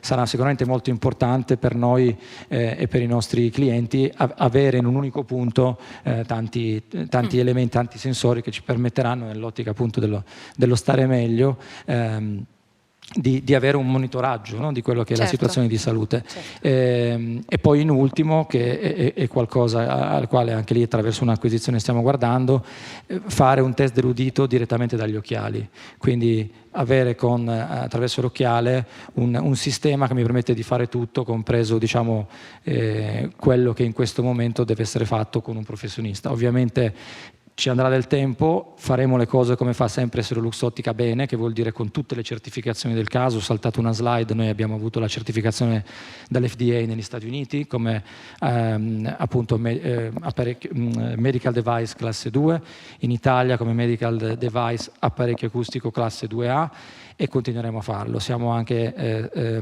abbiamo preso anche certificazione CE come manufacturer e distributor di apparecchi acustici, quindi continueremo a fare le cose bene, anche il test dell'udito per chiudere Qualità con assicurata. qualità assicurata, assolutamente. Beh, Lo dico perché me lo chiedono sempre, no? Ma com'è la possibile Genesi che è un occhiale... impossibile che non ci porti a Esatto. quello standard di Però eccellenza mi chiedono assoluta. sempre com'è possibile che un occhiale sia paragonato ad un apparecchio acustico. Beh, non lo dico io, lo dicevo io magari 2 anni fa, come Vision, ad oggi l'ha detto il Ministero della Salute in Italia, per esempio. No? I risultati daranno risposta e noi ringraziamo Stefano Gengo, Global Head of Nuance Audio, per essere stato qui con noi, e soprattutto ringraziamo le aziende che con le loro soluzioni vanno oltre il concetto di prodotto per entrare nella vita delle persone, trasformarle Grazie per a il tutti. meglio. Grazie, in bocca al lupo, e siamo sicuri che vi leggeremo. Ne abbiamo quasi certezza in un mondo che ha bisogno di tante soluzioni. Bene, darei il benvenuto al prossimo ospite, Fabio Bergamini, Strategic Regional Project Head Italy Sanofi. Un'azienda importantissima, un'azienda multinazionale con una forte vocazione globale e un impegno concreto nelle malattie croniche, molto più di un'azienda farmaceutica. E abbiamo un po' di domande, perché la longevità passa dal concetto di salute. Buongiorno, dottor Bergamini, felice di averla qui accanto a me. Lei non ha bisogno del pointer, lo possiamo appoggiare qui, ecco qua. Buongiorno a tutti. Ecco, innanzitutto, Sanofi è molto più di un'azienda farmaceutica. Una breve definizione, perché oggi essere aziende è tante più cose. Beh sì, Sanofi ha una lunga tradizione come azienda farmaceutica e ha alle spalle il privilegio di aver lanciato sul mercato dei prodotti assolutamente straordinari che ancora oggi rappresentano dei gold standard sulle terapie per il diabete, malattie rare, cardiovascolare, oncologia. Diciamo che la visione oggi di Sanofi si è molto allargata, ci consideriamo un'azienda globale molto innovativa, e la sfida è quella di superare i confini tramite la scienza. Quindi la giornata di oggi per noi è stata una giornata molto, molto rappresentativa, con ospiti importantissimi, perché trova in questa dimensione un po' la nostra vision, quindi molti investimenti in ricerca e sviluppo, molti investimenti in tecnologie, proprio per cercare di dare al cittadino o al paziente, nella fattispecie, le migliori armi per vivere bene. La ringrazio. Sottolineavo l'aspetto del molto più di un'azienda farmaceutica, perché non parliamo solo di prodotti, ma di risposte e soluzioni che siano in grado di intervenire nella vita delle persone, modificando proprio come stanno e come possono percepirsi nel loro viaggio di vita. E a tale proposito io vorrei chiederle rispetto a un importante impegno che Sanofi porta avanti sul welfare, no? Che è una parola importante, non tutti l'hanno compresa in maniera profonda, per cui le chiedo anche di restituirci una sua definizione, perché welfare e cultura della salute nei luoghi di lavoro è un altro aspetto fondamentale e fondante una società in salute. Beh, è indubbio. Oggi abbiamo sentito diverse affermazioni importanti sia dal Presidente dell'AIFA ma anche da altri autorevoli ospiti sul tema della prevenzione. E quindi il welfare, secondo noi, è passatemi il termine, una esasperazione della prevenzione, nel senso positivo del termine. E quindi c'è un cambio demografico, c'è un inverno demografico, c'è una dilatazione dell'età in ambito lavorativo, e questo sta modificando tutte le politiche del personale all'interno delle aziende, e quindi anche la nostra si sta orientando verso un modello che è stato indirizzato e indicato dall'Organizzazione Mondiale della Sanità, che è il WHP, cioè il Workplace Health Promotion, la promozione della salute nei posti di lavoro. E questo è per noi uno degli elementi guida che a livello globale, ma anche in Italia, noi abbiamo più di 2000 dipendenti in Italia con 3 grossi stabilimenti di produzione, è evidente che il tema della prevenzione sulle fasce dei lavoratori che si stanno così dilatando dal punto di vista dell'età è un tema sia di produttività ma soprattutto di benessere per le persone stesse. Mi sembra di capire che continuiamo a ripetere la stessa parola come se fosse un mantra e non possiamo smettere di farlo, che prevenzione è la parola chiave per poter adottare ed esperienziare il concetto di longevità. Sì, e soprattutto anche c'è un tema di sostenibilità.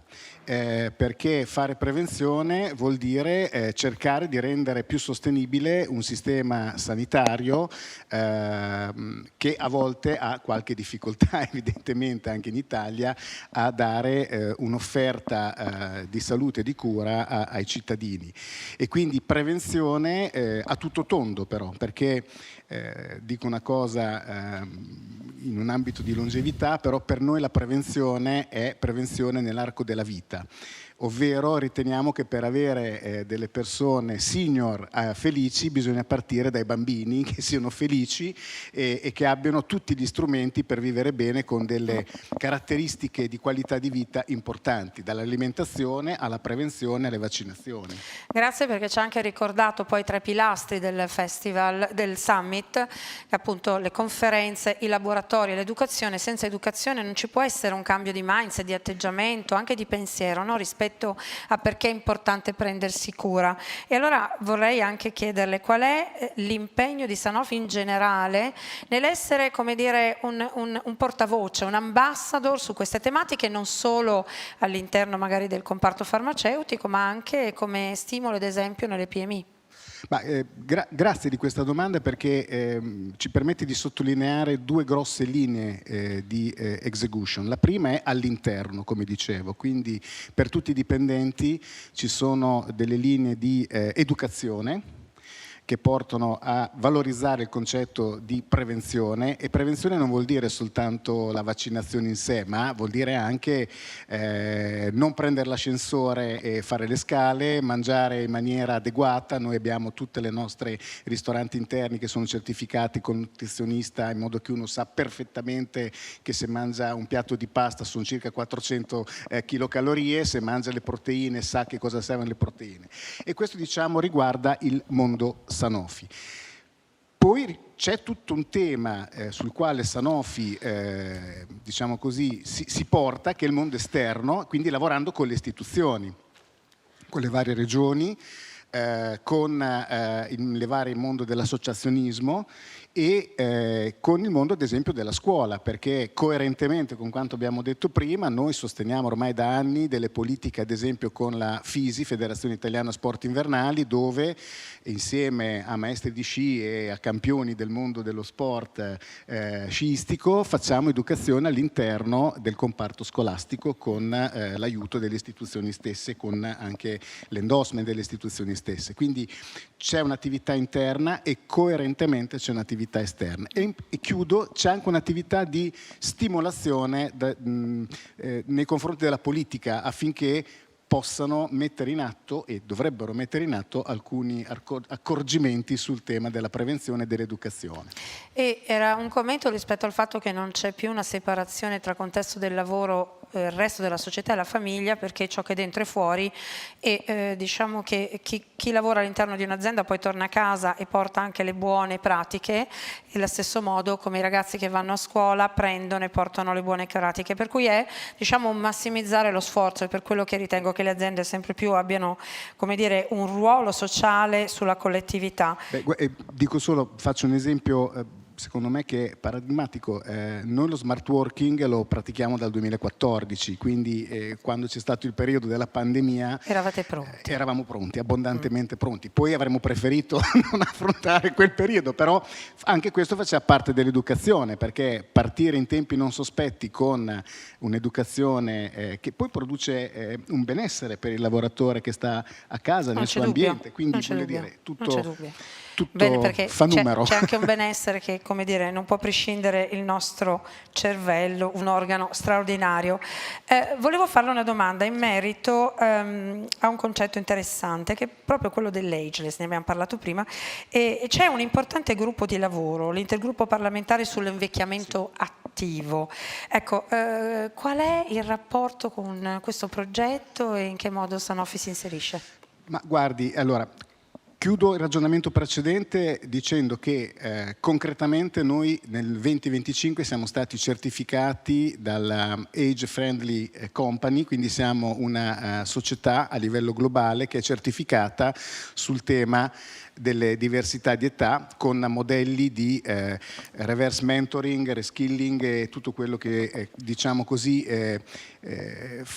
sfrutta l'esperienza. Io sono uno di quelli da sfruttare, avendo già un'età abbastanza alta, affinché ci possano essere le nuove generazioni che traggono spirito. Per quanto riguarda invece l'intergruppo parlamentare, l'attività di Sanofi è un'attività diretta e a sostegno anche dell'associazionismo di categoria, ovvero con l'associazione Assolombarda che ci rappresenta a livello dell'industria e farmindustria. Abbiamo fatto diversi incontri con questo gruppo interparlamentare su due temi specifici.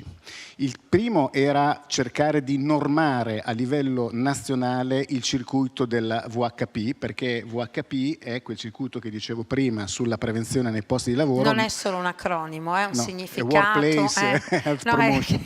Sì. Lo dico così perché è più semplice. Comunque è la prevenzione nei posti di lavoro, ma come spesso avviene in Italia non ha una diffusione costante e quindi ci sono regioni virtuose come la Lombardia, altre che stanno seguendo il modello e regioni invece che stanno un po' ancora, diciamo così, sono in una fase riflessiva, chiamiamola in questo senso. Quindi abbiamo chiesto formalmente che questo gruppo interparlamentare possa fare una mappatura e trovare degli aspetti normativi per rendere strutturato questo tipo di ragionamento. La seconda questione molto importante, c'è un decreto legge che è la legge 33 del 2023 sulle norme che dovrebbero essere attuate per gli anziani non autosufficienti, quindi un potenziamento di due strumenti legislativi che sono la legge 104 e le ADI, all'interno del quale però ci sono anche grossi capitoli sul tema della longevità. È stato reiterato con il decreto legislativo nel marzo del 24, però abbiamo anche qui visto come spesso, ahimè, avviene in Italia, dove c'è un impianto strutturale normativo molto forte, ma poi manca la messa a terra con le circolari attuative a livello nazionale e la presa in carico a livello regionale. Quindi abbiamo stimolato il gruppo affinché questi due grossi argomenti che rientrano ovviamente nella prevenzione, nel sostegno e nell'aiuto delle persone anziane non autosufficienti possano essere in qualche modo messi in agenda come un'agenda prioritaria. Ho sempre ritenuto che le aziende leader fossero quelle che si facessero più carico delle altre. Certamente poi c'è anche un punto che non è secondario, Sanofi è un'azienda molto sensibile, devota anche a creare valore e inoltre il presidente di Farmindustria è anche il vostro presidente, per cui il dottor Marcello Cattani credo anche abbia un senso di responsabilità maggiore nella rappresentazione del circuito mondo farma. Le farei una domanda proprio legandomi a questo e per andare in chiusura. Quanto conta anche condividere all'interno di una categoria, no? Come la vostra, certe tematiche, perché voi avete una forza potente in termini di influenza. Lo chiedo perché lei ha un'esperienza importante, quindi insomma è il suo mestiere da un po'. Sì, da qualche anno. No, allora è fondamentale al di là degli aspetti, come posso dire, di regole commerciali che non sono nella mia sfera d'azione. Io mi occupo di public affairs fondamentalmente e di regional public affairs, che è ancora un po' più complesso perché sono 21 sistemi. Sanofi ha una responsabilità sociale all'interno del suo comportamento. Io stesso fino a poco tempo fa rappresentavo Sanofi nel gruppo delle regioni, quindi portavo anche questi temi a livello dei colleghi di altre aziende. Un primo esempio di concretezza. Regione Lombardia ci ha chiesto, essendo noi aderenti al sistema VHP, prevenzione dei posti di lavoro, di diventare un po' un modello per le piccole e medie imprese, perché mentre sulle grosse multinazionali, dove c'è una cultura globale, dove ci sono più stimoli, no? È chiaro il tema della prevenzione. La letteratura farmacoeconomica ci dice chiaramente che per ogni euro investito ne ritornano 14 sul sistema salute come ritorno di investimento, quindi i grossi sistemi industriali hanno ben chiaro questa logica. Le piccole e medie imprese a volte tribolano perché sono prese da diverse problematiche, quindi insieme alla Regione stiamo cercando, insieme agli uffici regionali che sono di riferimento per la VHP, stiamo cercando di portare un esempio, e ad esempio l'anno scorso abbiamo ottenuto già un primo risultato, perché Confindustria Varese ad esempio ha agevolato una campagna di vaccinazione preventiva sia per i pazienti anziani, dove noi abbiamo un vaccino ad alto dosaggio, e per tutti i dipendenti, affinché ci possano essere, diciamo, delle logiche di non affollamento poi dei pronto soccorsi, quindi persone anziane e lavoratori che cominciano ad avere già un'età ma che sono ancora in attività produttiva. Io ringrazio il dottor Bergamini, ma chiedo a Fabio una battuta, 10 secondi, che cos'è la longevity? Ma guarda, per me è un percorso e dovendo creare un'immagine, è un percorso in montagna, un percorso che deve essere ben delineato, con dei sentieri ben definiti, con delle zone di sosta, con delle zone amene, ed è un cammino che è fatto, come è stato detto stamattina, di rigore, è fatto di conoscenza, è fatto del sapere che cosa avviene nel mio corpo se faccio un determinato gesto o mangio determinate cibi. Quindi anche prima Alessandri, scusate, cioè, ha spiegato molto bene cosa vuol dire fare diciamo così, attività fisica. Certo. E quindi per me questo è un percorso, ecco, che sto iniziando a intraprendere. E noi ci auspichiamo che Sanofi, insieme a tutto il comparto farmaceutico, al quale dobbiamo anche tantissimo in termini di vite salvate, di continuare in questo viaggio nella scoperta e nella scienza. È stato un onore per me essere qui, vi ringrazio per avermi ascoltato. Grazie. L'ultimo ospite. Sì, grazie. Cioè, tutto a posto? Scusate, dottor Bergamini, grazie. Grazie, no, abbiamo tutto. Sì, abbiamo il dottor Stefano Malagoli di Quadrivio Group, che invito a salire sul palco, l'ultimo ospite di questa sessione straordinaria, aziende straordinarie, importanti, che incidono nel cambiamento, soprattutto. Molto piacere, benvenuta dottore. Partner Silver Economy Fund, Quadrivio Group. Innanzitutto, in sintesi, una realtà che non tutti conoscono. Allora si parla di un fondo di private equity, quindi parliamo di finanza. Cerchiamo di farlo in modo, diciamo, non noioso e diverso dal solito, però quello che facciamo è investiamo in imprese di cosiddetto medio mercato, quindi di media dimensione, e abbiamo un ambito specifico di investimento, quindi abbiamo una tematica di investimento che è quella della Silver Economy, il cui filo conduttore principale è una longevità sana in italiano. Leggevo che siete uno dei principali operatori nel panorama degli investimenti alternativi, parola interessante, con oltre 25 anni di esperienza proprio in questo ambito. Allora le chiederei, visto che lei rappresenta la longevity, giusto? Rappresenta la longevity è una parola forte, però se lei mi attribuisce questa... Era anche per portare su un piano più di comprensione, perché alcune realtà sono un po' più difficili magari per un pubblico laico che segue una realtà come il nostro summit. Per cui longevity del care è un po' l'ambito sul quale lei è, come dire, coinvolto, no? Professionalmente.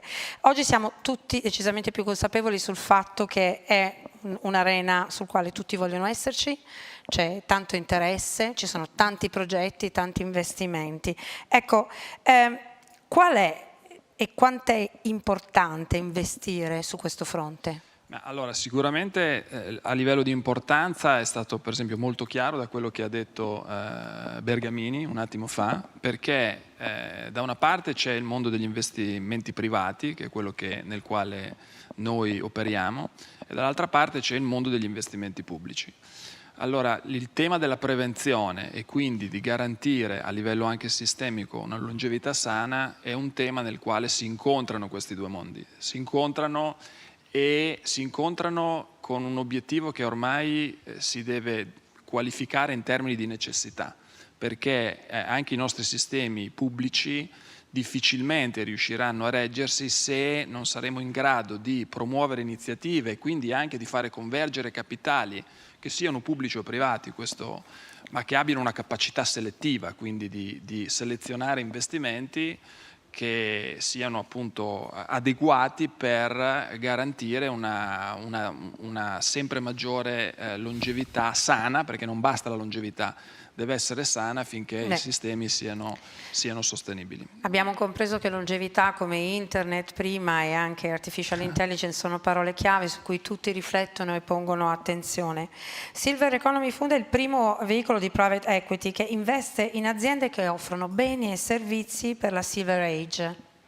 Sì, noi investiamo quindi in aziende di beni e servizi indipendentemente, poi parleremo di un caso di servizi perché mi sembra più interessante per questa platea.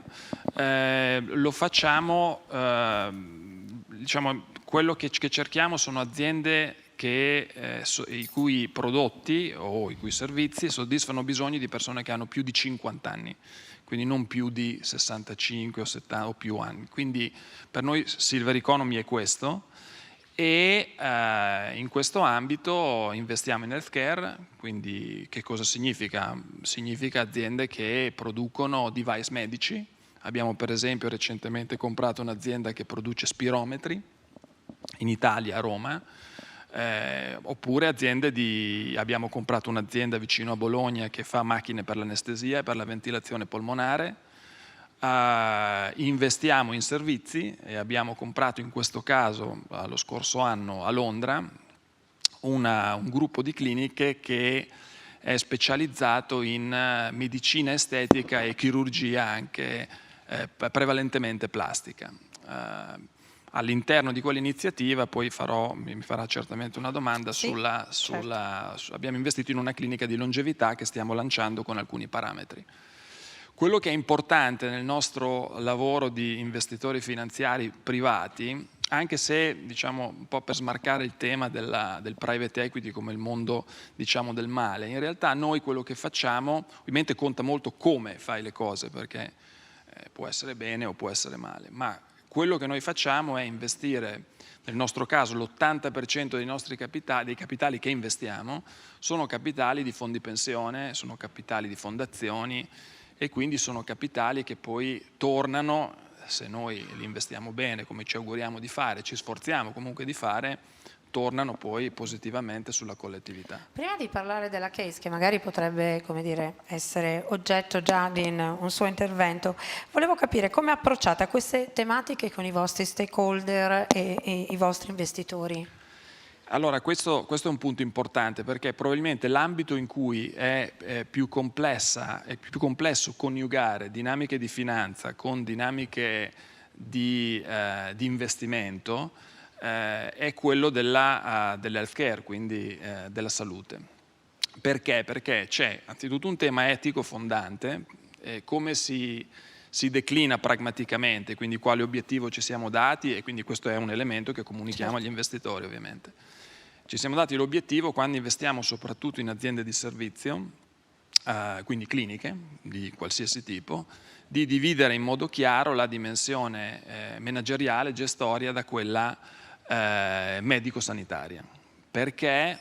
Perché il mondo del private equity, in particolare negli Stati Uniti, è stato fortemente attaccato, in alcuni casi anche, direi giustamente, per usare un termine forse desueto, ma che è opportuno utilizzare, perché ci sono state delle contaminazioni tra le necessità di efficienza con la qualità dei servizi medici. Quindi questo per noi è un primo parametro per cui distinguiamo chiaramente le due le due dimensioni. Quindi abbiamo un capo dei medici, della gestione medica e sanitaria, ed ovviamente un amministratore delegato col suo team che gestisce il business. E il capo dei medici ha una fortissima autonomia rispetto alla qualità del servizio. L'altro elemento è un elemento di posizionamento. Per esempio, con riferimento alla longevity, ci sono tanti modi nel mondo del business di guardare alla longevity. Nel mondo scientifico ci sono alcuni modi, ma è il mondo scientifico. Nel mondo degli investimenti e quindi della gestione e dell'offerta delle cliniche di longevità che si stanno diffondendo, ci può essere un approccio più consumer oriented, quindi diciamo orientato ai beni di largo consumo, con logiche simili a quelle che si usano quando si vendono beni di largo consumo, e c'è invece un approccio che è quello che seguiamo noi, orientato e quindi fondato il più possibile su fondamenti scientifici. Tra l'altro credo che voi abbiate proprio anche investito nel dialogo tra scienza e finanza per creare un valore che in qualche modo, no? fosse una risposta ad alcuni bisogni.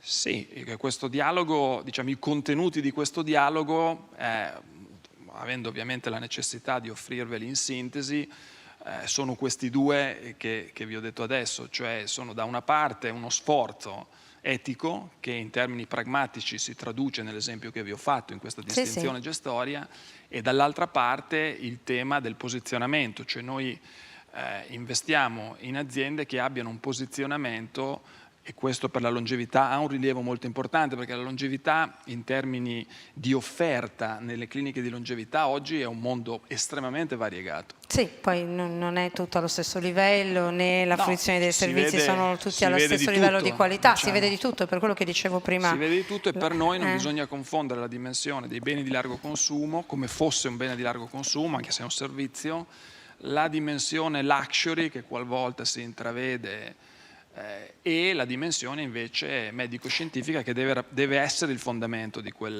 quell'offerta. Noi facciamo scouting non solo in merito alle attese, ma anche alle latenze, quello che avverrà necessariamente per un'evoluzione dei nostri comportamenti, delle nostre esigenze. Tutto va nella direzione del soddisfacimento di un bisogno, che è quello di stare bene, e le aziende spesso ci riescono, non sempre, e le realtà come le vostre lo rendono possibile perché lo sostengono, perché se non c'è un piano di sostegno è difficile.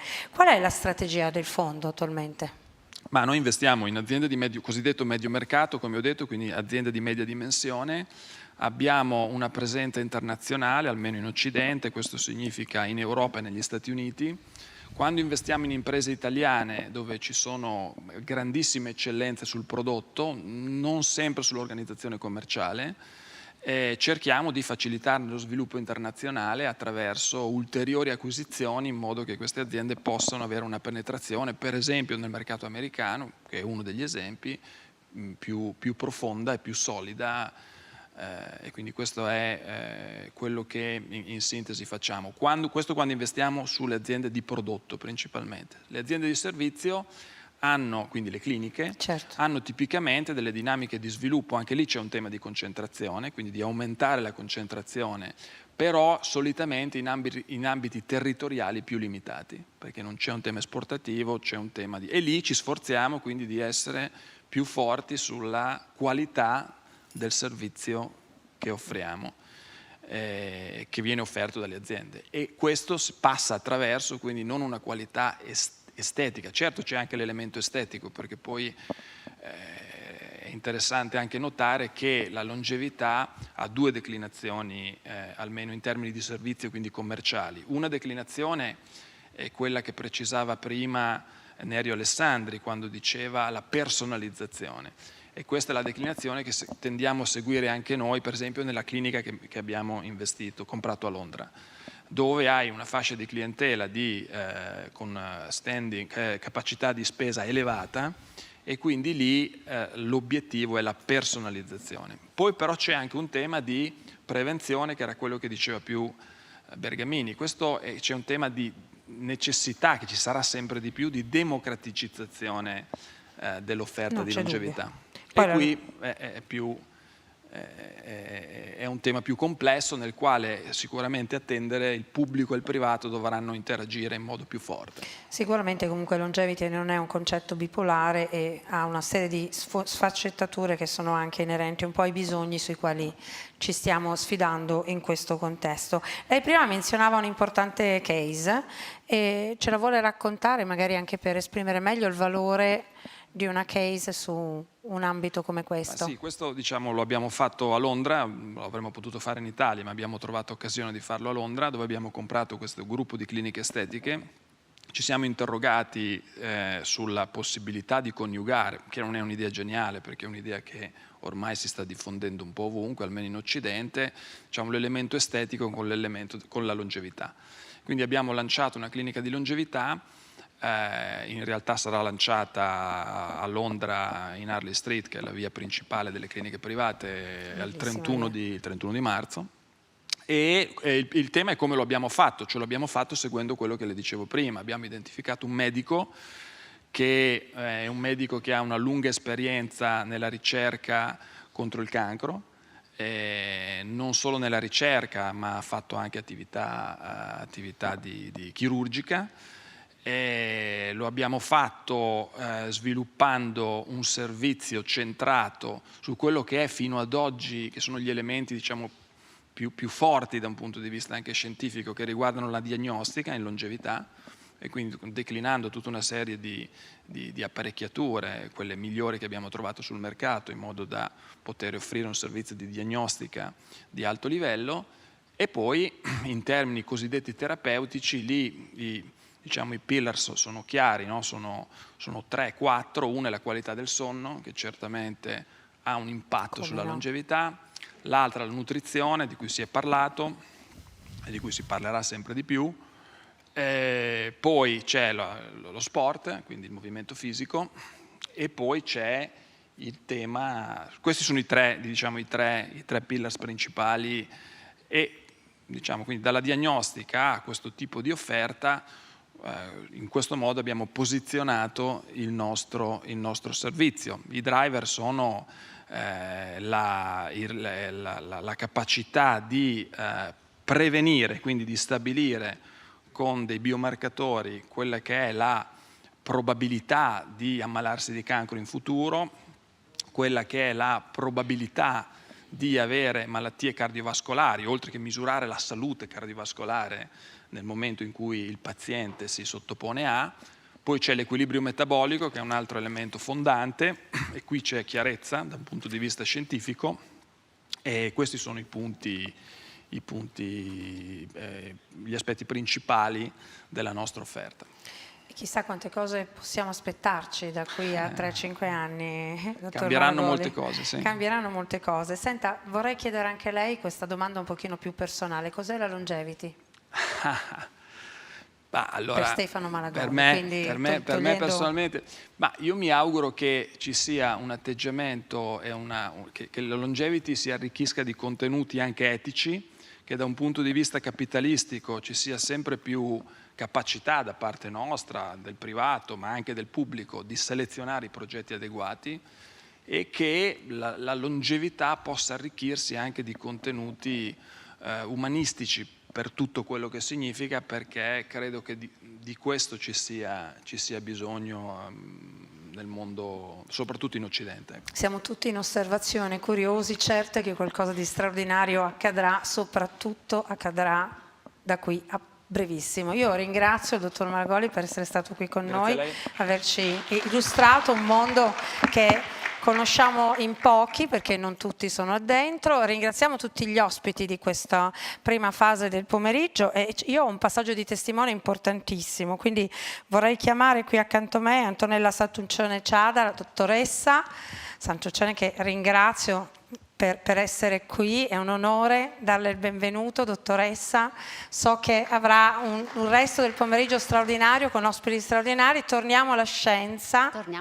E io ringrazio tutti voi per aver seguito con attenzione anche il pubblico a casa. Buon proseguimento, dottoressa, buon proseguimento anche a lei. Grazie mille. Torniamo alla scienza, e non so se questa sessione sarà fatta in italiano, sarà fatta in inglese, probabilmente un ibrido. Vedo che c'è un segnale da parte della regia e lo accolgo volentieri.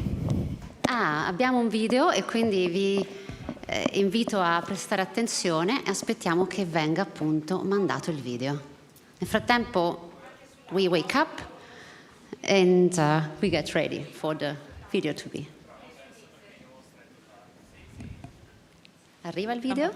Allora, buongiorno, grazie per l'invito e auguri per un proficuo proseguimento dei lavori e complimenti agli organizzatori. Nella qualità di Presidente nazionale della Federazione degli Ordini dei Biologi Italiani, sono qui a testimoniare l'impegno di questa categoria che annovera il 90% dei ricercatori, soprattutto per ciò che concerne sia i genetisti, sia i biologi che si interessano di ambiente. E noi abbiamo già trattato da molti anni fa con l'intervento di alcuni premi Nobel, sia genetisti come Capecchi, sia di altri che cominciavano insomma a muoversi all'interno di questa nuova sfera di interessi che è appunto l'epigenetica, intesa come la risultanza della interazione di tutti i fenomeni, di tutte le nox tossiche o nocive di origine biologica o di degradazione chimica. E purtroppo oggi noi assistiamo alla presenza di una serie di enclavi tossiche, le cosiddette terre dei fuochi, che sono circa una trentina in tutta Italia, e nelle quali ormai l'inquinamento non è più macroscopico, cioè dovuto all'incendio di rifiuti, all'interramento di sostanze radioattive, di sostanze tossiche e nocive, ma è diventato microscopico. E quindi si è diffuso nell'ambiente acqua, aria, terra, cibi. E ancorché molte di queste sostanze non siano tossiche, cioè non siano sostanze che nell'immediatezza producono dei danni, essi con l'accumulo nel tempo diventano nocivi. E quindi è venuto meno fino a questo momento la prova della pistola fumante, cioè andare a rilevare la causa e l'effetto nell'immediatezza, perché immediatezza non c'è. I genetisti ci hanno detto appunto che questa influenza tossica che viene dall'ambiente va a modificare nel tempo, medio-lungo che sia, l'espressione genica, il che è una cosa di straordinaria gravità, nel senso che si vanno a sopprimere i geni riparatori, si vanno ad accendere i geni oncogeni e ogni altra tipologia di modifica della corretta espressione genica, linfomi, malattie tumorali, malattie autoimmuni, cioè in effetti la teoria del Wallet è ben centrata, cioè non esiste la salute umana, non esiste salubrità dell'uomo in un ambiente che è insalubre.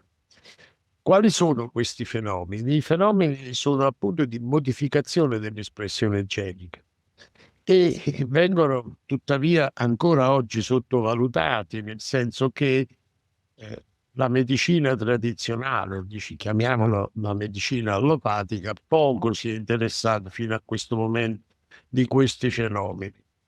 E non accorgendosi che la stessa tossicologia classica non ha più modo di essere valida, perché c'è la nanotossicologia, perché lo stato tossico e questa interazione grave del nostro patrimonio genetico avviene attraverso nanoparticelle.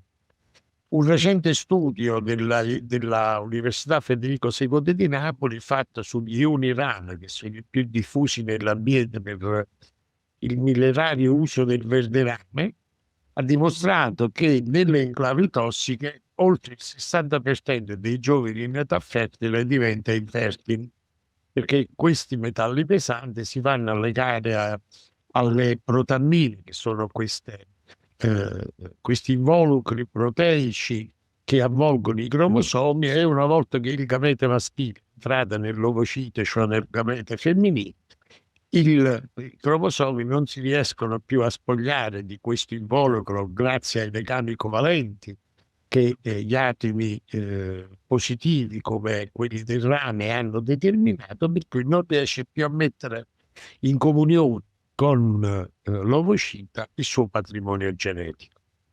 E capirete che questa è di un'importanza fenomenale, è una vera e propria tragedia, perché quello che viene messo a rischio oggi come oggi è la sopravvivenza della specie umana. E rispetto a questa tara silente che noi andiamo a trasferire alle future generazioni, oltre all'ambiente degradato, non viene presa tuttora in considerazione. Uno, per una sottovalutazione e una poca conoscenza del fenomeno. Secondo, perché queste tipologie di ricerca non si sono ancora conclamate e non sono affermate né nell'accademia né nel mondo scientifico nel senso più ampio del termine. E noi siamo disponibili come ordine e anche attraverso la fondazione dell'Ordine dei Biologi a partecipare a nostre cure spese ad ogni iniziativa che sensibilizzi l'opinione pubblica, sensibilizzi le istituzioni, qualunque esse siano, e soprattutto metteremo a disposizione di chiunque ce lo chieda gli esiti delle più recenti ricerche. Faccio anche una proposta al parterre dei RUA, di scienziati e di quant'altri partecipano a questo evento, che è quello di cominciare con una rilevazione a campione molto semplice, quale può essere il mineralogramma del capelli, perché o nelle gonadi o nei capelli si vanno ad accumulare questa tipologia di sostanze tossiche, per andare a vedere con un mineralogramma, uno spettrogramma, quali possa essere la presenza e l'incidenza di queste sostanze nel corpo di colui che viene assoggettato a questo semplice esame che viene fatto sul capello. Questo potrebbe già portare ad una mappatura, all'individuazione delle sorgenti tossiche che possono essere cicli produttivi, discariche abusive o quanto altro ha inquinato il contesto ambientale. Vi ringrazio per avermi ascoltato e vi auguro buon lavoro e soprattutto mi auguro che questa nuova branca della biologia e della scienza genetica possa trovare attenzione e riscontro perché è in gioco, come dicevo prima, la sopravvivenza della specie umana. Se si tiene conto che le noxi tossiche stanno riducendo anche il patrimonio spermatico, che tra 2 o 3 generazioni, secondo i seminologi, scomparirà, i giovani diventeranno azospermici. E quindi si deve capire che ci troviamo di fronte ad un problema di una vastità, di una portata immane, e la scienza, per prima che illumina sempre il percorso della politica, deve farsi sentire e deve soprattutto farsi conoscere, farsi comprendere anche dall'uomo della strada. Perché se non ci sarà una presa di coscienza lungo tutta la filiera produttiva, la salubrità e la sicurezza alimentare, questi fenomeni diciamo di indagine epidemiologica a campione, ci troveremo di fronte ad una serie, all'incremento di una serie di patologie delle quali poco o niente abbiamo capito. Grazie e buon lavoro. Vincenzo Danna, che è il presidente della Federazione Nazionale dell'Ordine dei Biologi, ha fatto questo appello alla comunità scientifica italiana a che prenda a cuore questa problematica della tossicologia. Ora abbiamo la prossima sessione che vedrà 4 speakers di livello e calibro internazionale. Prima che appunto andiamo nel core della nostra conversazione, voglio un pochino fare il setting housekeeping rules. Saranno dei talk, diciamo così, brevi, 10 minuti, e se ci sarà tempo e modo avremo anche la possibilità di raccogliere delle domande da parte del pubblico. Allora, prima di procedere devo fare anche un'altra osservazione, che è quella di ringraziare gli organizzatori di questo magnifico evento, che ci commuove oltremodo, perché è una celebrazione a Viviana Kassam, che lascia con noi questa legacy alla longevità, un inno alla vita di Viviana, alla vita di noi presenti, perché la vita è un dono preziosissimo e quindi la analizziamo anche da un punto di vista di longevity. Viviana era una mecenate della scienza, e lei aveva a cuore che tutto quello che viene fatto nell'ambito scientifico sia per tutti, e quindi il titolo del prossimo panel, dei prossimi speaker, sarà esattamente su questo: Longevity for All and the Interplay of Epigenetics and Environment. It is with great joy and pleasure that I am here to invite Professor Valentina Bollati. She's professor, please an applause. È professore all'Università di Milano, alla Statale di Milano, e il suo talk sarà appunto sull'epigenetica. Io la invito a rimanere al centro, facciamo uno stile TEDx un po' più dinamico, e io mi ritiro, e a lei la possibilità di parlare appunto di quella che è la genetica, che si interfaccia con l'epigenetica, con la longevità e quant'altro. Bene. Grazie a tutti per l'invito, e mi associo al ricordo di Viviana, a cui siamo tutti estremamente affezionati. Allora,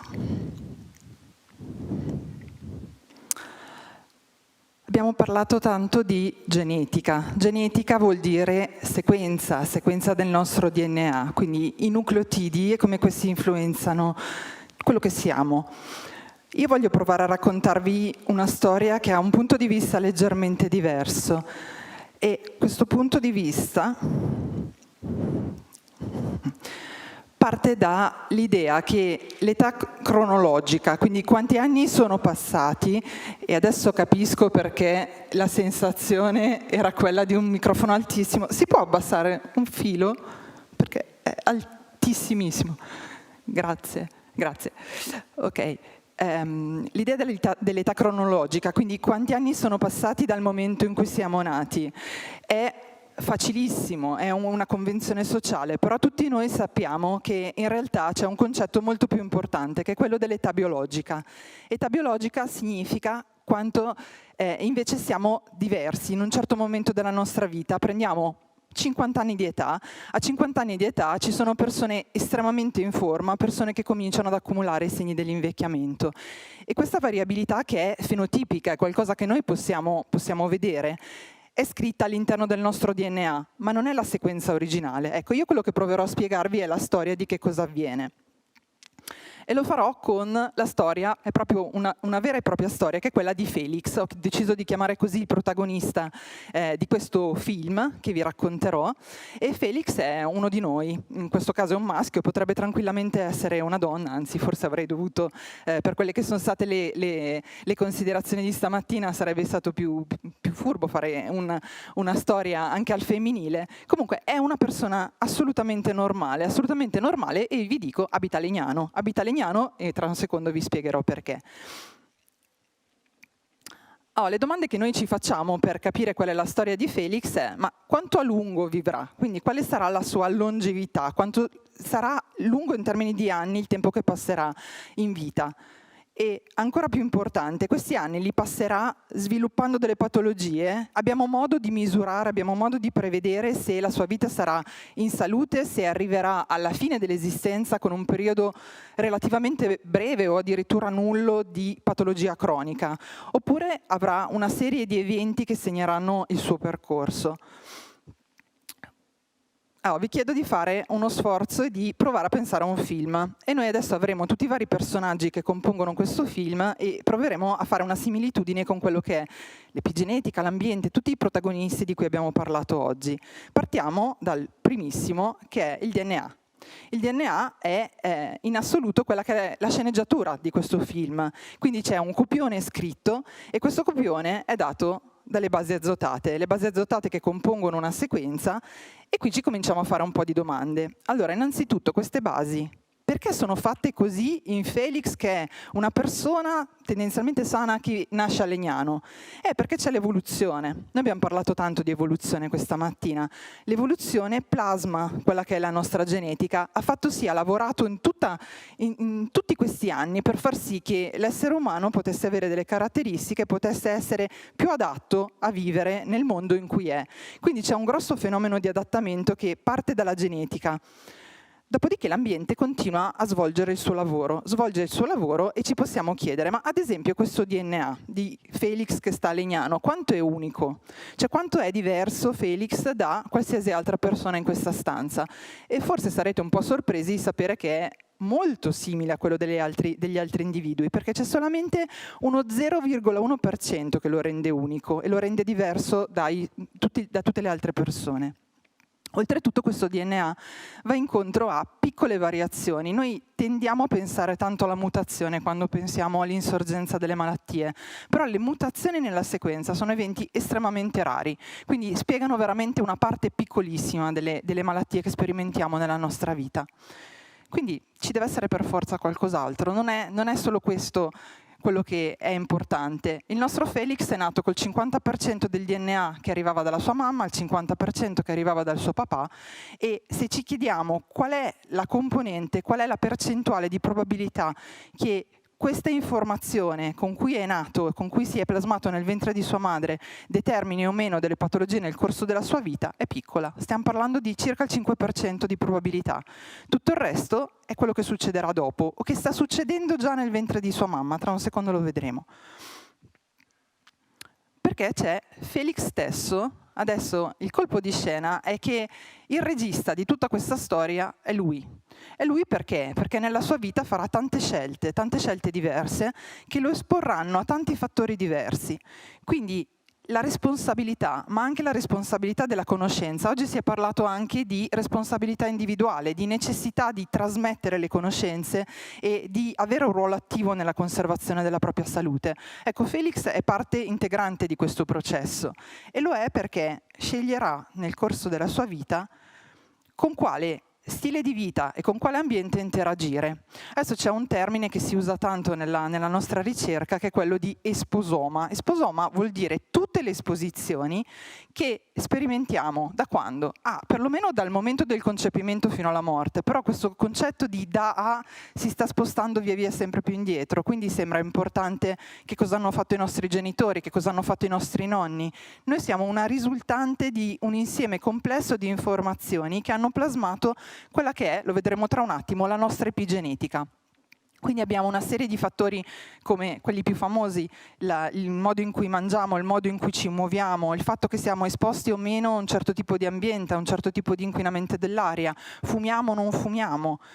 Poi ci sono tutta una serie di fattori più ampi, più sociali, diciamo, un qualcosa che ha a che fare con il clima, col fatto che abbiamo delle interazioni sociali sane, col fatto che abbiamo un ambiente di vita con più o meno alberi, ad esempio, che stiamo tanto nel traffico o no. Tutto questo converge su quelle che vengono chiamate le omiche, quindi un insieme molto denso di informazioni che plasmano il nostro modo, il nostro DNA, il nostro copione, lo plasmano e lo rendono capace di rispondere in una maniera specifica. Perché quello che è un po' quello in cui credo più di tutto è che l'ambiente, tutti questi stimoli che convergono su di noi, in prima battuta non hanno un ruolo di danno. Noi non siamo una risultante di danno di tutto quello che ci succede nella vita, ma siamo un tentativo di rispondere a quel danno, potenziale, e tendenzialmente ci riusciamo anche abbastanza bene, perché la maggioranza di noi in realtà non si ammala per tantissimo tempo. Quindi noi abbiamo una grandissima capacità di resilienza, una capacità adattativa che ci permette di rispondere. E questa capacità la possiamo pensare in 3 esempi che vi faccio. Il primo è quello dell'inquinamento dell'aria. Questo è un motivo un po' storico, perché io per tantissimi anni mi sono occupata di inquinamento e noi abbiamo imparato in tanti studi diversi, in tanti contesti diversi, che quando respiriamo inquinamento dell'aria acuto abbiamo una profonda deregolazione epigenetica, ma questa deregolazione epigenetica non è per forza un mi sta succedendo qualcosa che mi condurrà a sviluppare una malattia. Questa deregolazione può essere anche una risposta positiva all'ambiente, quindi ad esempio attivo l'infiammazione, ma se l'infiammazione è acuta e ha quindi una fase di transizione, è assolutamente un qualcosa che è positivo. È stato detto stamattina, il problema è se è troppo poco e per troppo tempo, ed è verissimo, quindi è il cronico quello che è più associato all'idea di malattia. L'acuto probabilmente è un qualcosa per cui noi siamo pronti a reagire. Esempio 2, esercizio fisico, quindi un fattore considerato negativo di solito, un fattore positivo. Eppure in entrambe le componenti c'è il buono e c'è il cattivo, perché ad esempio l'esercizio fisico è vero che fa bene, ma se è troppo aumenta troppo lo stress ossidativo e quindi l'epigenetica viene impattata in una maniera che è estrema. Quindi anche nel caso dell'esercizio fisico è da fare con i giusti modi, i giusti tempi e la giusta quantità.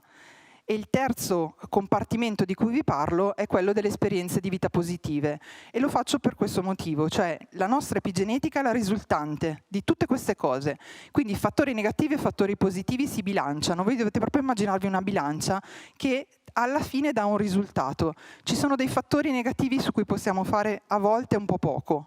Viviamo a Milano, l'inquinamento si può fare con politiche a lungo termine, ma nell'immediato non possiamo fare molto.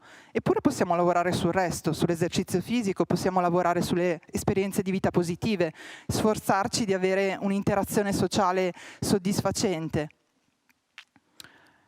E finalmente l'epigenetica, quindi tutte queste informazioni vengono poi scritte in due particolari, adesso vi faccio due esempi particolari di annotazione. Uno è l'istone. L'istone è una proteina, il nostro DNA non è lì libero nelle cellule, ma è arrotolato su proteine, e le proteine permettono di mantenere una compattezza o una rilassatezza della molecola del DNA che la rende più o meno accessibile. La stessa cosa fa la metilazione, soprattutto a livello degli elementi ripetuti, che sono elementi che abbiamo imparato stamattina, sono tante copie nel nostro DNA, non sappiamo ancora benissimo come funzionino, ma probabilmente, lo credo anch'io fortemente, sono sensori dell'ambiente esterno. Quindi cosa succede? Questi meccanismi epigenetici permettono al DNA di chiudersi e di riaprirsi, e in questo modo lo rendono sensore e lo rendono capace di reagire nella maniera più adeguata. Naturalmente non abbiamo il 100% del controllo sulle nostre vite, perché possono esistere eventi. Nella vita di Felix succedono cose che magari non si aspettava. A un certo punto cambia lavoro e quindi avrà bisogno di tempo per riadattarsi alla mole, all'esposoma nuovo che andrà a conoscere. Piuttosto che un evento imprevisto, un incidente d'auto, una malattia, qualcosa che va a influire pesantemente sulla salute. Non dobbiamo dimenticarci che anche in questo caso c'è una componente importante residua di modulazione data da quello che è l'esposoma sull'epigenetica. Quindi la componente di salute viene in qualche modo mantenuta nonostante gli eventi avversi che avvengono. E quindi alla fine succede il movie, succede quello che è veramente il film che Felix si troverà a sperimentare. Avrà un film più o meno felice, che avrà un epilogo più o meno vicino nel tempo e più o meno in salute. E tutto questo è veramente affascinante, che non avrà effetto solo su Felix, perché avrà effetto anche probabilmente sui figli che eventualmente avrà Felix, perché l'informazione epigenetica in minima parte è portata avanti nelle generazioni, e già come lui reagirà a quello che è il suo ambiente esterno è frutto di quello che hanno fatto i genitori e le generazioni prima di lui. Quindi esiste anche il prequel e il sequel. E tutto ciò è reso possibile, queste informazioni sono rese possibili dal fatto che esistono gli scienziati che fanno una cosa: misurano gli effetti. L'epigenetica, abbiamo visto delle presentazioni meravigliose stamattina di misure epigenetiche, e queste misure sono in grado di rendere tangibile l'effetto di ognuna delle esposizioni che noi sperimentiamo. Ve lo devo dire a questo punto, perché Felix di Legnano? Perché abbiamo appena iniziato un progetto molto ambizioso, molto grosso a Legnano, è un progetto IRC che si occupa, il progetto Mameli, che si occupa di studiare come l'esposoma, stiamo cercando di mappare tanti più fattori possibili, vanno a influenzare la metilazione degli elementi ripetuti, quindi un meccanismo epigenetico estremamente plastico, e come questo, nella nostra ipotesi, sia quello che traccia quanto le persone sono resilienti agli effetti dell'ambiente.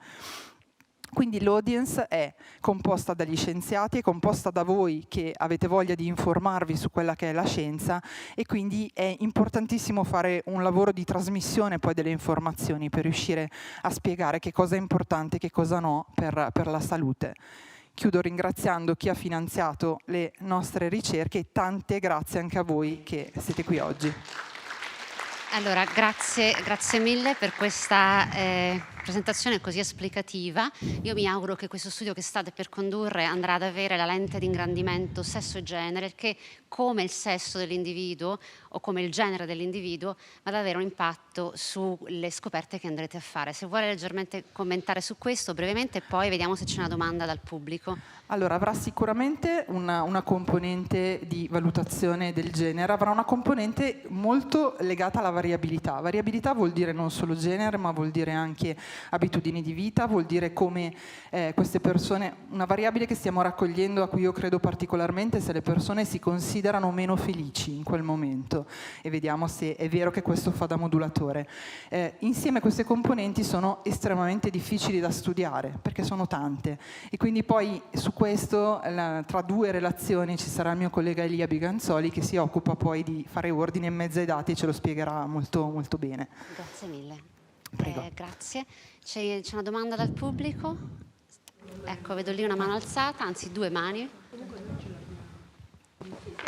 Sì, grazie molte per la presentazione, molto stimolante anche è stata, e mi ha colpito molto una frase che ignoravo onestamente, che l'epigenetica in parte può andare anche a modificare, appunto, ha detto, una piccola parte può rimanere e essere poi passata anche alle generazioni future. Questo può voler dire che, ad esempio, se io eredito una predisposizione allo sviluppo di particolari malattie dai miei genitori, se invece seguo uno stile di vita di un certo tipo, evitandomi io, ora faccio un esempio tipo predisposizione a malattie cardiovascolari, io tengo una vita molto attiva, sto attenta all'alimentazione, non la sviluppo durante l'arco della mia vita, posso andare a infrangere questa continuità, o mi rimane comunque nel mio codice genetico, e quindi quando io a mia volta avrò dei figli glielo passerò anche a loro?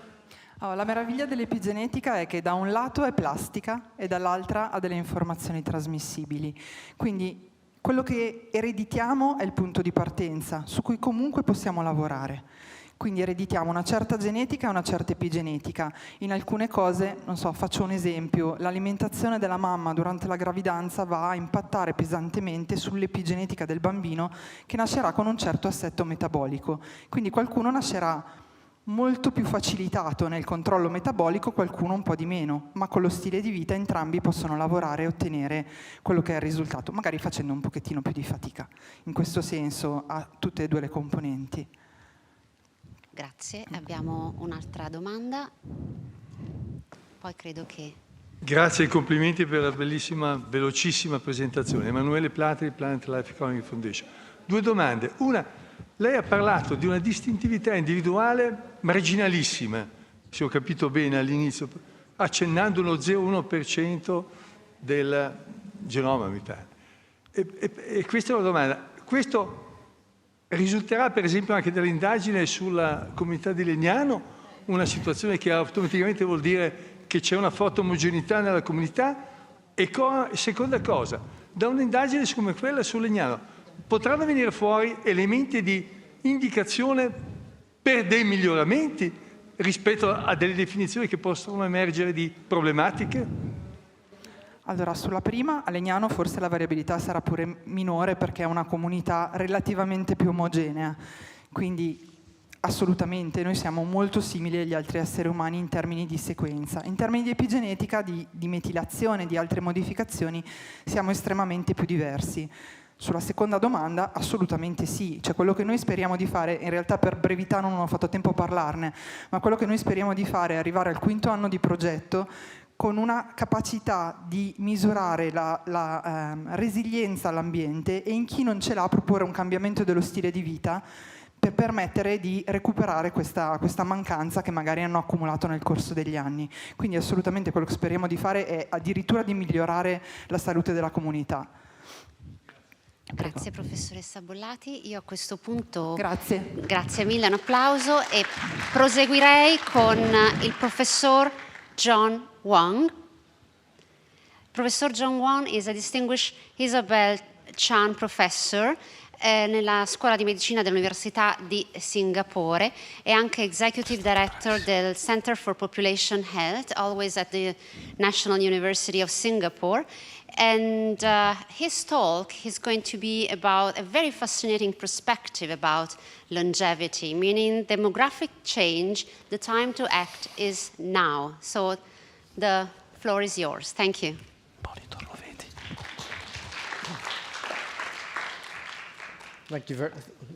Thank you very much, Dr. Santaccioni Chada. Thank you very much for inviting me to be here. Actually, my biggest regret is not being able to meet Viviana Kasam in person. We had tremendous discussions via Zoom, and I was very saddened to, shortly after she spoke to me, to hear of what happened, and this talk is dedicated to her. I'm going to basically come from a different perspective than Professor Bolatti. I think that was a great talk you heard about what's happening at the individual level. I'm going to be talking about at the population level. And I'd like to hope at the end of 15 minutes to really convince everyone that the time to act is really now. So I'm going to basically talk about why this is so important, where are we now, 3 important concepts, and importantly, the way forward. So why is this so important? I think you heard this morning and through many speakers saying that nearly every country in the world is experiencing an increasing proportion of older people.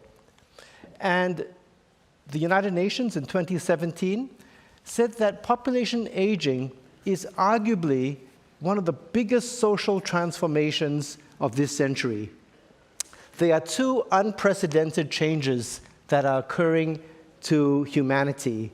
One is climate change, which we all see and feel, and the other equally profound change, which humanity has never experienced, is a world in which there are more older people than younger people. And this is going to change everything that we live, learn, work, and play in society. And preparing for this is arguably one of the most important things that we need to do as societies. So it's sometimes very hard to imagine what 2050 is going to be like. It's 2025. It's very hard to think about 2050. But if I ask everyone in this audience, how many of you can remember exactly what you were doing on September the 11th, 2001. I mean, I remember actually coming home from work and my sister calling me and saying, turn on the television. And that was 24 years ago. So I remember exactly what I was doing 24 years ago. In that same time frame, you can look at this list of countries where nearly every other person is going to be over the age of 60, or nearly every 3rd person is going to be over the age of 60. Italy, and I come from Singapore, you can see that we're both nearly exactly in the same position in 25 years' time. What's worse is that this change is actually happening even faster than we realize.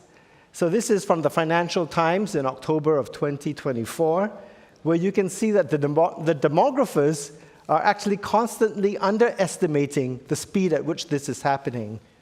And it's amazing that in 2024, Mexico has less births than the United States. I was in Saudi Arabia in February of last year, and I was shocked when the Saudis told me that even Saudi Arabia is below replacement rate. So I think it's good to take one step back. Now, I am a practicing doctor. I'm a medical oncologist. I see patients. I was dean of the medical school. I had to be reminded of the definition of health from the World Health Organization. And I think it's very important to go back and look at the definition of health, because it is a complete state of physical, mental, and social well-being. not merely the absence of disease or infirmity. You know, I think I've spent my entire career as a practicing doctor looking at physical well-being. Over the last 20 years, we've been paying more and more attention to mental well-being. I ask, are we doing enough about social well-being? Because social well-being is like the key to the lock. Without social well-being, it's very hard to have mental and physical well-being. And the United States National Academy of Medicine in 2022 defined healthy longevity as the years in which good health approached the biological lifespan with physical, cognitive, and social functioning, enabling the well-being across populations. And what's very important is the foundation. The foundation is that we need to preserve health for all across all ages into older age. So where are we now? So there was a paper that came out in December of 2020, just 4 months ago, in Nature Aging. By coincidence, the first author is a colleague of mine, Cynthia Chen, at the National University of Singapore. But her collaborators come from the MacArthur Foundation support of the Aging Society, John Beard, Jack Rowe, and the Research Network. And they have, in 2018, they published a paper in the Proceedings of the National Academy of Sciences saying that there are 5 domains that affect whether a population is ready for this demographic change: well-being, productivity and engagement, social cohesion, security, which is physical, financial, and food security, and equity. And this is the rankings, with Switzerland ranked number 1. Singapore was ranked number 10. You can see where Italy is, and so on. So at least there is work being done to try and say, where are we in this huge societal change? But as earlier speakers mentioned, we need to look at life expectancy, and we need to look at health-adjusted life expectancy. And health-adjusted life expectancy is the number of years in which one can be expected to live in good health. So where do we have healthy longevity? So these are just 4 countries, and this is lifespan, and this is health-adjusted life expectancy. And you can see that in many countries, the gap is about 10 to 12 years. And this is why people fear the fact that populations are getting older and older. It's because of this gap. So the question is, can we close this gap? And so there are 3 important concepts to take home. The first, and this was alluded to by Professor Balati, health is the outcome of multiple determinants. And if you look at that pie chart, this came out in 2006, 2007, by Steve Schroeder. And this was the paper which actually shifted me from working full-time in drug development. When I was doing medical oncology, I was very involved in drug development. No matter how hard I work as a practicing doctor, I can only impact about 10% of the causes of premature disability and premature death. 60% of the factors affecting premature disability and premature death are social, behavioral, and environmental. About 30% are genetics, but you heard that fantastic talk by Professor Balati about how genetics can be modified by the environment. So I dare say that 90% of the factors affecting premature death and disability are outside of the hospital. And so no matter how hard I work in a hospital, I need to move out into that, into that much bigger area. And that's what I've done in the last 10 years of my career. And you can see all the factors listed there: health systems, transport, housing, social environment, employment, education, food access, and even broadband access. So this is the only molecular slide that I'm going to show, and this is from a cohort study being done in Singapore. Some of you may know it. It's the Gusto cohort, growing up in Singapore towards healthy outcomes, tracking 1,300 births. They have been tracking in Singapore.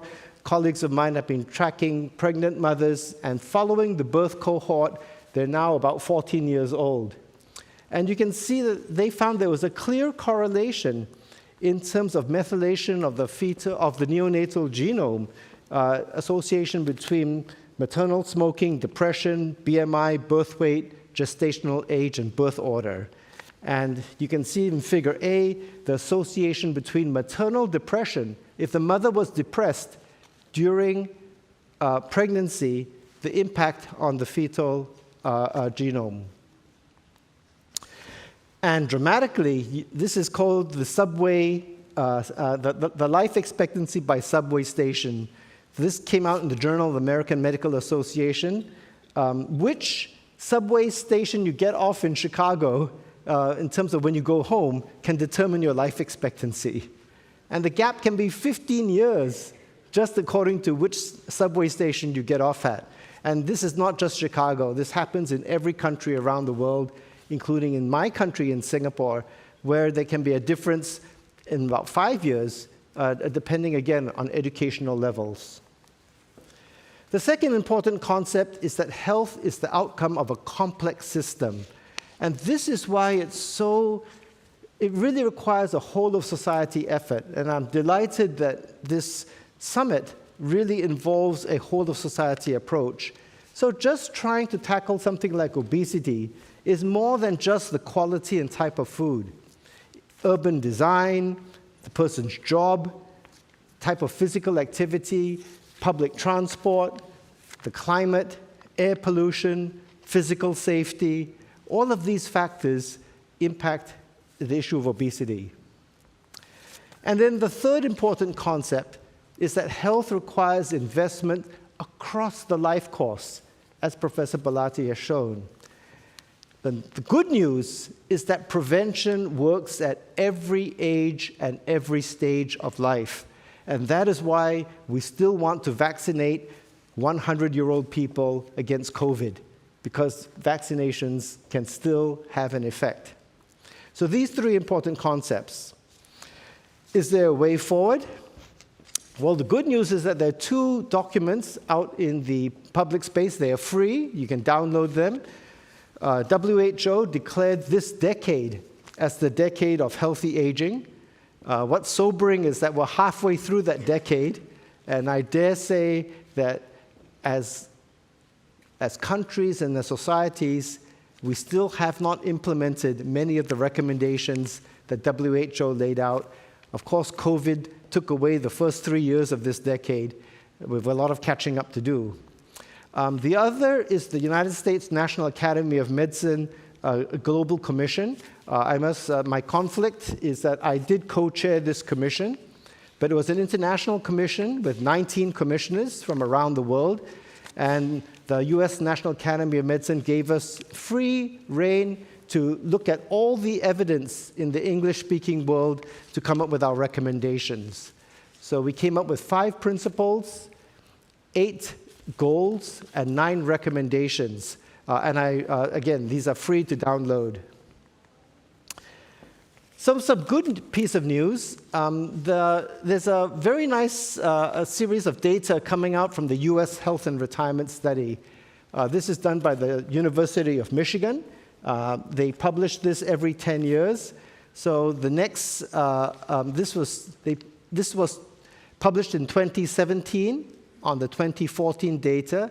So sometime around in the next 2 years, they'll be publishing the 2024 data.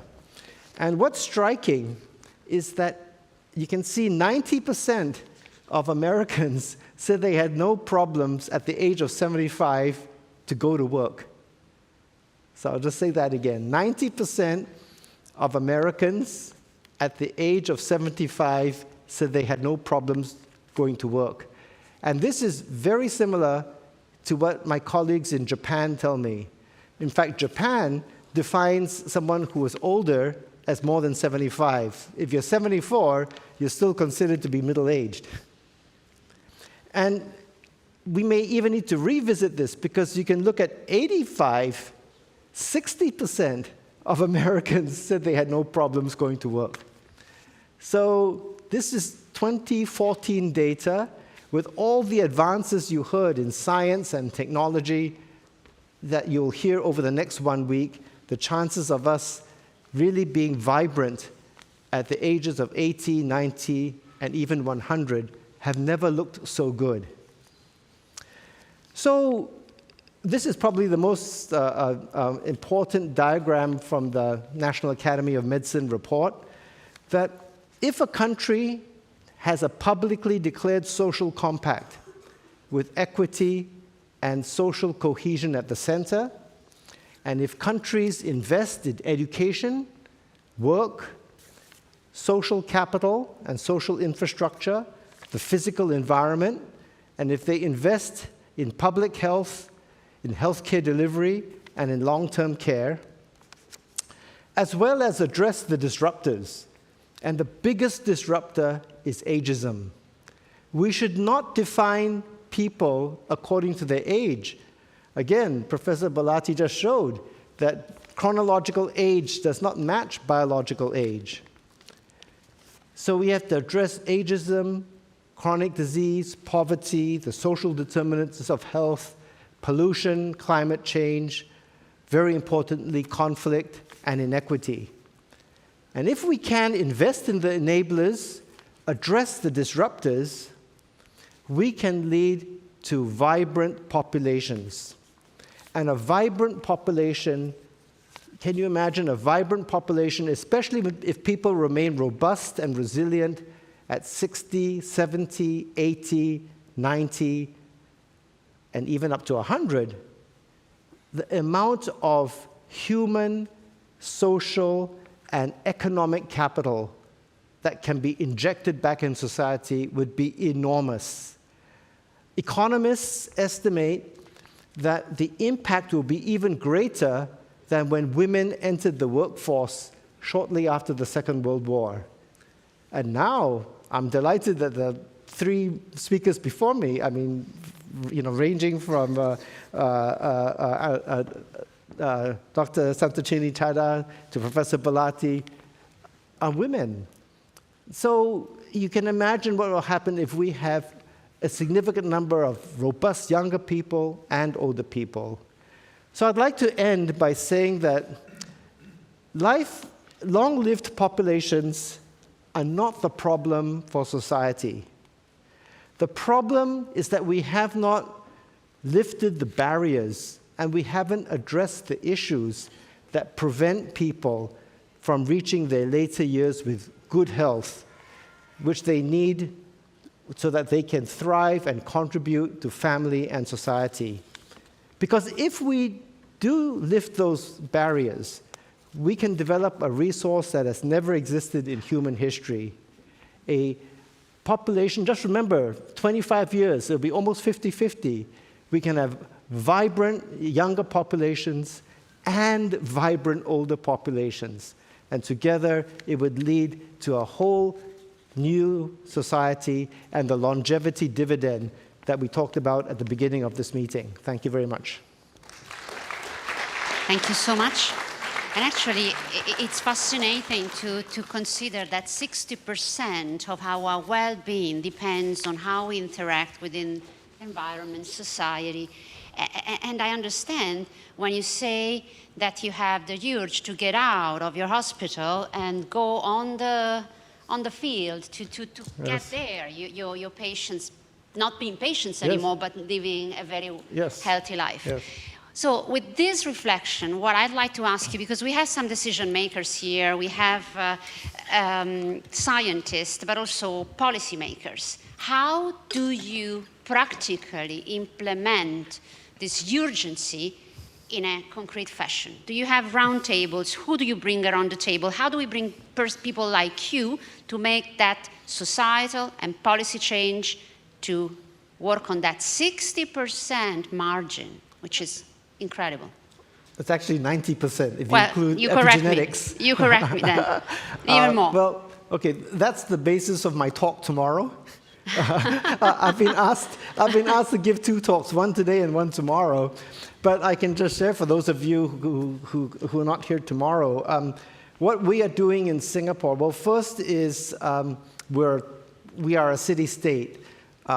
So we do share knowledge freely, and we actually do have a roundtable discussion with the university, the health system, the government, public sector agencies, social sector, and private sector. We do meet, and we have been sharing information, so I'm pleased to say that many members of the government have read both the WHO report as well as the National Academy of Medicine report. I know that because several of the ministers contact me. I send them slides and they show me, they question me on some of the conclusions. Long and short is that we're actually taking one township. So I'm working on a whole of society effort, taking one township, which is representative of Singapore, to try and implement all those recommendations. Because if we can do it for a population of 100,000 people in this township, then there's a good chance that we can do this for the whole city-state. Thank you so much. That's a good tip for us. And we have a question from Professor Orlando here. We have the mic over there, if we can please bring it. Excuse me? Il microfono, per favore, se lo può portare qui davanti, gentilmente. Grazie.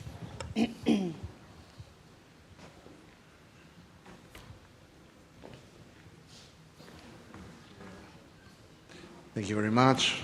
Your amazing collective effort. Well, we do it with the whole world. Right. So this is the colleagues mission. in KAUST are working with us also. We should really give a special, special remark to what Singapore is doing for the world. I mean, this is remarkable. Anyway, other questions. How is this initiative you have reflected in the, let's say, education level, for example, in the medical schools in Singapore? Because this is important for the new generation, next generation of MDs, how this is reflected into their culture and mentality. So it just happens that the dean of the medical school is the principal investigator of the Gusto cohort. Yes, there are several ways in which we are approaching this. Firstly, there's a strong emphasis in really getting all the health science students, medical, dental, nursing, pharmacy, to really understand that we have to approach health from all 3 dimensions: physical, mental, and social well-being. So that's very importantly. Secondly, this issue of the complex system, that we can't just practice as healthcare professionals ourselves, we have to practice as members of society. And we really have to work with society. And very importantly, we have to co-design solutions with the residents. Because there's only one thing I can say with certainty, is that all of us here will be a patient one day. And I still practice, my specialty is oncology. A significant proportion of my patients are colleagues coming down with cancer. And it's very different when you go from being a doctor to being a patient. And when you're a patient, you want to co-design solutions with the doctor. You don't want the doctor to tell you, this is what you should do, and my word is the truth. It's actually really co-design. So we're spending a lot of effort in design, behavioral, and implementation science. Because there's so much knowledge out there, but the difficulty is getting that knowledge implemented at scale. And getting society to understand science, and getting society to understand that we're working together and not against each other is so important. And this is what we're trying to do. Medicine as an advantage over Western type of medicine? Okay, so I really don't divide medicine into Eastern or Western. You've got Professor Jackie Han here who's going to tell you some amazing data. But, again, it's trying to understand the pathophysiology, and sometimes, again, traditional Chinese medicine dates thousands of years, and there are real concepts there which Western trained, and I'm Western trained as a doctor, cannot understand, but the phenomena is there, and trying to understand the phenomena, I think, is critical. And I think that if we are truly people of science, we should really try and keep an open mind, because how many times we've been, I still remember when people said that bacteria cause gastric cancer. I spent my whole medical school career learning how to shut off acid, and turned out to be Helicobacter pylori. Take antibiotics for it. So really trying to keep an open mind and not really say that this is Eastern or Western, but really trying to say, okay, how do we do this to benefit all our society? And I think that's the role of science. Thank you. I think we need leaders like Professor Wang to advise the entire planet on how to collaborate and come together. But we have a last question, if you don't mind. Yeah, here, sorry. I don't know if it's a question or a comment, but I would really love to get your take on this. You have shown beautifully that, the society is going to change dramatically from a demographic standpoint. And I think you have also shown beautifully that education, so what you know and what you is really correlated with healthy aging, right? Mm-hmm. But at the same time, this is colliding with the trajectory that we're taking in terms of, for example, artificial intelligence.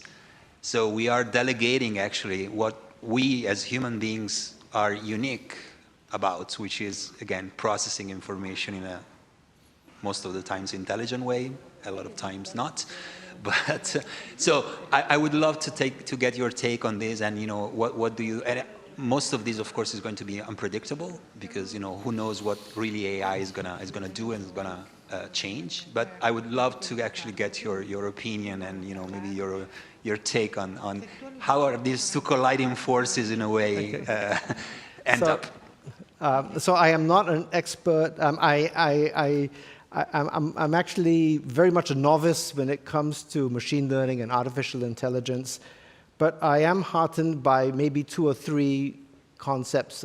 Firstly, one is that my understanding is that in terms of artificial intelligence, it's based on machine learning, and so it needs to learn on something.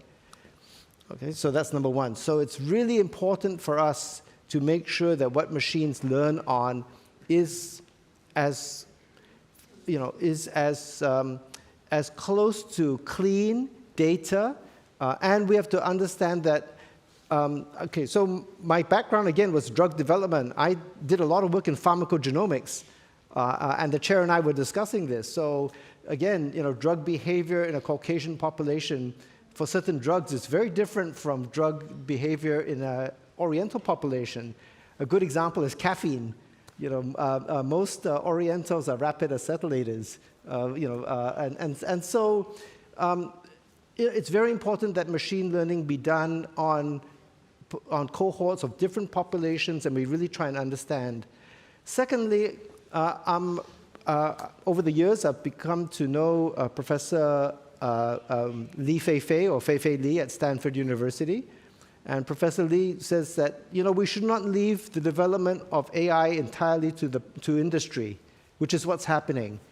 Universities and the public sector need to co-invest in development of artificial intelligence to the same degree, because right now it's very lopsided. Everything is being developed in the private sector. And so we in Singapore are putting a big effort to develop artificial intelligence for social good in universities with the same degree of ethics, the same degree of rigor as we would with drug development. And I think that's very important, because right now we are leaving the development of AI to the private sector, and I don't think that's a healthy behavior. That's a healthy strategy. Thank you. This is, I think, an answer that brings us to reflect a lot on what is happening around the world, where we polarize major innovation discovery, including AI, in the hands of just very few people around the globe. That said, thank you so much, Professor Wang. We move on. We have the next speaker with us, and it's about now back to Italian. Professor Elia Biganzoli dell'Università Statale di Milano.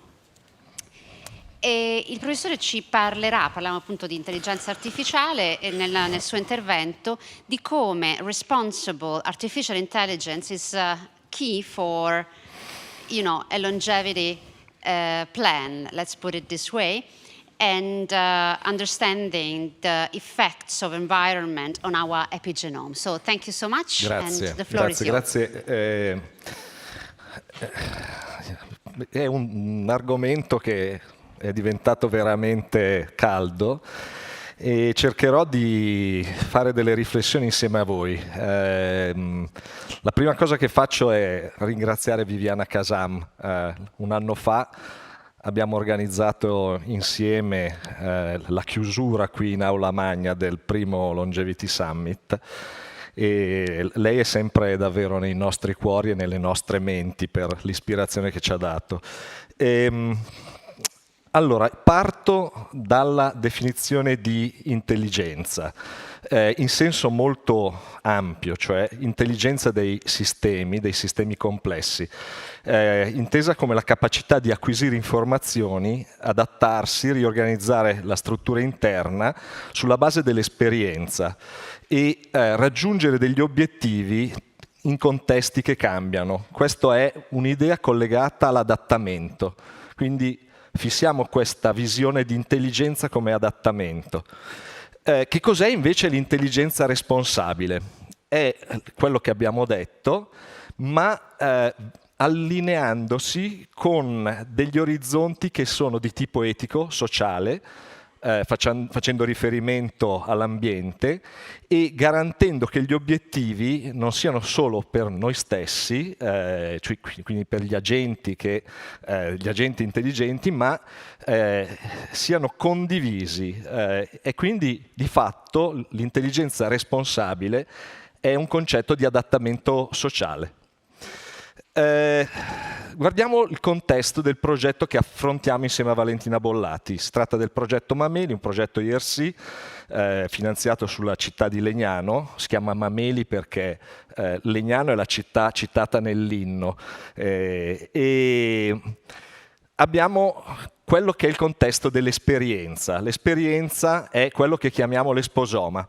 L'esposoma è caratterizzato da tutta la parte, diciamo, interna, determinata dai soggetti, quindi gli stili di vita, le omiche, la fisiologia che andiamo a misurare, e poi tutta la parte esterna collegata all'inquinamento, alla possibilità di monitorare la greenness, l'utilizzo del territorio e tutto l'aspetto appunto del monitoraggio a rete dell'aria. Se invece andiamo a guardare la parte interna, quello che abbiamo introdotto oggi come l'epigenoma, abbiamo appunto detto che la parte codificante dei geni è una parte molto piccola. Tutto il resto è quello che era stato definito DNA spazzatura. Questo è un aspetto interessante, no? Il fatto che si sia pensato che una porzione così ampia del patrimonio genetico fosse di fatto inutile, con dei costi energetici inutili a questo punto. Ma in realtà noi possiamo vedere che c'è una parte collegata all'epigenetica dei geni, cioè alla regolazione dei geni, e una parte invece, e qui l'interesse diventa forte, collegata all'epigenetica degli elementi ripetuti. Ne abbiamo parlato questa mattina, abbiamo sentito parlare di elementi trasponibili, elementi ripetuti di origine largamente virale, e anche questo è un aspetto interessante, cioè questa integrazione di biologie. Qui c'è qualcosa di interessante perché i cambiamenti che interessano gli elementi ripetuti, come si dice qui, sono meno chiari, molto più sfumati. In realtà, come abbiamo appreso, di fatto riflettono una condizione molto più dinamica rispetto alla regolazione genica più, diciamo, rigida. Dove voglio arrivare adesso lo capirete. Allora, prima cominciamo a parlare di che cos'è l'intelligenza artificiale. L'utilità dell'intelligenza artificiale è stata richiamata più volte. Stiamo trattando di problemi di complessità nei dati, bisogna integrare moli di dati estremamente grandi, abbiamo un problema cosiddetto di big data e quindi necessitiamo di strumenti bioinformatici, biostatistici molto sviluppati. Qui ci può aiutare l'intelligenza artificiale. Qui vi faccio vedere quello che è il grafo di un modello di rete neurale artificiale, tanto per intenderci quella che è alla base dell'intelligenza generativa che ormai tutti abbiamo imparato a conoscere. Si tratta di una rete profonda, è fatta di strati di nodi, come vedete rappresentati qui, con delle connessioni che in qualche modo simulano la struttura interconnessa del sistema nervoso centrale con assoni, sinapsi. Tutto questo però chiaramente nei sistemi di calcolo ha una rappresentazione propria matematica, che qui non discutiamo. Abbiamo un input, per noi gli input potrebbero essere le misure che effettuiamo, le misure dell'ambiente, delle omiche che abbiamo, e un output che genera delle previsioni. Le applicazioni dell'intelligenza artificiale nell'ambito dell'epigenetica si sono viste, per esempio nell'ambito degli cosiddetti orologi che abbiamo visto. In realtà il problema ha una struttura gerarchica molto complessa, legata a come si organizza la variabilità biologica. Andiamo a vedere che problemi può avere l'intelligenza artificiale nel contesto, per esempio, della cosiddetta intelligenza generativa. Perché di questo si parla, stiamo parlando di sostenibilità, stiamo parlando di punti che interessano le persone e vediamo che la generativa ha sicuramente dei problemi legati all'impatto ambientale, alla sostenibilità etica e sociale, ha dei problemi nella gestione, diciamo, economica e di governance. Qui li ho elencati. Dobbiamo cominciare a cambiare le nostre visioni, questo sta effettivamente avvenendo. Nell'ambito della scienza uno strumento fondamentale è collegato alla scienza aperta, cioè l'aspetto fondamentale che noi vediamo come riproducibilità della ricerca, e sicuramente l'open science è uno strumento fondamentale. Qui mi piace citarlo, ma mi piace anche citare quello che è il documento del garante della privacy, che fa riferimento a 3 principi, che sono quello di conoscibilità, quello di non esclusività.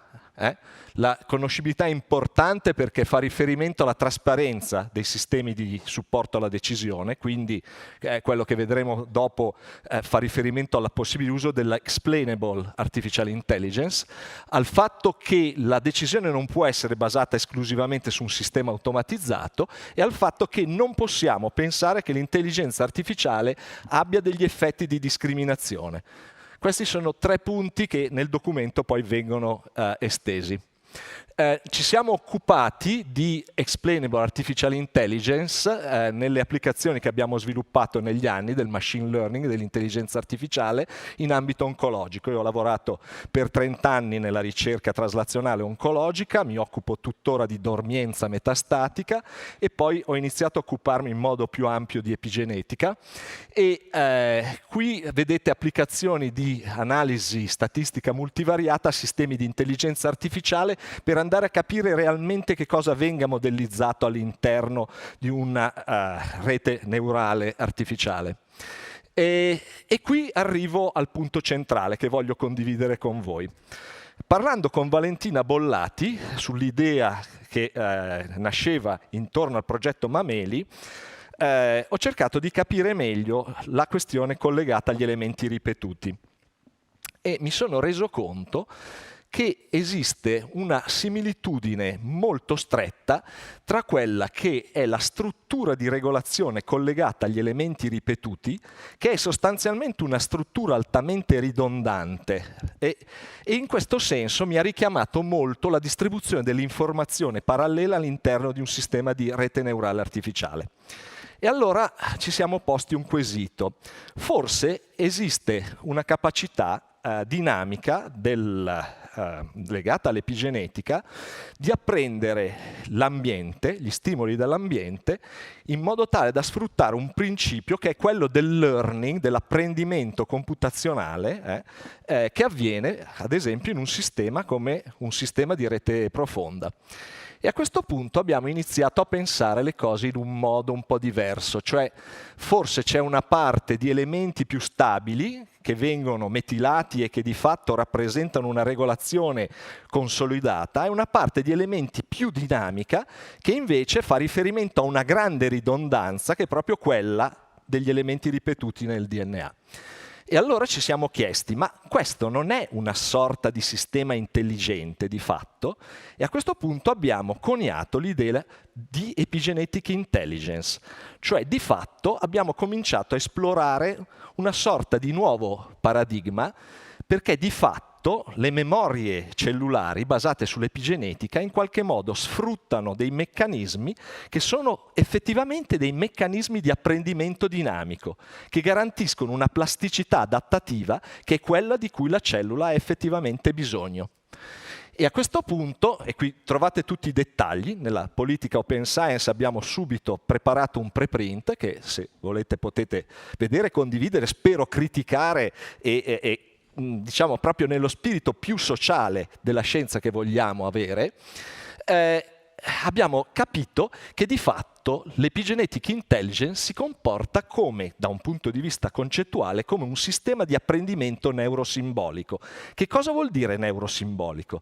Diversamente da un sistema di puro learning, come per esempio l'intelligenza generativa, ha una parte di tipo simbolico che è basata su regole già codificate, cioè sono le regole che l'epigenetica ha già imparato nella storia evolutiva e che sono consolidate e ferme. Mentre c'è una parte adattativa estremamente dinamica che funziona con dei, diciamo, meccanismi di ridondanza estremamente spiccata e quindi di fatto impara. Praticamente il funzionamento di una rete neurosimbolica, di un sistema di questo tipo, è un confronto continuo tra una condizione di quella che si chiama reasoning, basata su regole simboliche, cioè una conoscenza precostituita, e una parte di learning che è la parte che si confronta continuamente con la condizione ambientale. Nell'ambito del progetto Mameli, quindi, andiamo a vedere cosa cercheremo di fare, perché questo ci porta ad avere una visione un po' diversa di come esplorare questo tipo di complessità e questo tipo di informazione. Cioè, di fatto, sarà molto difficile trovare dei singoli elementi ripetuti che in qualche modo rappresentino il marker, l'informazione. Verosimilmente dovremo andare a studiare dei pattern all'interno e capire questi pattern come possono riprodursi e variare all'interno delle popolazioni, perché è il problema di aprire la scatola nera. Avremo una fase di discovery su 200 partecipanti con uno studio che al momento crediamo sia il più grande al mondo, basato su long reads, quindi su nanopore sequencing, quindi su sequenziamento profondo. Da qui andremo a fare la scelta di un certo numero di siti, di elementi ripetuti, che andremo a valutare in una fase di tuning su 2500 partecipanti dello studio Mameli, e saranno l'idea di andare a vedere come questi elementi possano essere modulati dall'esposoma. Nella prima fase vedremo quali variano di più e quali sono più stabili, e poi come variano in funzione dell'esposoma. La terza fase è legata alla prediction, e questa ci permetterà di capire quali sono i soggetti che in qualche modo deviano dalla previsione, e probabilmente, quello che abbiamo già visto in studi preliminari, sono i soggetti che hanno delle condizioni di resilienza alterate e che potrebbero essere il target per degli interventi più mirati da un punto di vista di stili di vita, piuttosto che di effetti che, come abbiamo detto, possono modulare l'epigenetica in senso positivo. Quindi l'idea è andare a studiare tutto questo in una logica che possa essere utile da un punto di vista del miglioramento delle policy per quanto riguarda la parte di utilizzo dell'informazione epigenetica nella promozione della salute. Tutto questo ha dei vantaggi, non entro in dettagli perché il tempo corre, ma quello che può essere interessante per gli specialisti è che questo è un sistema ibrido che funziona utilizzando un approccio metodologico di tipo bayesiano, cioè sostanzialmente combina delle condizioni di probabilità a priori che vengono modificate dal learning in modo tale da spostare quello che è la condizione della regola iniziale verso una direzione adattata. Le prospettive future, quelle che voglio sottolineare, sono l'importanza della collaborazione interdisciplinare. Quindi avete capito che qua la sfida è molto grossa e sicuramente l'aspetto ci porta davanti a delle visioni anche da un punto di vista epistemologico un po' differenti rispetto a prima. L'importanza di utilizzare approcci di explainable artificial intelligence e assolutamente trattare i problemi di bias nelle popolazioni. La relazione del professor Wong prima è stata straordinaria da questo punto di vista. Il futuro dell'intelligenza epigenetica è legato al fatto che l'intelligenza forse non è solo quella che noi abbiamo nel nostro sistema nervoso centrale, nel nostro cervello, ma di fatto l'intelligenza è un continuo che coinvolge le cellule a vari livelli e soprattutto le coinvolge secondo una prospettiva di intelligenza artificiale responsabile. Le cellule si comportano in modo responsabile in generale. Certo, quando parliamo di cancro possiamo pensare a qualcosa che è uscito da questa logica di responsabilità sociale delle cellule.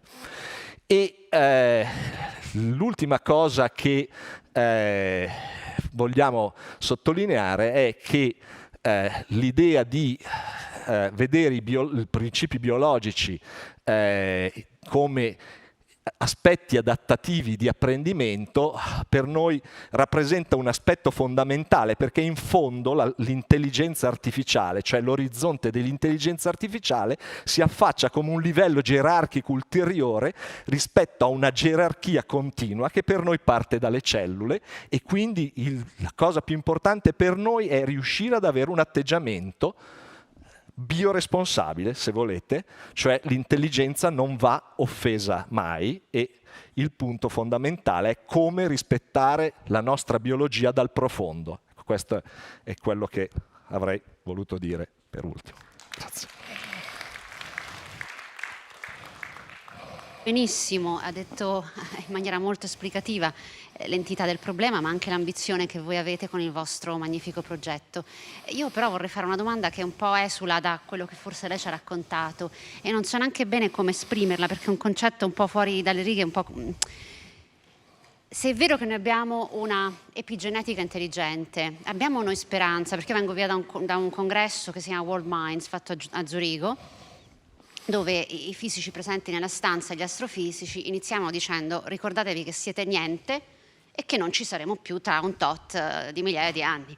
Quindi insomma la speranza era un pochino limitata, no? Nel senso, siamo esseri finiti. Ora, detto questo, in base alle sue predizioni, al fatto che andremo a capire un po' la predittività del dato, secondo lei la nostra specie si adatterà a condizioni di vita diverse dovute al cambiamento climatico, dovute al fatto che forse un giorno dovremo andare a vivere su Marte? Non lo so, voglio avere la sua opinione su questo tema, un po' forse distante dalla ricerca applicata che andrete a fare, che però in base alla sua conoscenza credo che abbia un'opinione sicuramente migliore della mia. La ringrazio, è una domanda bellissima, mi sento molto umile in questo senso nel dare una risposta. Quello che noi stiamo cercando di capire, quello che stiamo cercando di fare, ed è un punto fondamentale che voglio tradurla appunto da un punto di vista pratico, è quello che è sbagliato è dare un messaggio di paura alle popolazioni. La biologia è speranza per definizione, perché è proprio nell'intelligenza stessa della biologia la speranza. I sistemi più sono complessi, più diciamo, vanno incontro a problematiche caotiche di adattamento e mediazione. Questo lo osserviamo nelle popolazioni umane. Quindi noi abbiamo veramente in mano il nostro futuro. Però ecco, il futuro è basato sull'idea del rispetto, cioè la conoscenza e il rispetto. Noi crediamo che la scienza abbia un ruolo nel momento in cui è scienza sociale, condivida i temi senza offrire delle soluzioni certe, ma mettendo sul piatto i problemi. Quello che stiamo cercando di fare è questo, soprattutto stiamo cercando di cambiare la visione, lì vedete l'indicazione di un sito che è legato alla nostra iniziativa, l'Istituto per l'Epigenetica dei Sorrisi l'abbiamo chiamato. Noi abbiamo cambiato il paradigma dall'idea dei fattori di rischio all'idea dei fattori di beneficio, o meglio dei fattori di adattamento, cioè per rispondere alla sua domanda, io personalmente ho una certezza assoluta che Lei gli ha esseri speranza. umani, assolutamente sì. E con questo io penso che insomma abbia risposto in maniera più che esaustiva e positiva alla mia perplessità che ho sperimentato a Zurigo, in quel di Zurigo. Detto questo, ci sono delle domande da parte del pubblico, prego. Lei è microfonato, quindi sì. Sì. Ecco, posso parlare, grazie. Mi hanno attivato. Grazie Lia, fantastica presentazione, anche quelle precedenti. Per collegarmi al tema della sua domanda, è interessantissimo perché questa intelligenza epigenetica, collegato a quello che si diceva prima, che in parte l'epigenoma è trasmissibile alle prossime generazioni, potrebbe essere la base dell'evoluzione di quello che qualcuno aveva definito l'evoluzione della specie e l'adattamento ai cambiamenti, perché in effetti cambiamenti positivi possono essere trasmessi in parte alle nuove generazioni, magari non è un cambiamento immediato, nel senso magari non aiuta noi, ma potrà aiutare i nostri nipoti, pronipoti a vivere meglio in condizioni di stress.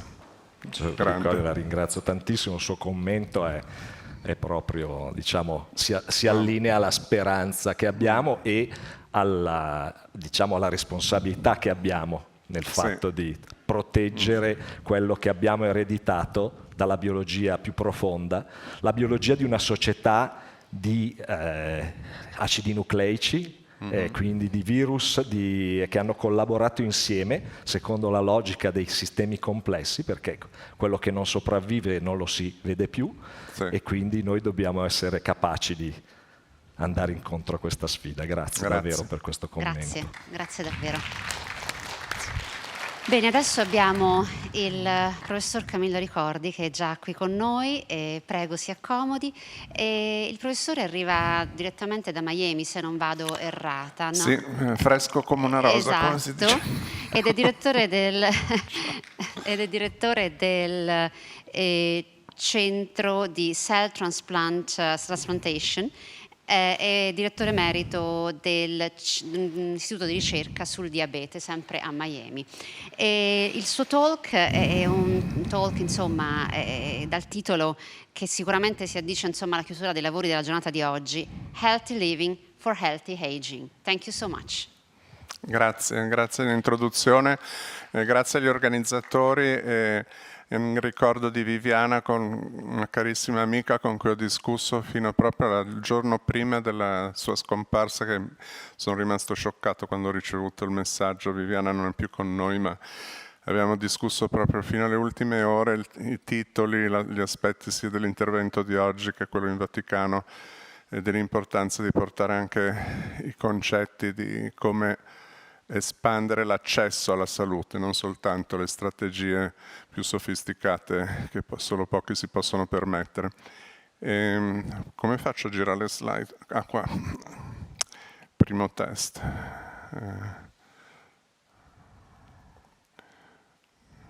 C'è una cosa per farli avanzare? Quello di fianco?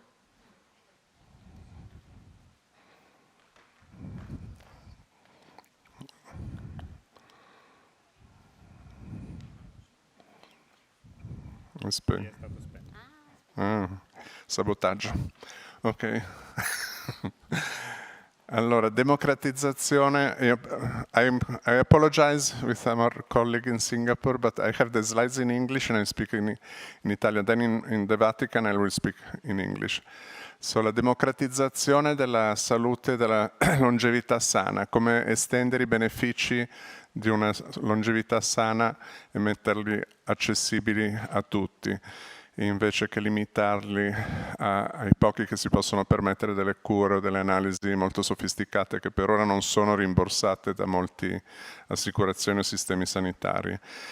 Il span engineering, l'ingegnerizzazione della longevità sana è importantissima e abbiamo delle prove visibili oggi, delle dimostrazioni che è possibile. Singapore, I always make the example in my talk on how it was possible, di come è stato possibile passare in 20 anni al primo posto di longevità sana al mondo, implementando dei cambiamenti importanti. Ma per ingegnerizzare la longevità sana bisogna agire a 4 livelli. Prima, prevenire che le persone diventino pazienti con tecniche di diagnosi predittiva che sono sempre più accessibili oggi per svelare fattori di rischio invisibili, perché per poterli sconfiggere dobbiamo identificare. Poi si può intervenire per bloccare la progressione di una malattia nelle fasi iniziali, se uno inizia ad diventare malato.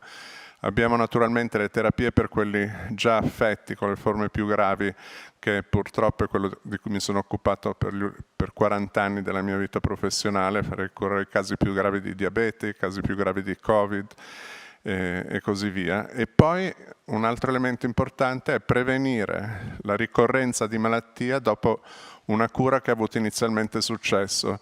E questo è importantissimo perché si ricollega al punto 1, la prevenzione primaria. Perché molti dicono: hai ricevuto un trapianto di isole pancreatiche, non fai più insulina, vai a mangiare pizza e gelato come se non c'è più domani, e poi 5 anni dopo uno si è di nuovo a fare iniezioni di insulina. E questo per moltissimi interventi, soprattutto per le patologie croniche degenerative.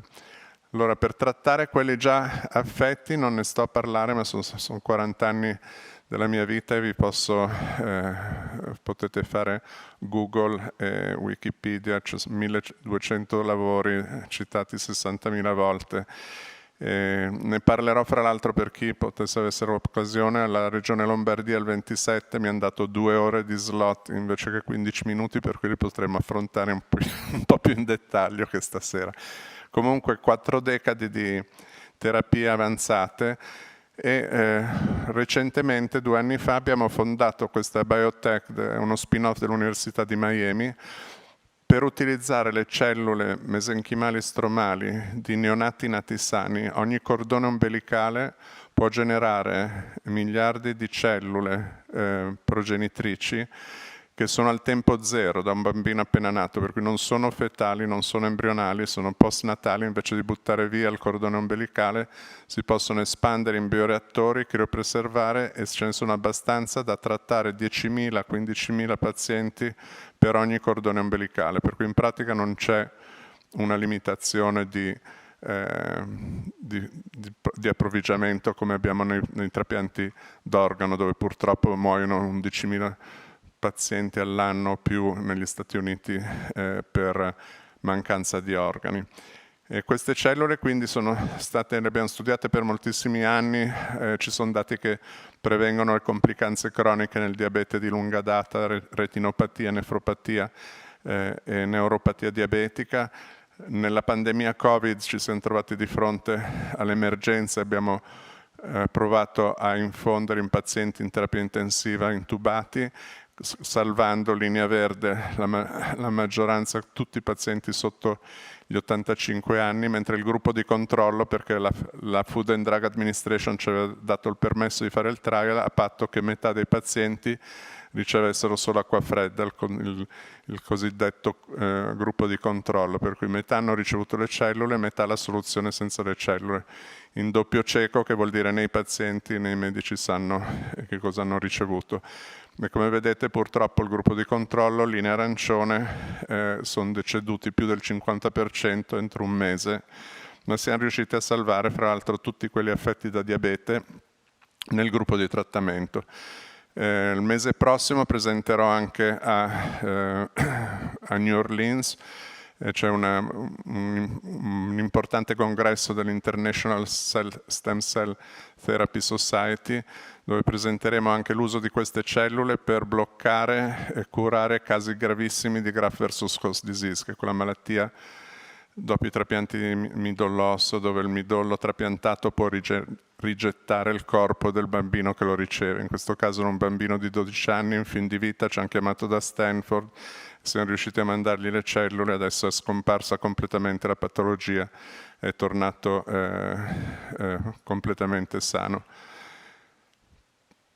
Passando dalle forme, i trattamenti delle forme più gravi, salvare chi ha affetto da una patologia gravissima, ben venga. Poi come possiamo interromperla in fasi precoci di malattia?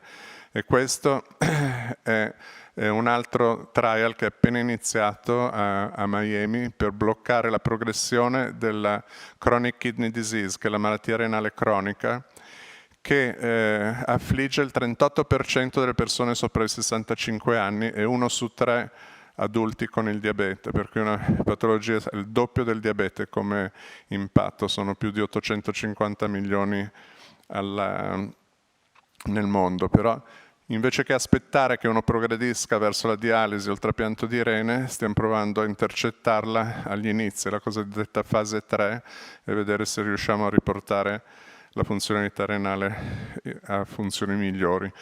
Questi due lavori sono anche, in questo senso, siamo stati in grado di far tornare delle cellule che non producevano più insulina in pazienti diabetici di tipo 2 di lunga data, che vanno incontro a questa cosiddetta transizione mesenchimale, non producono più insulina, a mischiarle, combinarle con queste cellule del cordone ombelicale di bambini neonati e farle tornare a produrre insulina come decadi prima, quindi a ridifferenziare dei tessuti specializzati che dedifferenziano per age-related, per malattie legate al progredire dell'età cronologica. E poi abbiamo provato anche a iniettare cellule giovani in questo modello di progeria murino nei topi. Progeria sono quei bambini che invecchiano molto rapidamente, non raggiungono di solito i 17-20 anni di vita. E in questi modelli di topi siamo riusciti a triplicare l'aspettancia di vita usando cellule giovani, queste cellule molto giovani, o anche esosomi extracellular, vescicole extracellulari prodotte da queste cellule. Abbiamo anche delle nuove terapie, fra l'altro questa è una company che è stata sviluppata a Milano, che si chiama Lipogen, che adesso ha già effettuato 80.000 interventi nel mondo e sarà presto, spero, approvata anche negli Stati Uniti, in alcune regioni italiane è già rimborsata e approvata.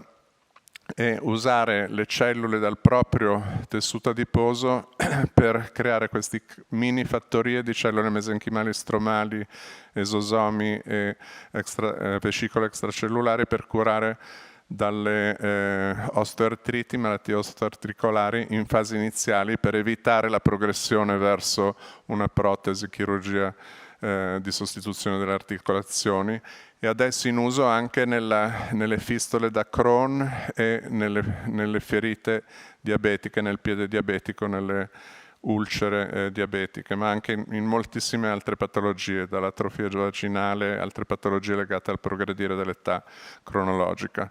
Se invece parliamo del punto primo, che è come possiamo avere un impatto per prevenire che le persone diventino pazienti e progrediscono verso una condizione di malattia, è importantissimo, perché molti mi chiedono: ma tu ti occupi di diabete, dirigi il centro più grosso sul diabete a Miami e ti occupi anche di longevità sana, ma cosa c'entra la longevità sana con il diabete? Beh, purtroppo c'entra moltissimo, perché la riduzione di longevità nel diabete, che è una malattia classica da accelerato invecchiamento, in un bambino diagnosticato a 10 anni col diabete di tipo 1, negli Stati Uniti, se uno ha accesso alle tecnologie, a soldi, agli specialisti, alle pompe, insulina, sensor, perde una media di 13 anni di aspettativa di vita. La media mondiale è 24 anni, e se uno vive in un paese a basso reddito, in low income country, perdi una media di 47 anni, un bambino di 10 anni rispetto a un bambino che non ha il diabete. Per cui non è solo l'accesso quando si parla di democratizzazione della salute, che purtroppo le malattie, anche le malattie cardiovascolari, il 75% sono in paesi a basso reddito e l'aspettativa di vita cambia a seconda dell'accesso a tecnologie. E il 95% degli adulti sopra i 60 negli Stati Uniti sono affetti da una di queste malattie elencate sotto, diabete, obesità, chronic kidney disease, eccetera. E abbiamo parlato molto, non sto a ripetere, la differenza tra longevità sana e longevità malata che creano nel complesso la longevità, per cui nessuno, quando chiedo chi vuole vivere fino a 120 anni, si alzano magari 2 mani, ma chi vuole vivere fino a 120 anni sentendosi come quando ne hai 30 o 20? Tutti. E allora cos'è questa longevità malata? Se noi abbiamo l'obiettivo dei centenari, delle Blue Zone, 100 anni, negli Stati Uniti dopo i 65 anni c'è questa freccia rossa di longevità malata. L'Italia va meglio, che siamo al 10° posto, Singapore, Giappone e Sud Corea sono i primi, a pari merito a mio avviso, e poi anche paesi che sono in condizioni peggiori. Però pensate che gli Stati Uniti, che spendono più di tutti al mondo in sanità, 4,7 trilioni all'anno, il 20% del PIL americano, hanno i risultati peggiori e sono l'unico paese sviluppato che ha diminuito la longevità sana dal 2010 ad oggi. Qui il potenziale di migliorare e contrarre questa longevità malata è uno dei nostri obiettivi principali. Ma occorre cambiare mentalità, uno dovrebbe cambiare da un regime di fee for service, che vuol dire compensare i medici per prestazioni, perché uno diventa un oggetto di interesse solo quando uno si ammala e va in ospedale o vede un medico, a un regime di fee for outcome, che vuol dire compenso per risultati, cioè prevenire che le persone diventino pazienti e entrino in questa catena di filiera di profitto che inizia solo quando uno si ammala. Allora, abbiamo dei fattori di rischio invisibili e dei fattori di rischio visibili.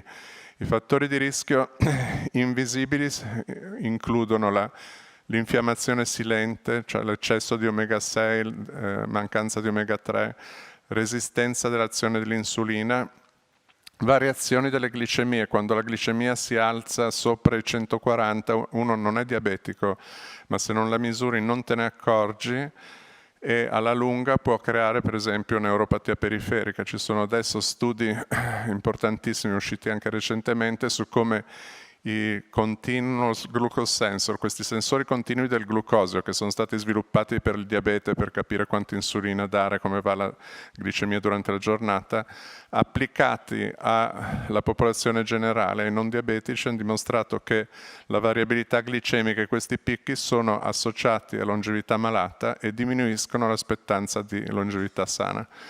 Deficienza di vitamina D, importantissima, deficienza di polifenoli, attivatori delle sirtuine e altre molecole protettive, ma il concetto è che non puoi sconfiggere quello che non vedi, per cui grazie a queste tecniche adesso di diagnostica predittiva, che è diversa da quella precoce, tipo diagnosi precoce quando fai una mammografia per identificare un piccolo nodulo nella mammella, colonoscopia per identificare un piccolo polipo prima che diventi un problema più grosso.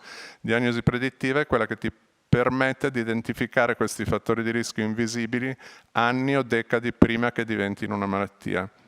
Poi abbiamo i fattori di rischio visibili, ovviamente negli Stati Uniti siamo esperti, ma anche nel Medio Oriente c'è l'80% di obesità e sovrappeso, col 66% di insulinoresistenza e il 21% di diabete. E uno dice sì, ma in Italia siamo ok perché abbiamo una dieta mediterranea, non c'è così tanta obesità come negli Stati Uniti, come vedete in questa mappa. Purtroppo però in Italia l'obesità infantile è ai primi posti in Europa, per cui campanello d'allarme, perché se i bambini sono lo specchio di quello che succederà fra 10 o 20 anni, non dobbiamo aspettare a raggiungere l'esempio negativo degli Stati Uniti per implementare delle politiche diverse. Per cui abbiamo quello che è successo è questa tempesta perfetta predisponente a malattie che deriva da una serie di fattori che abbiamo introdotto dalla dieta, mancanza di esercizio fisico. Nerio Alessandri avrà parlato del ruolo centrale dell'esercizio fisico, attività fisica tra i pilastri della longevità sana, ma anche evoluzione della dieta, la bastardizzazione della dieta mediterranea, i fast food, l'eccesso di omega 6, carboidrati raffinati, cibi processati, insieme alla vita sempre più sedentaria, e mancanza invece di fattori protettivi come omega 3, polifenoli, vitamina D3 e attività fisica. Per darvi esempi brevissimi, se uno ha gli omega 3 alti, le cellule T regolatrici, che sono quelle che mantengono il bilancio del nostro sistema immune, salgono. Se uno ha l'acido arachidonico alto, vanno a zero, per cui uno diventa incapace di reagire a elementi tipo un'infiammazione che può diventare una malattia autoimmune, un Covid che fa la tempesta di citochine, e questo perché metto i paralleli tra malattie autoimmuni, malattie virali e patologie croniche degenerative della longevità malata. È già stato visto che vitamina D e omega 3 riducono il rischio quasi del 40% di malattie autoimmuni. Nel Covid, se uno ha la vitamina D bassa, ha non 2, non 4 volte, ma 14 volte più alto rischio di sviluppare Covid severo o morire di Covid. Per cui sono messaggi molto semplici di controllare il livello di 25 OH vitamina D, e se è meno di 40 supplementare. Ci sono studi adesso anche nel ruolo nella sclerosi multipla, polifenoli attivatori del sirtuine nella prevenzione del Parkinson, malattie neurodegenerative, e in pratica tutti questi elementi combinati, che non abbiamo tempo di discutere ma che sono in 2 libri di 650 pagine, li discutiamo in maniera molto primitiva, accessibile a tutti, prevenire che le persone diventino pazienti e diminuire i costi della sanità, ma anche aumentare i risparmi in maniera importantissima, perché ogni anno aggiunto alla longevità sana può produrre risparmi di 38 trilioni di euro, di dollari, globalmente, all'economia globale. È un articolo molto importante che è uscito su Nature Aging recentemente. Qui i pilastri della longevità sana sono stati discussi ampiamente, non c'è un singolo proiettile magico, non è che uno prende l'omega 3 o la vitamina D e allora può fare tutto il resto sbagliato. È un ecosistema di pilastri, bisogna abituarsi a ragionare come sistema. Diagnosi predittiva, nutrizione sana, physical activity, abbiamo discusso la mental health, esercizi anche per il nostro cervello, vita sociale, e aggiungo anche musica e canto, perché se guardate tutte queste zone blu dei documentari Netflix, hanno tutti o cantano o suonano uno strumento. E poi molecole protettive quando mancano, quando indicato, Ozempio, GLP-1 receptor agonist, questa nuova classe di molecole è diventato un nuovo strumento per ritornare poi a applicare i pilastri della longevità sana. Non sono il proiettile magico, ma possono aiutare, e questo sarà l'argomento di un'altra presentazione che faremo al Teatro Franco Parenti il 28 di questo mese. Quindi ecosistema, non singoli proiettili magici, c'è intelligenza artificiale, adesso non ne parlo perché non ne abbiamo tempo, ma ci permetterà di integrare, come abbiamo sentito nella presentazione precedente, dei sistemi multipli che sono sempre più accessibili, non richiedono di andare in ospedale, avremo tutti questi wearable, capacità di individuare fattori di rischio e di intervenire. Ci saranno in pratica questi trainer, questi allenatori di longevità sana virtuali o avatar o telemedicina aiutata dall'intelligenza artificiale. Quindi cerchiamo di democratizzare l'accesso a queste tecnologie, renderle più accessibili, e sono contento che questi elementi, adesso questo non funziona, ma quello che abbiamo detto nel codice della longevità sana delle 3 pandemie, malattie autoimmuni, malattie virali come il Covid e malattie croniche associate all'invecchiamento accelerato, hanno molte basi comuni di questi fattori di rischio che abbiamo discusso, dalla vitamina D, omega 3, molecole protettive, ed è uscito un lavoro recentissimamente indicando come questi siano anche la base di poter promuovere un miglior invecchiamento biologico, cioè migliorano l'età biologica rispetto a quella cronologica se usate in un contesto giusto. Quindi questo sarà l'oggetto della presentazione del 28 al Teatro Franco Parenti, ma vi ringrazio per la vostra attenzione. Grazie infinite. E mi scuso per il ritardo di 3 minuti. No, e lei è assolutamente perfetto nel timing, siamo noi che siamo un po' in ritardo durante l'intera giornata. Però io voglio concludere con una buona notizia. Il professore rimarrà con noi per fino oggi, al 28. poi a Roma e poi sarà con noi di nuovo il 28, quindi insomma avrà tantissime cose ancora da raccontare, da insegnare, da condividere con noi. Io devo chiudere un pochino perché mi hanno detto che siamo really beyond schedule e quindi la ringrazio infinitamente. Io penso che il suo discorso si riaggancia molto a quello del professor Wong e dobbiamo rendere la longevità democratica per tutti, che poi era quello che voleva anche Viviana, tant'è che questo è un evento aperto al pubblico. E il messaggio positivo è che è possibile cambiare. Singapore was the example that you can change dramatically and bring a nation to the number one. Però, se posso permettermi, è sì la responsabilità individuale di ciascuno di noi, ma ci vuole anche la volontà politica e sociale per creare il cambiamento, perché la longevità costa tempo. Per mantenerci longevi dobbiamo prenderci il tempo di poter fare tutto quello che abbiamo elencato. E in una vita frenetica e non organizzata come la nostra può investire in prevenzione, cambiare un po' la mentalità anche rispetto a investire esclusivamente su terapie che sono sempre più costose e sempre meno accessibili. Perfetto, detto ciò io chiamo qui il professor Orlando, un applauso al professor Ricordi. Noi ci diamo del tu, anche perché insomma di te apprezzo l'ironia e nonché la brillantezza del tuo pensiero, riconosciuta anche da mio figlio 14enne, quindi insomma un gran complimento. Se un 14enne dice mamma, ma è veramente intelligente. Detto questo ti lascio l'onere di chiudere questa bellissima giornata. E grazie Antonella, grazie a tuo figlio che rappresenta le giovani generazioni. Allora, chiedo la cortesia alla regia di mettere una slide con cui, ecco, questa slide mi serve per dire la seguente cosa. Allora, questa è una fotografia che ho fatto io dal Gianicolo a Roma, al tramonto, e quelli sono gli stormi di uccelli che decorano il cielo di Roma, spesso e volentieri.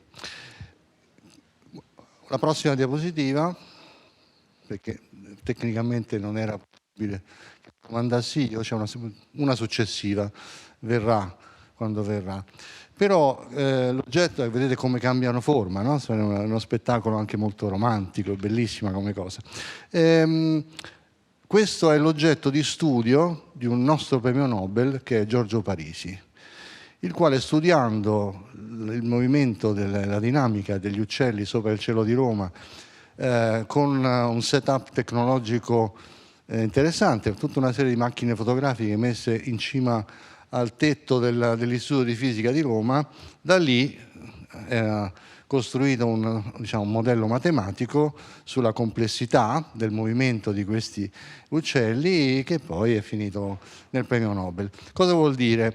Vuol dire che oggi abbiamo necessità assoluta di rimettere al centro una questione, che è quella di tornare a osservare la natura e imparare dalla natura tantissimo, perché l'aspetto delle tecnologie di cui abbiamo sentito parlare oggi, che ci promettono sicuramente delle strade straordinarie verso un grande sogno, che è il sogno quello di migliorare, allungare la vita, eccetera, eccetera, ma in realtà ci stanno aprendo delle porte su dei fenomeni che noi appena percepiamo.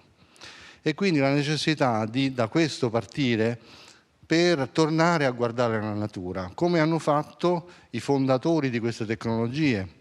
È stata raccontata una domanda che è stata fatta a Shinya Yamanaka, ma da dove gli è venuta l'idea? No?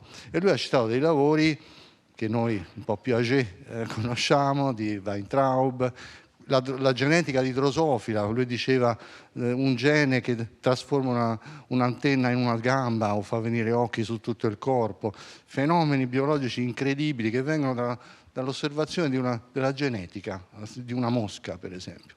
Il valore che questo nel tempo ha acquisito è inestimabile ed era anche imprevedibile.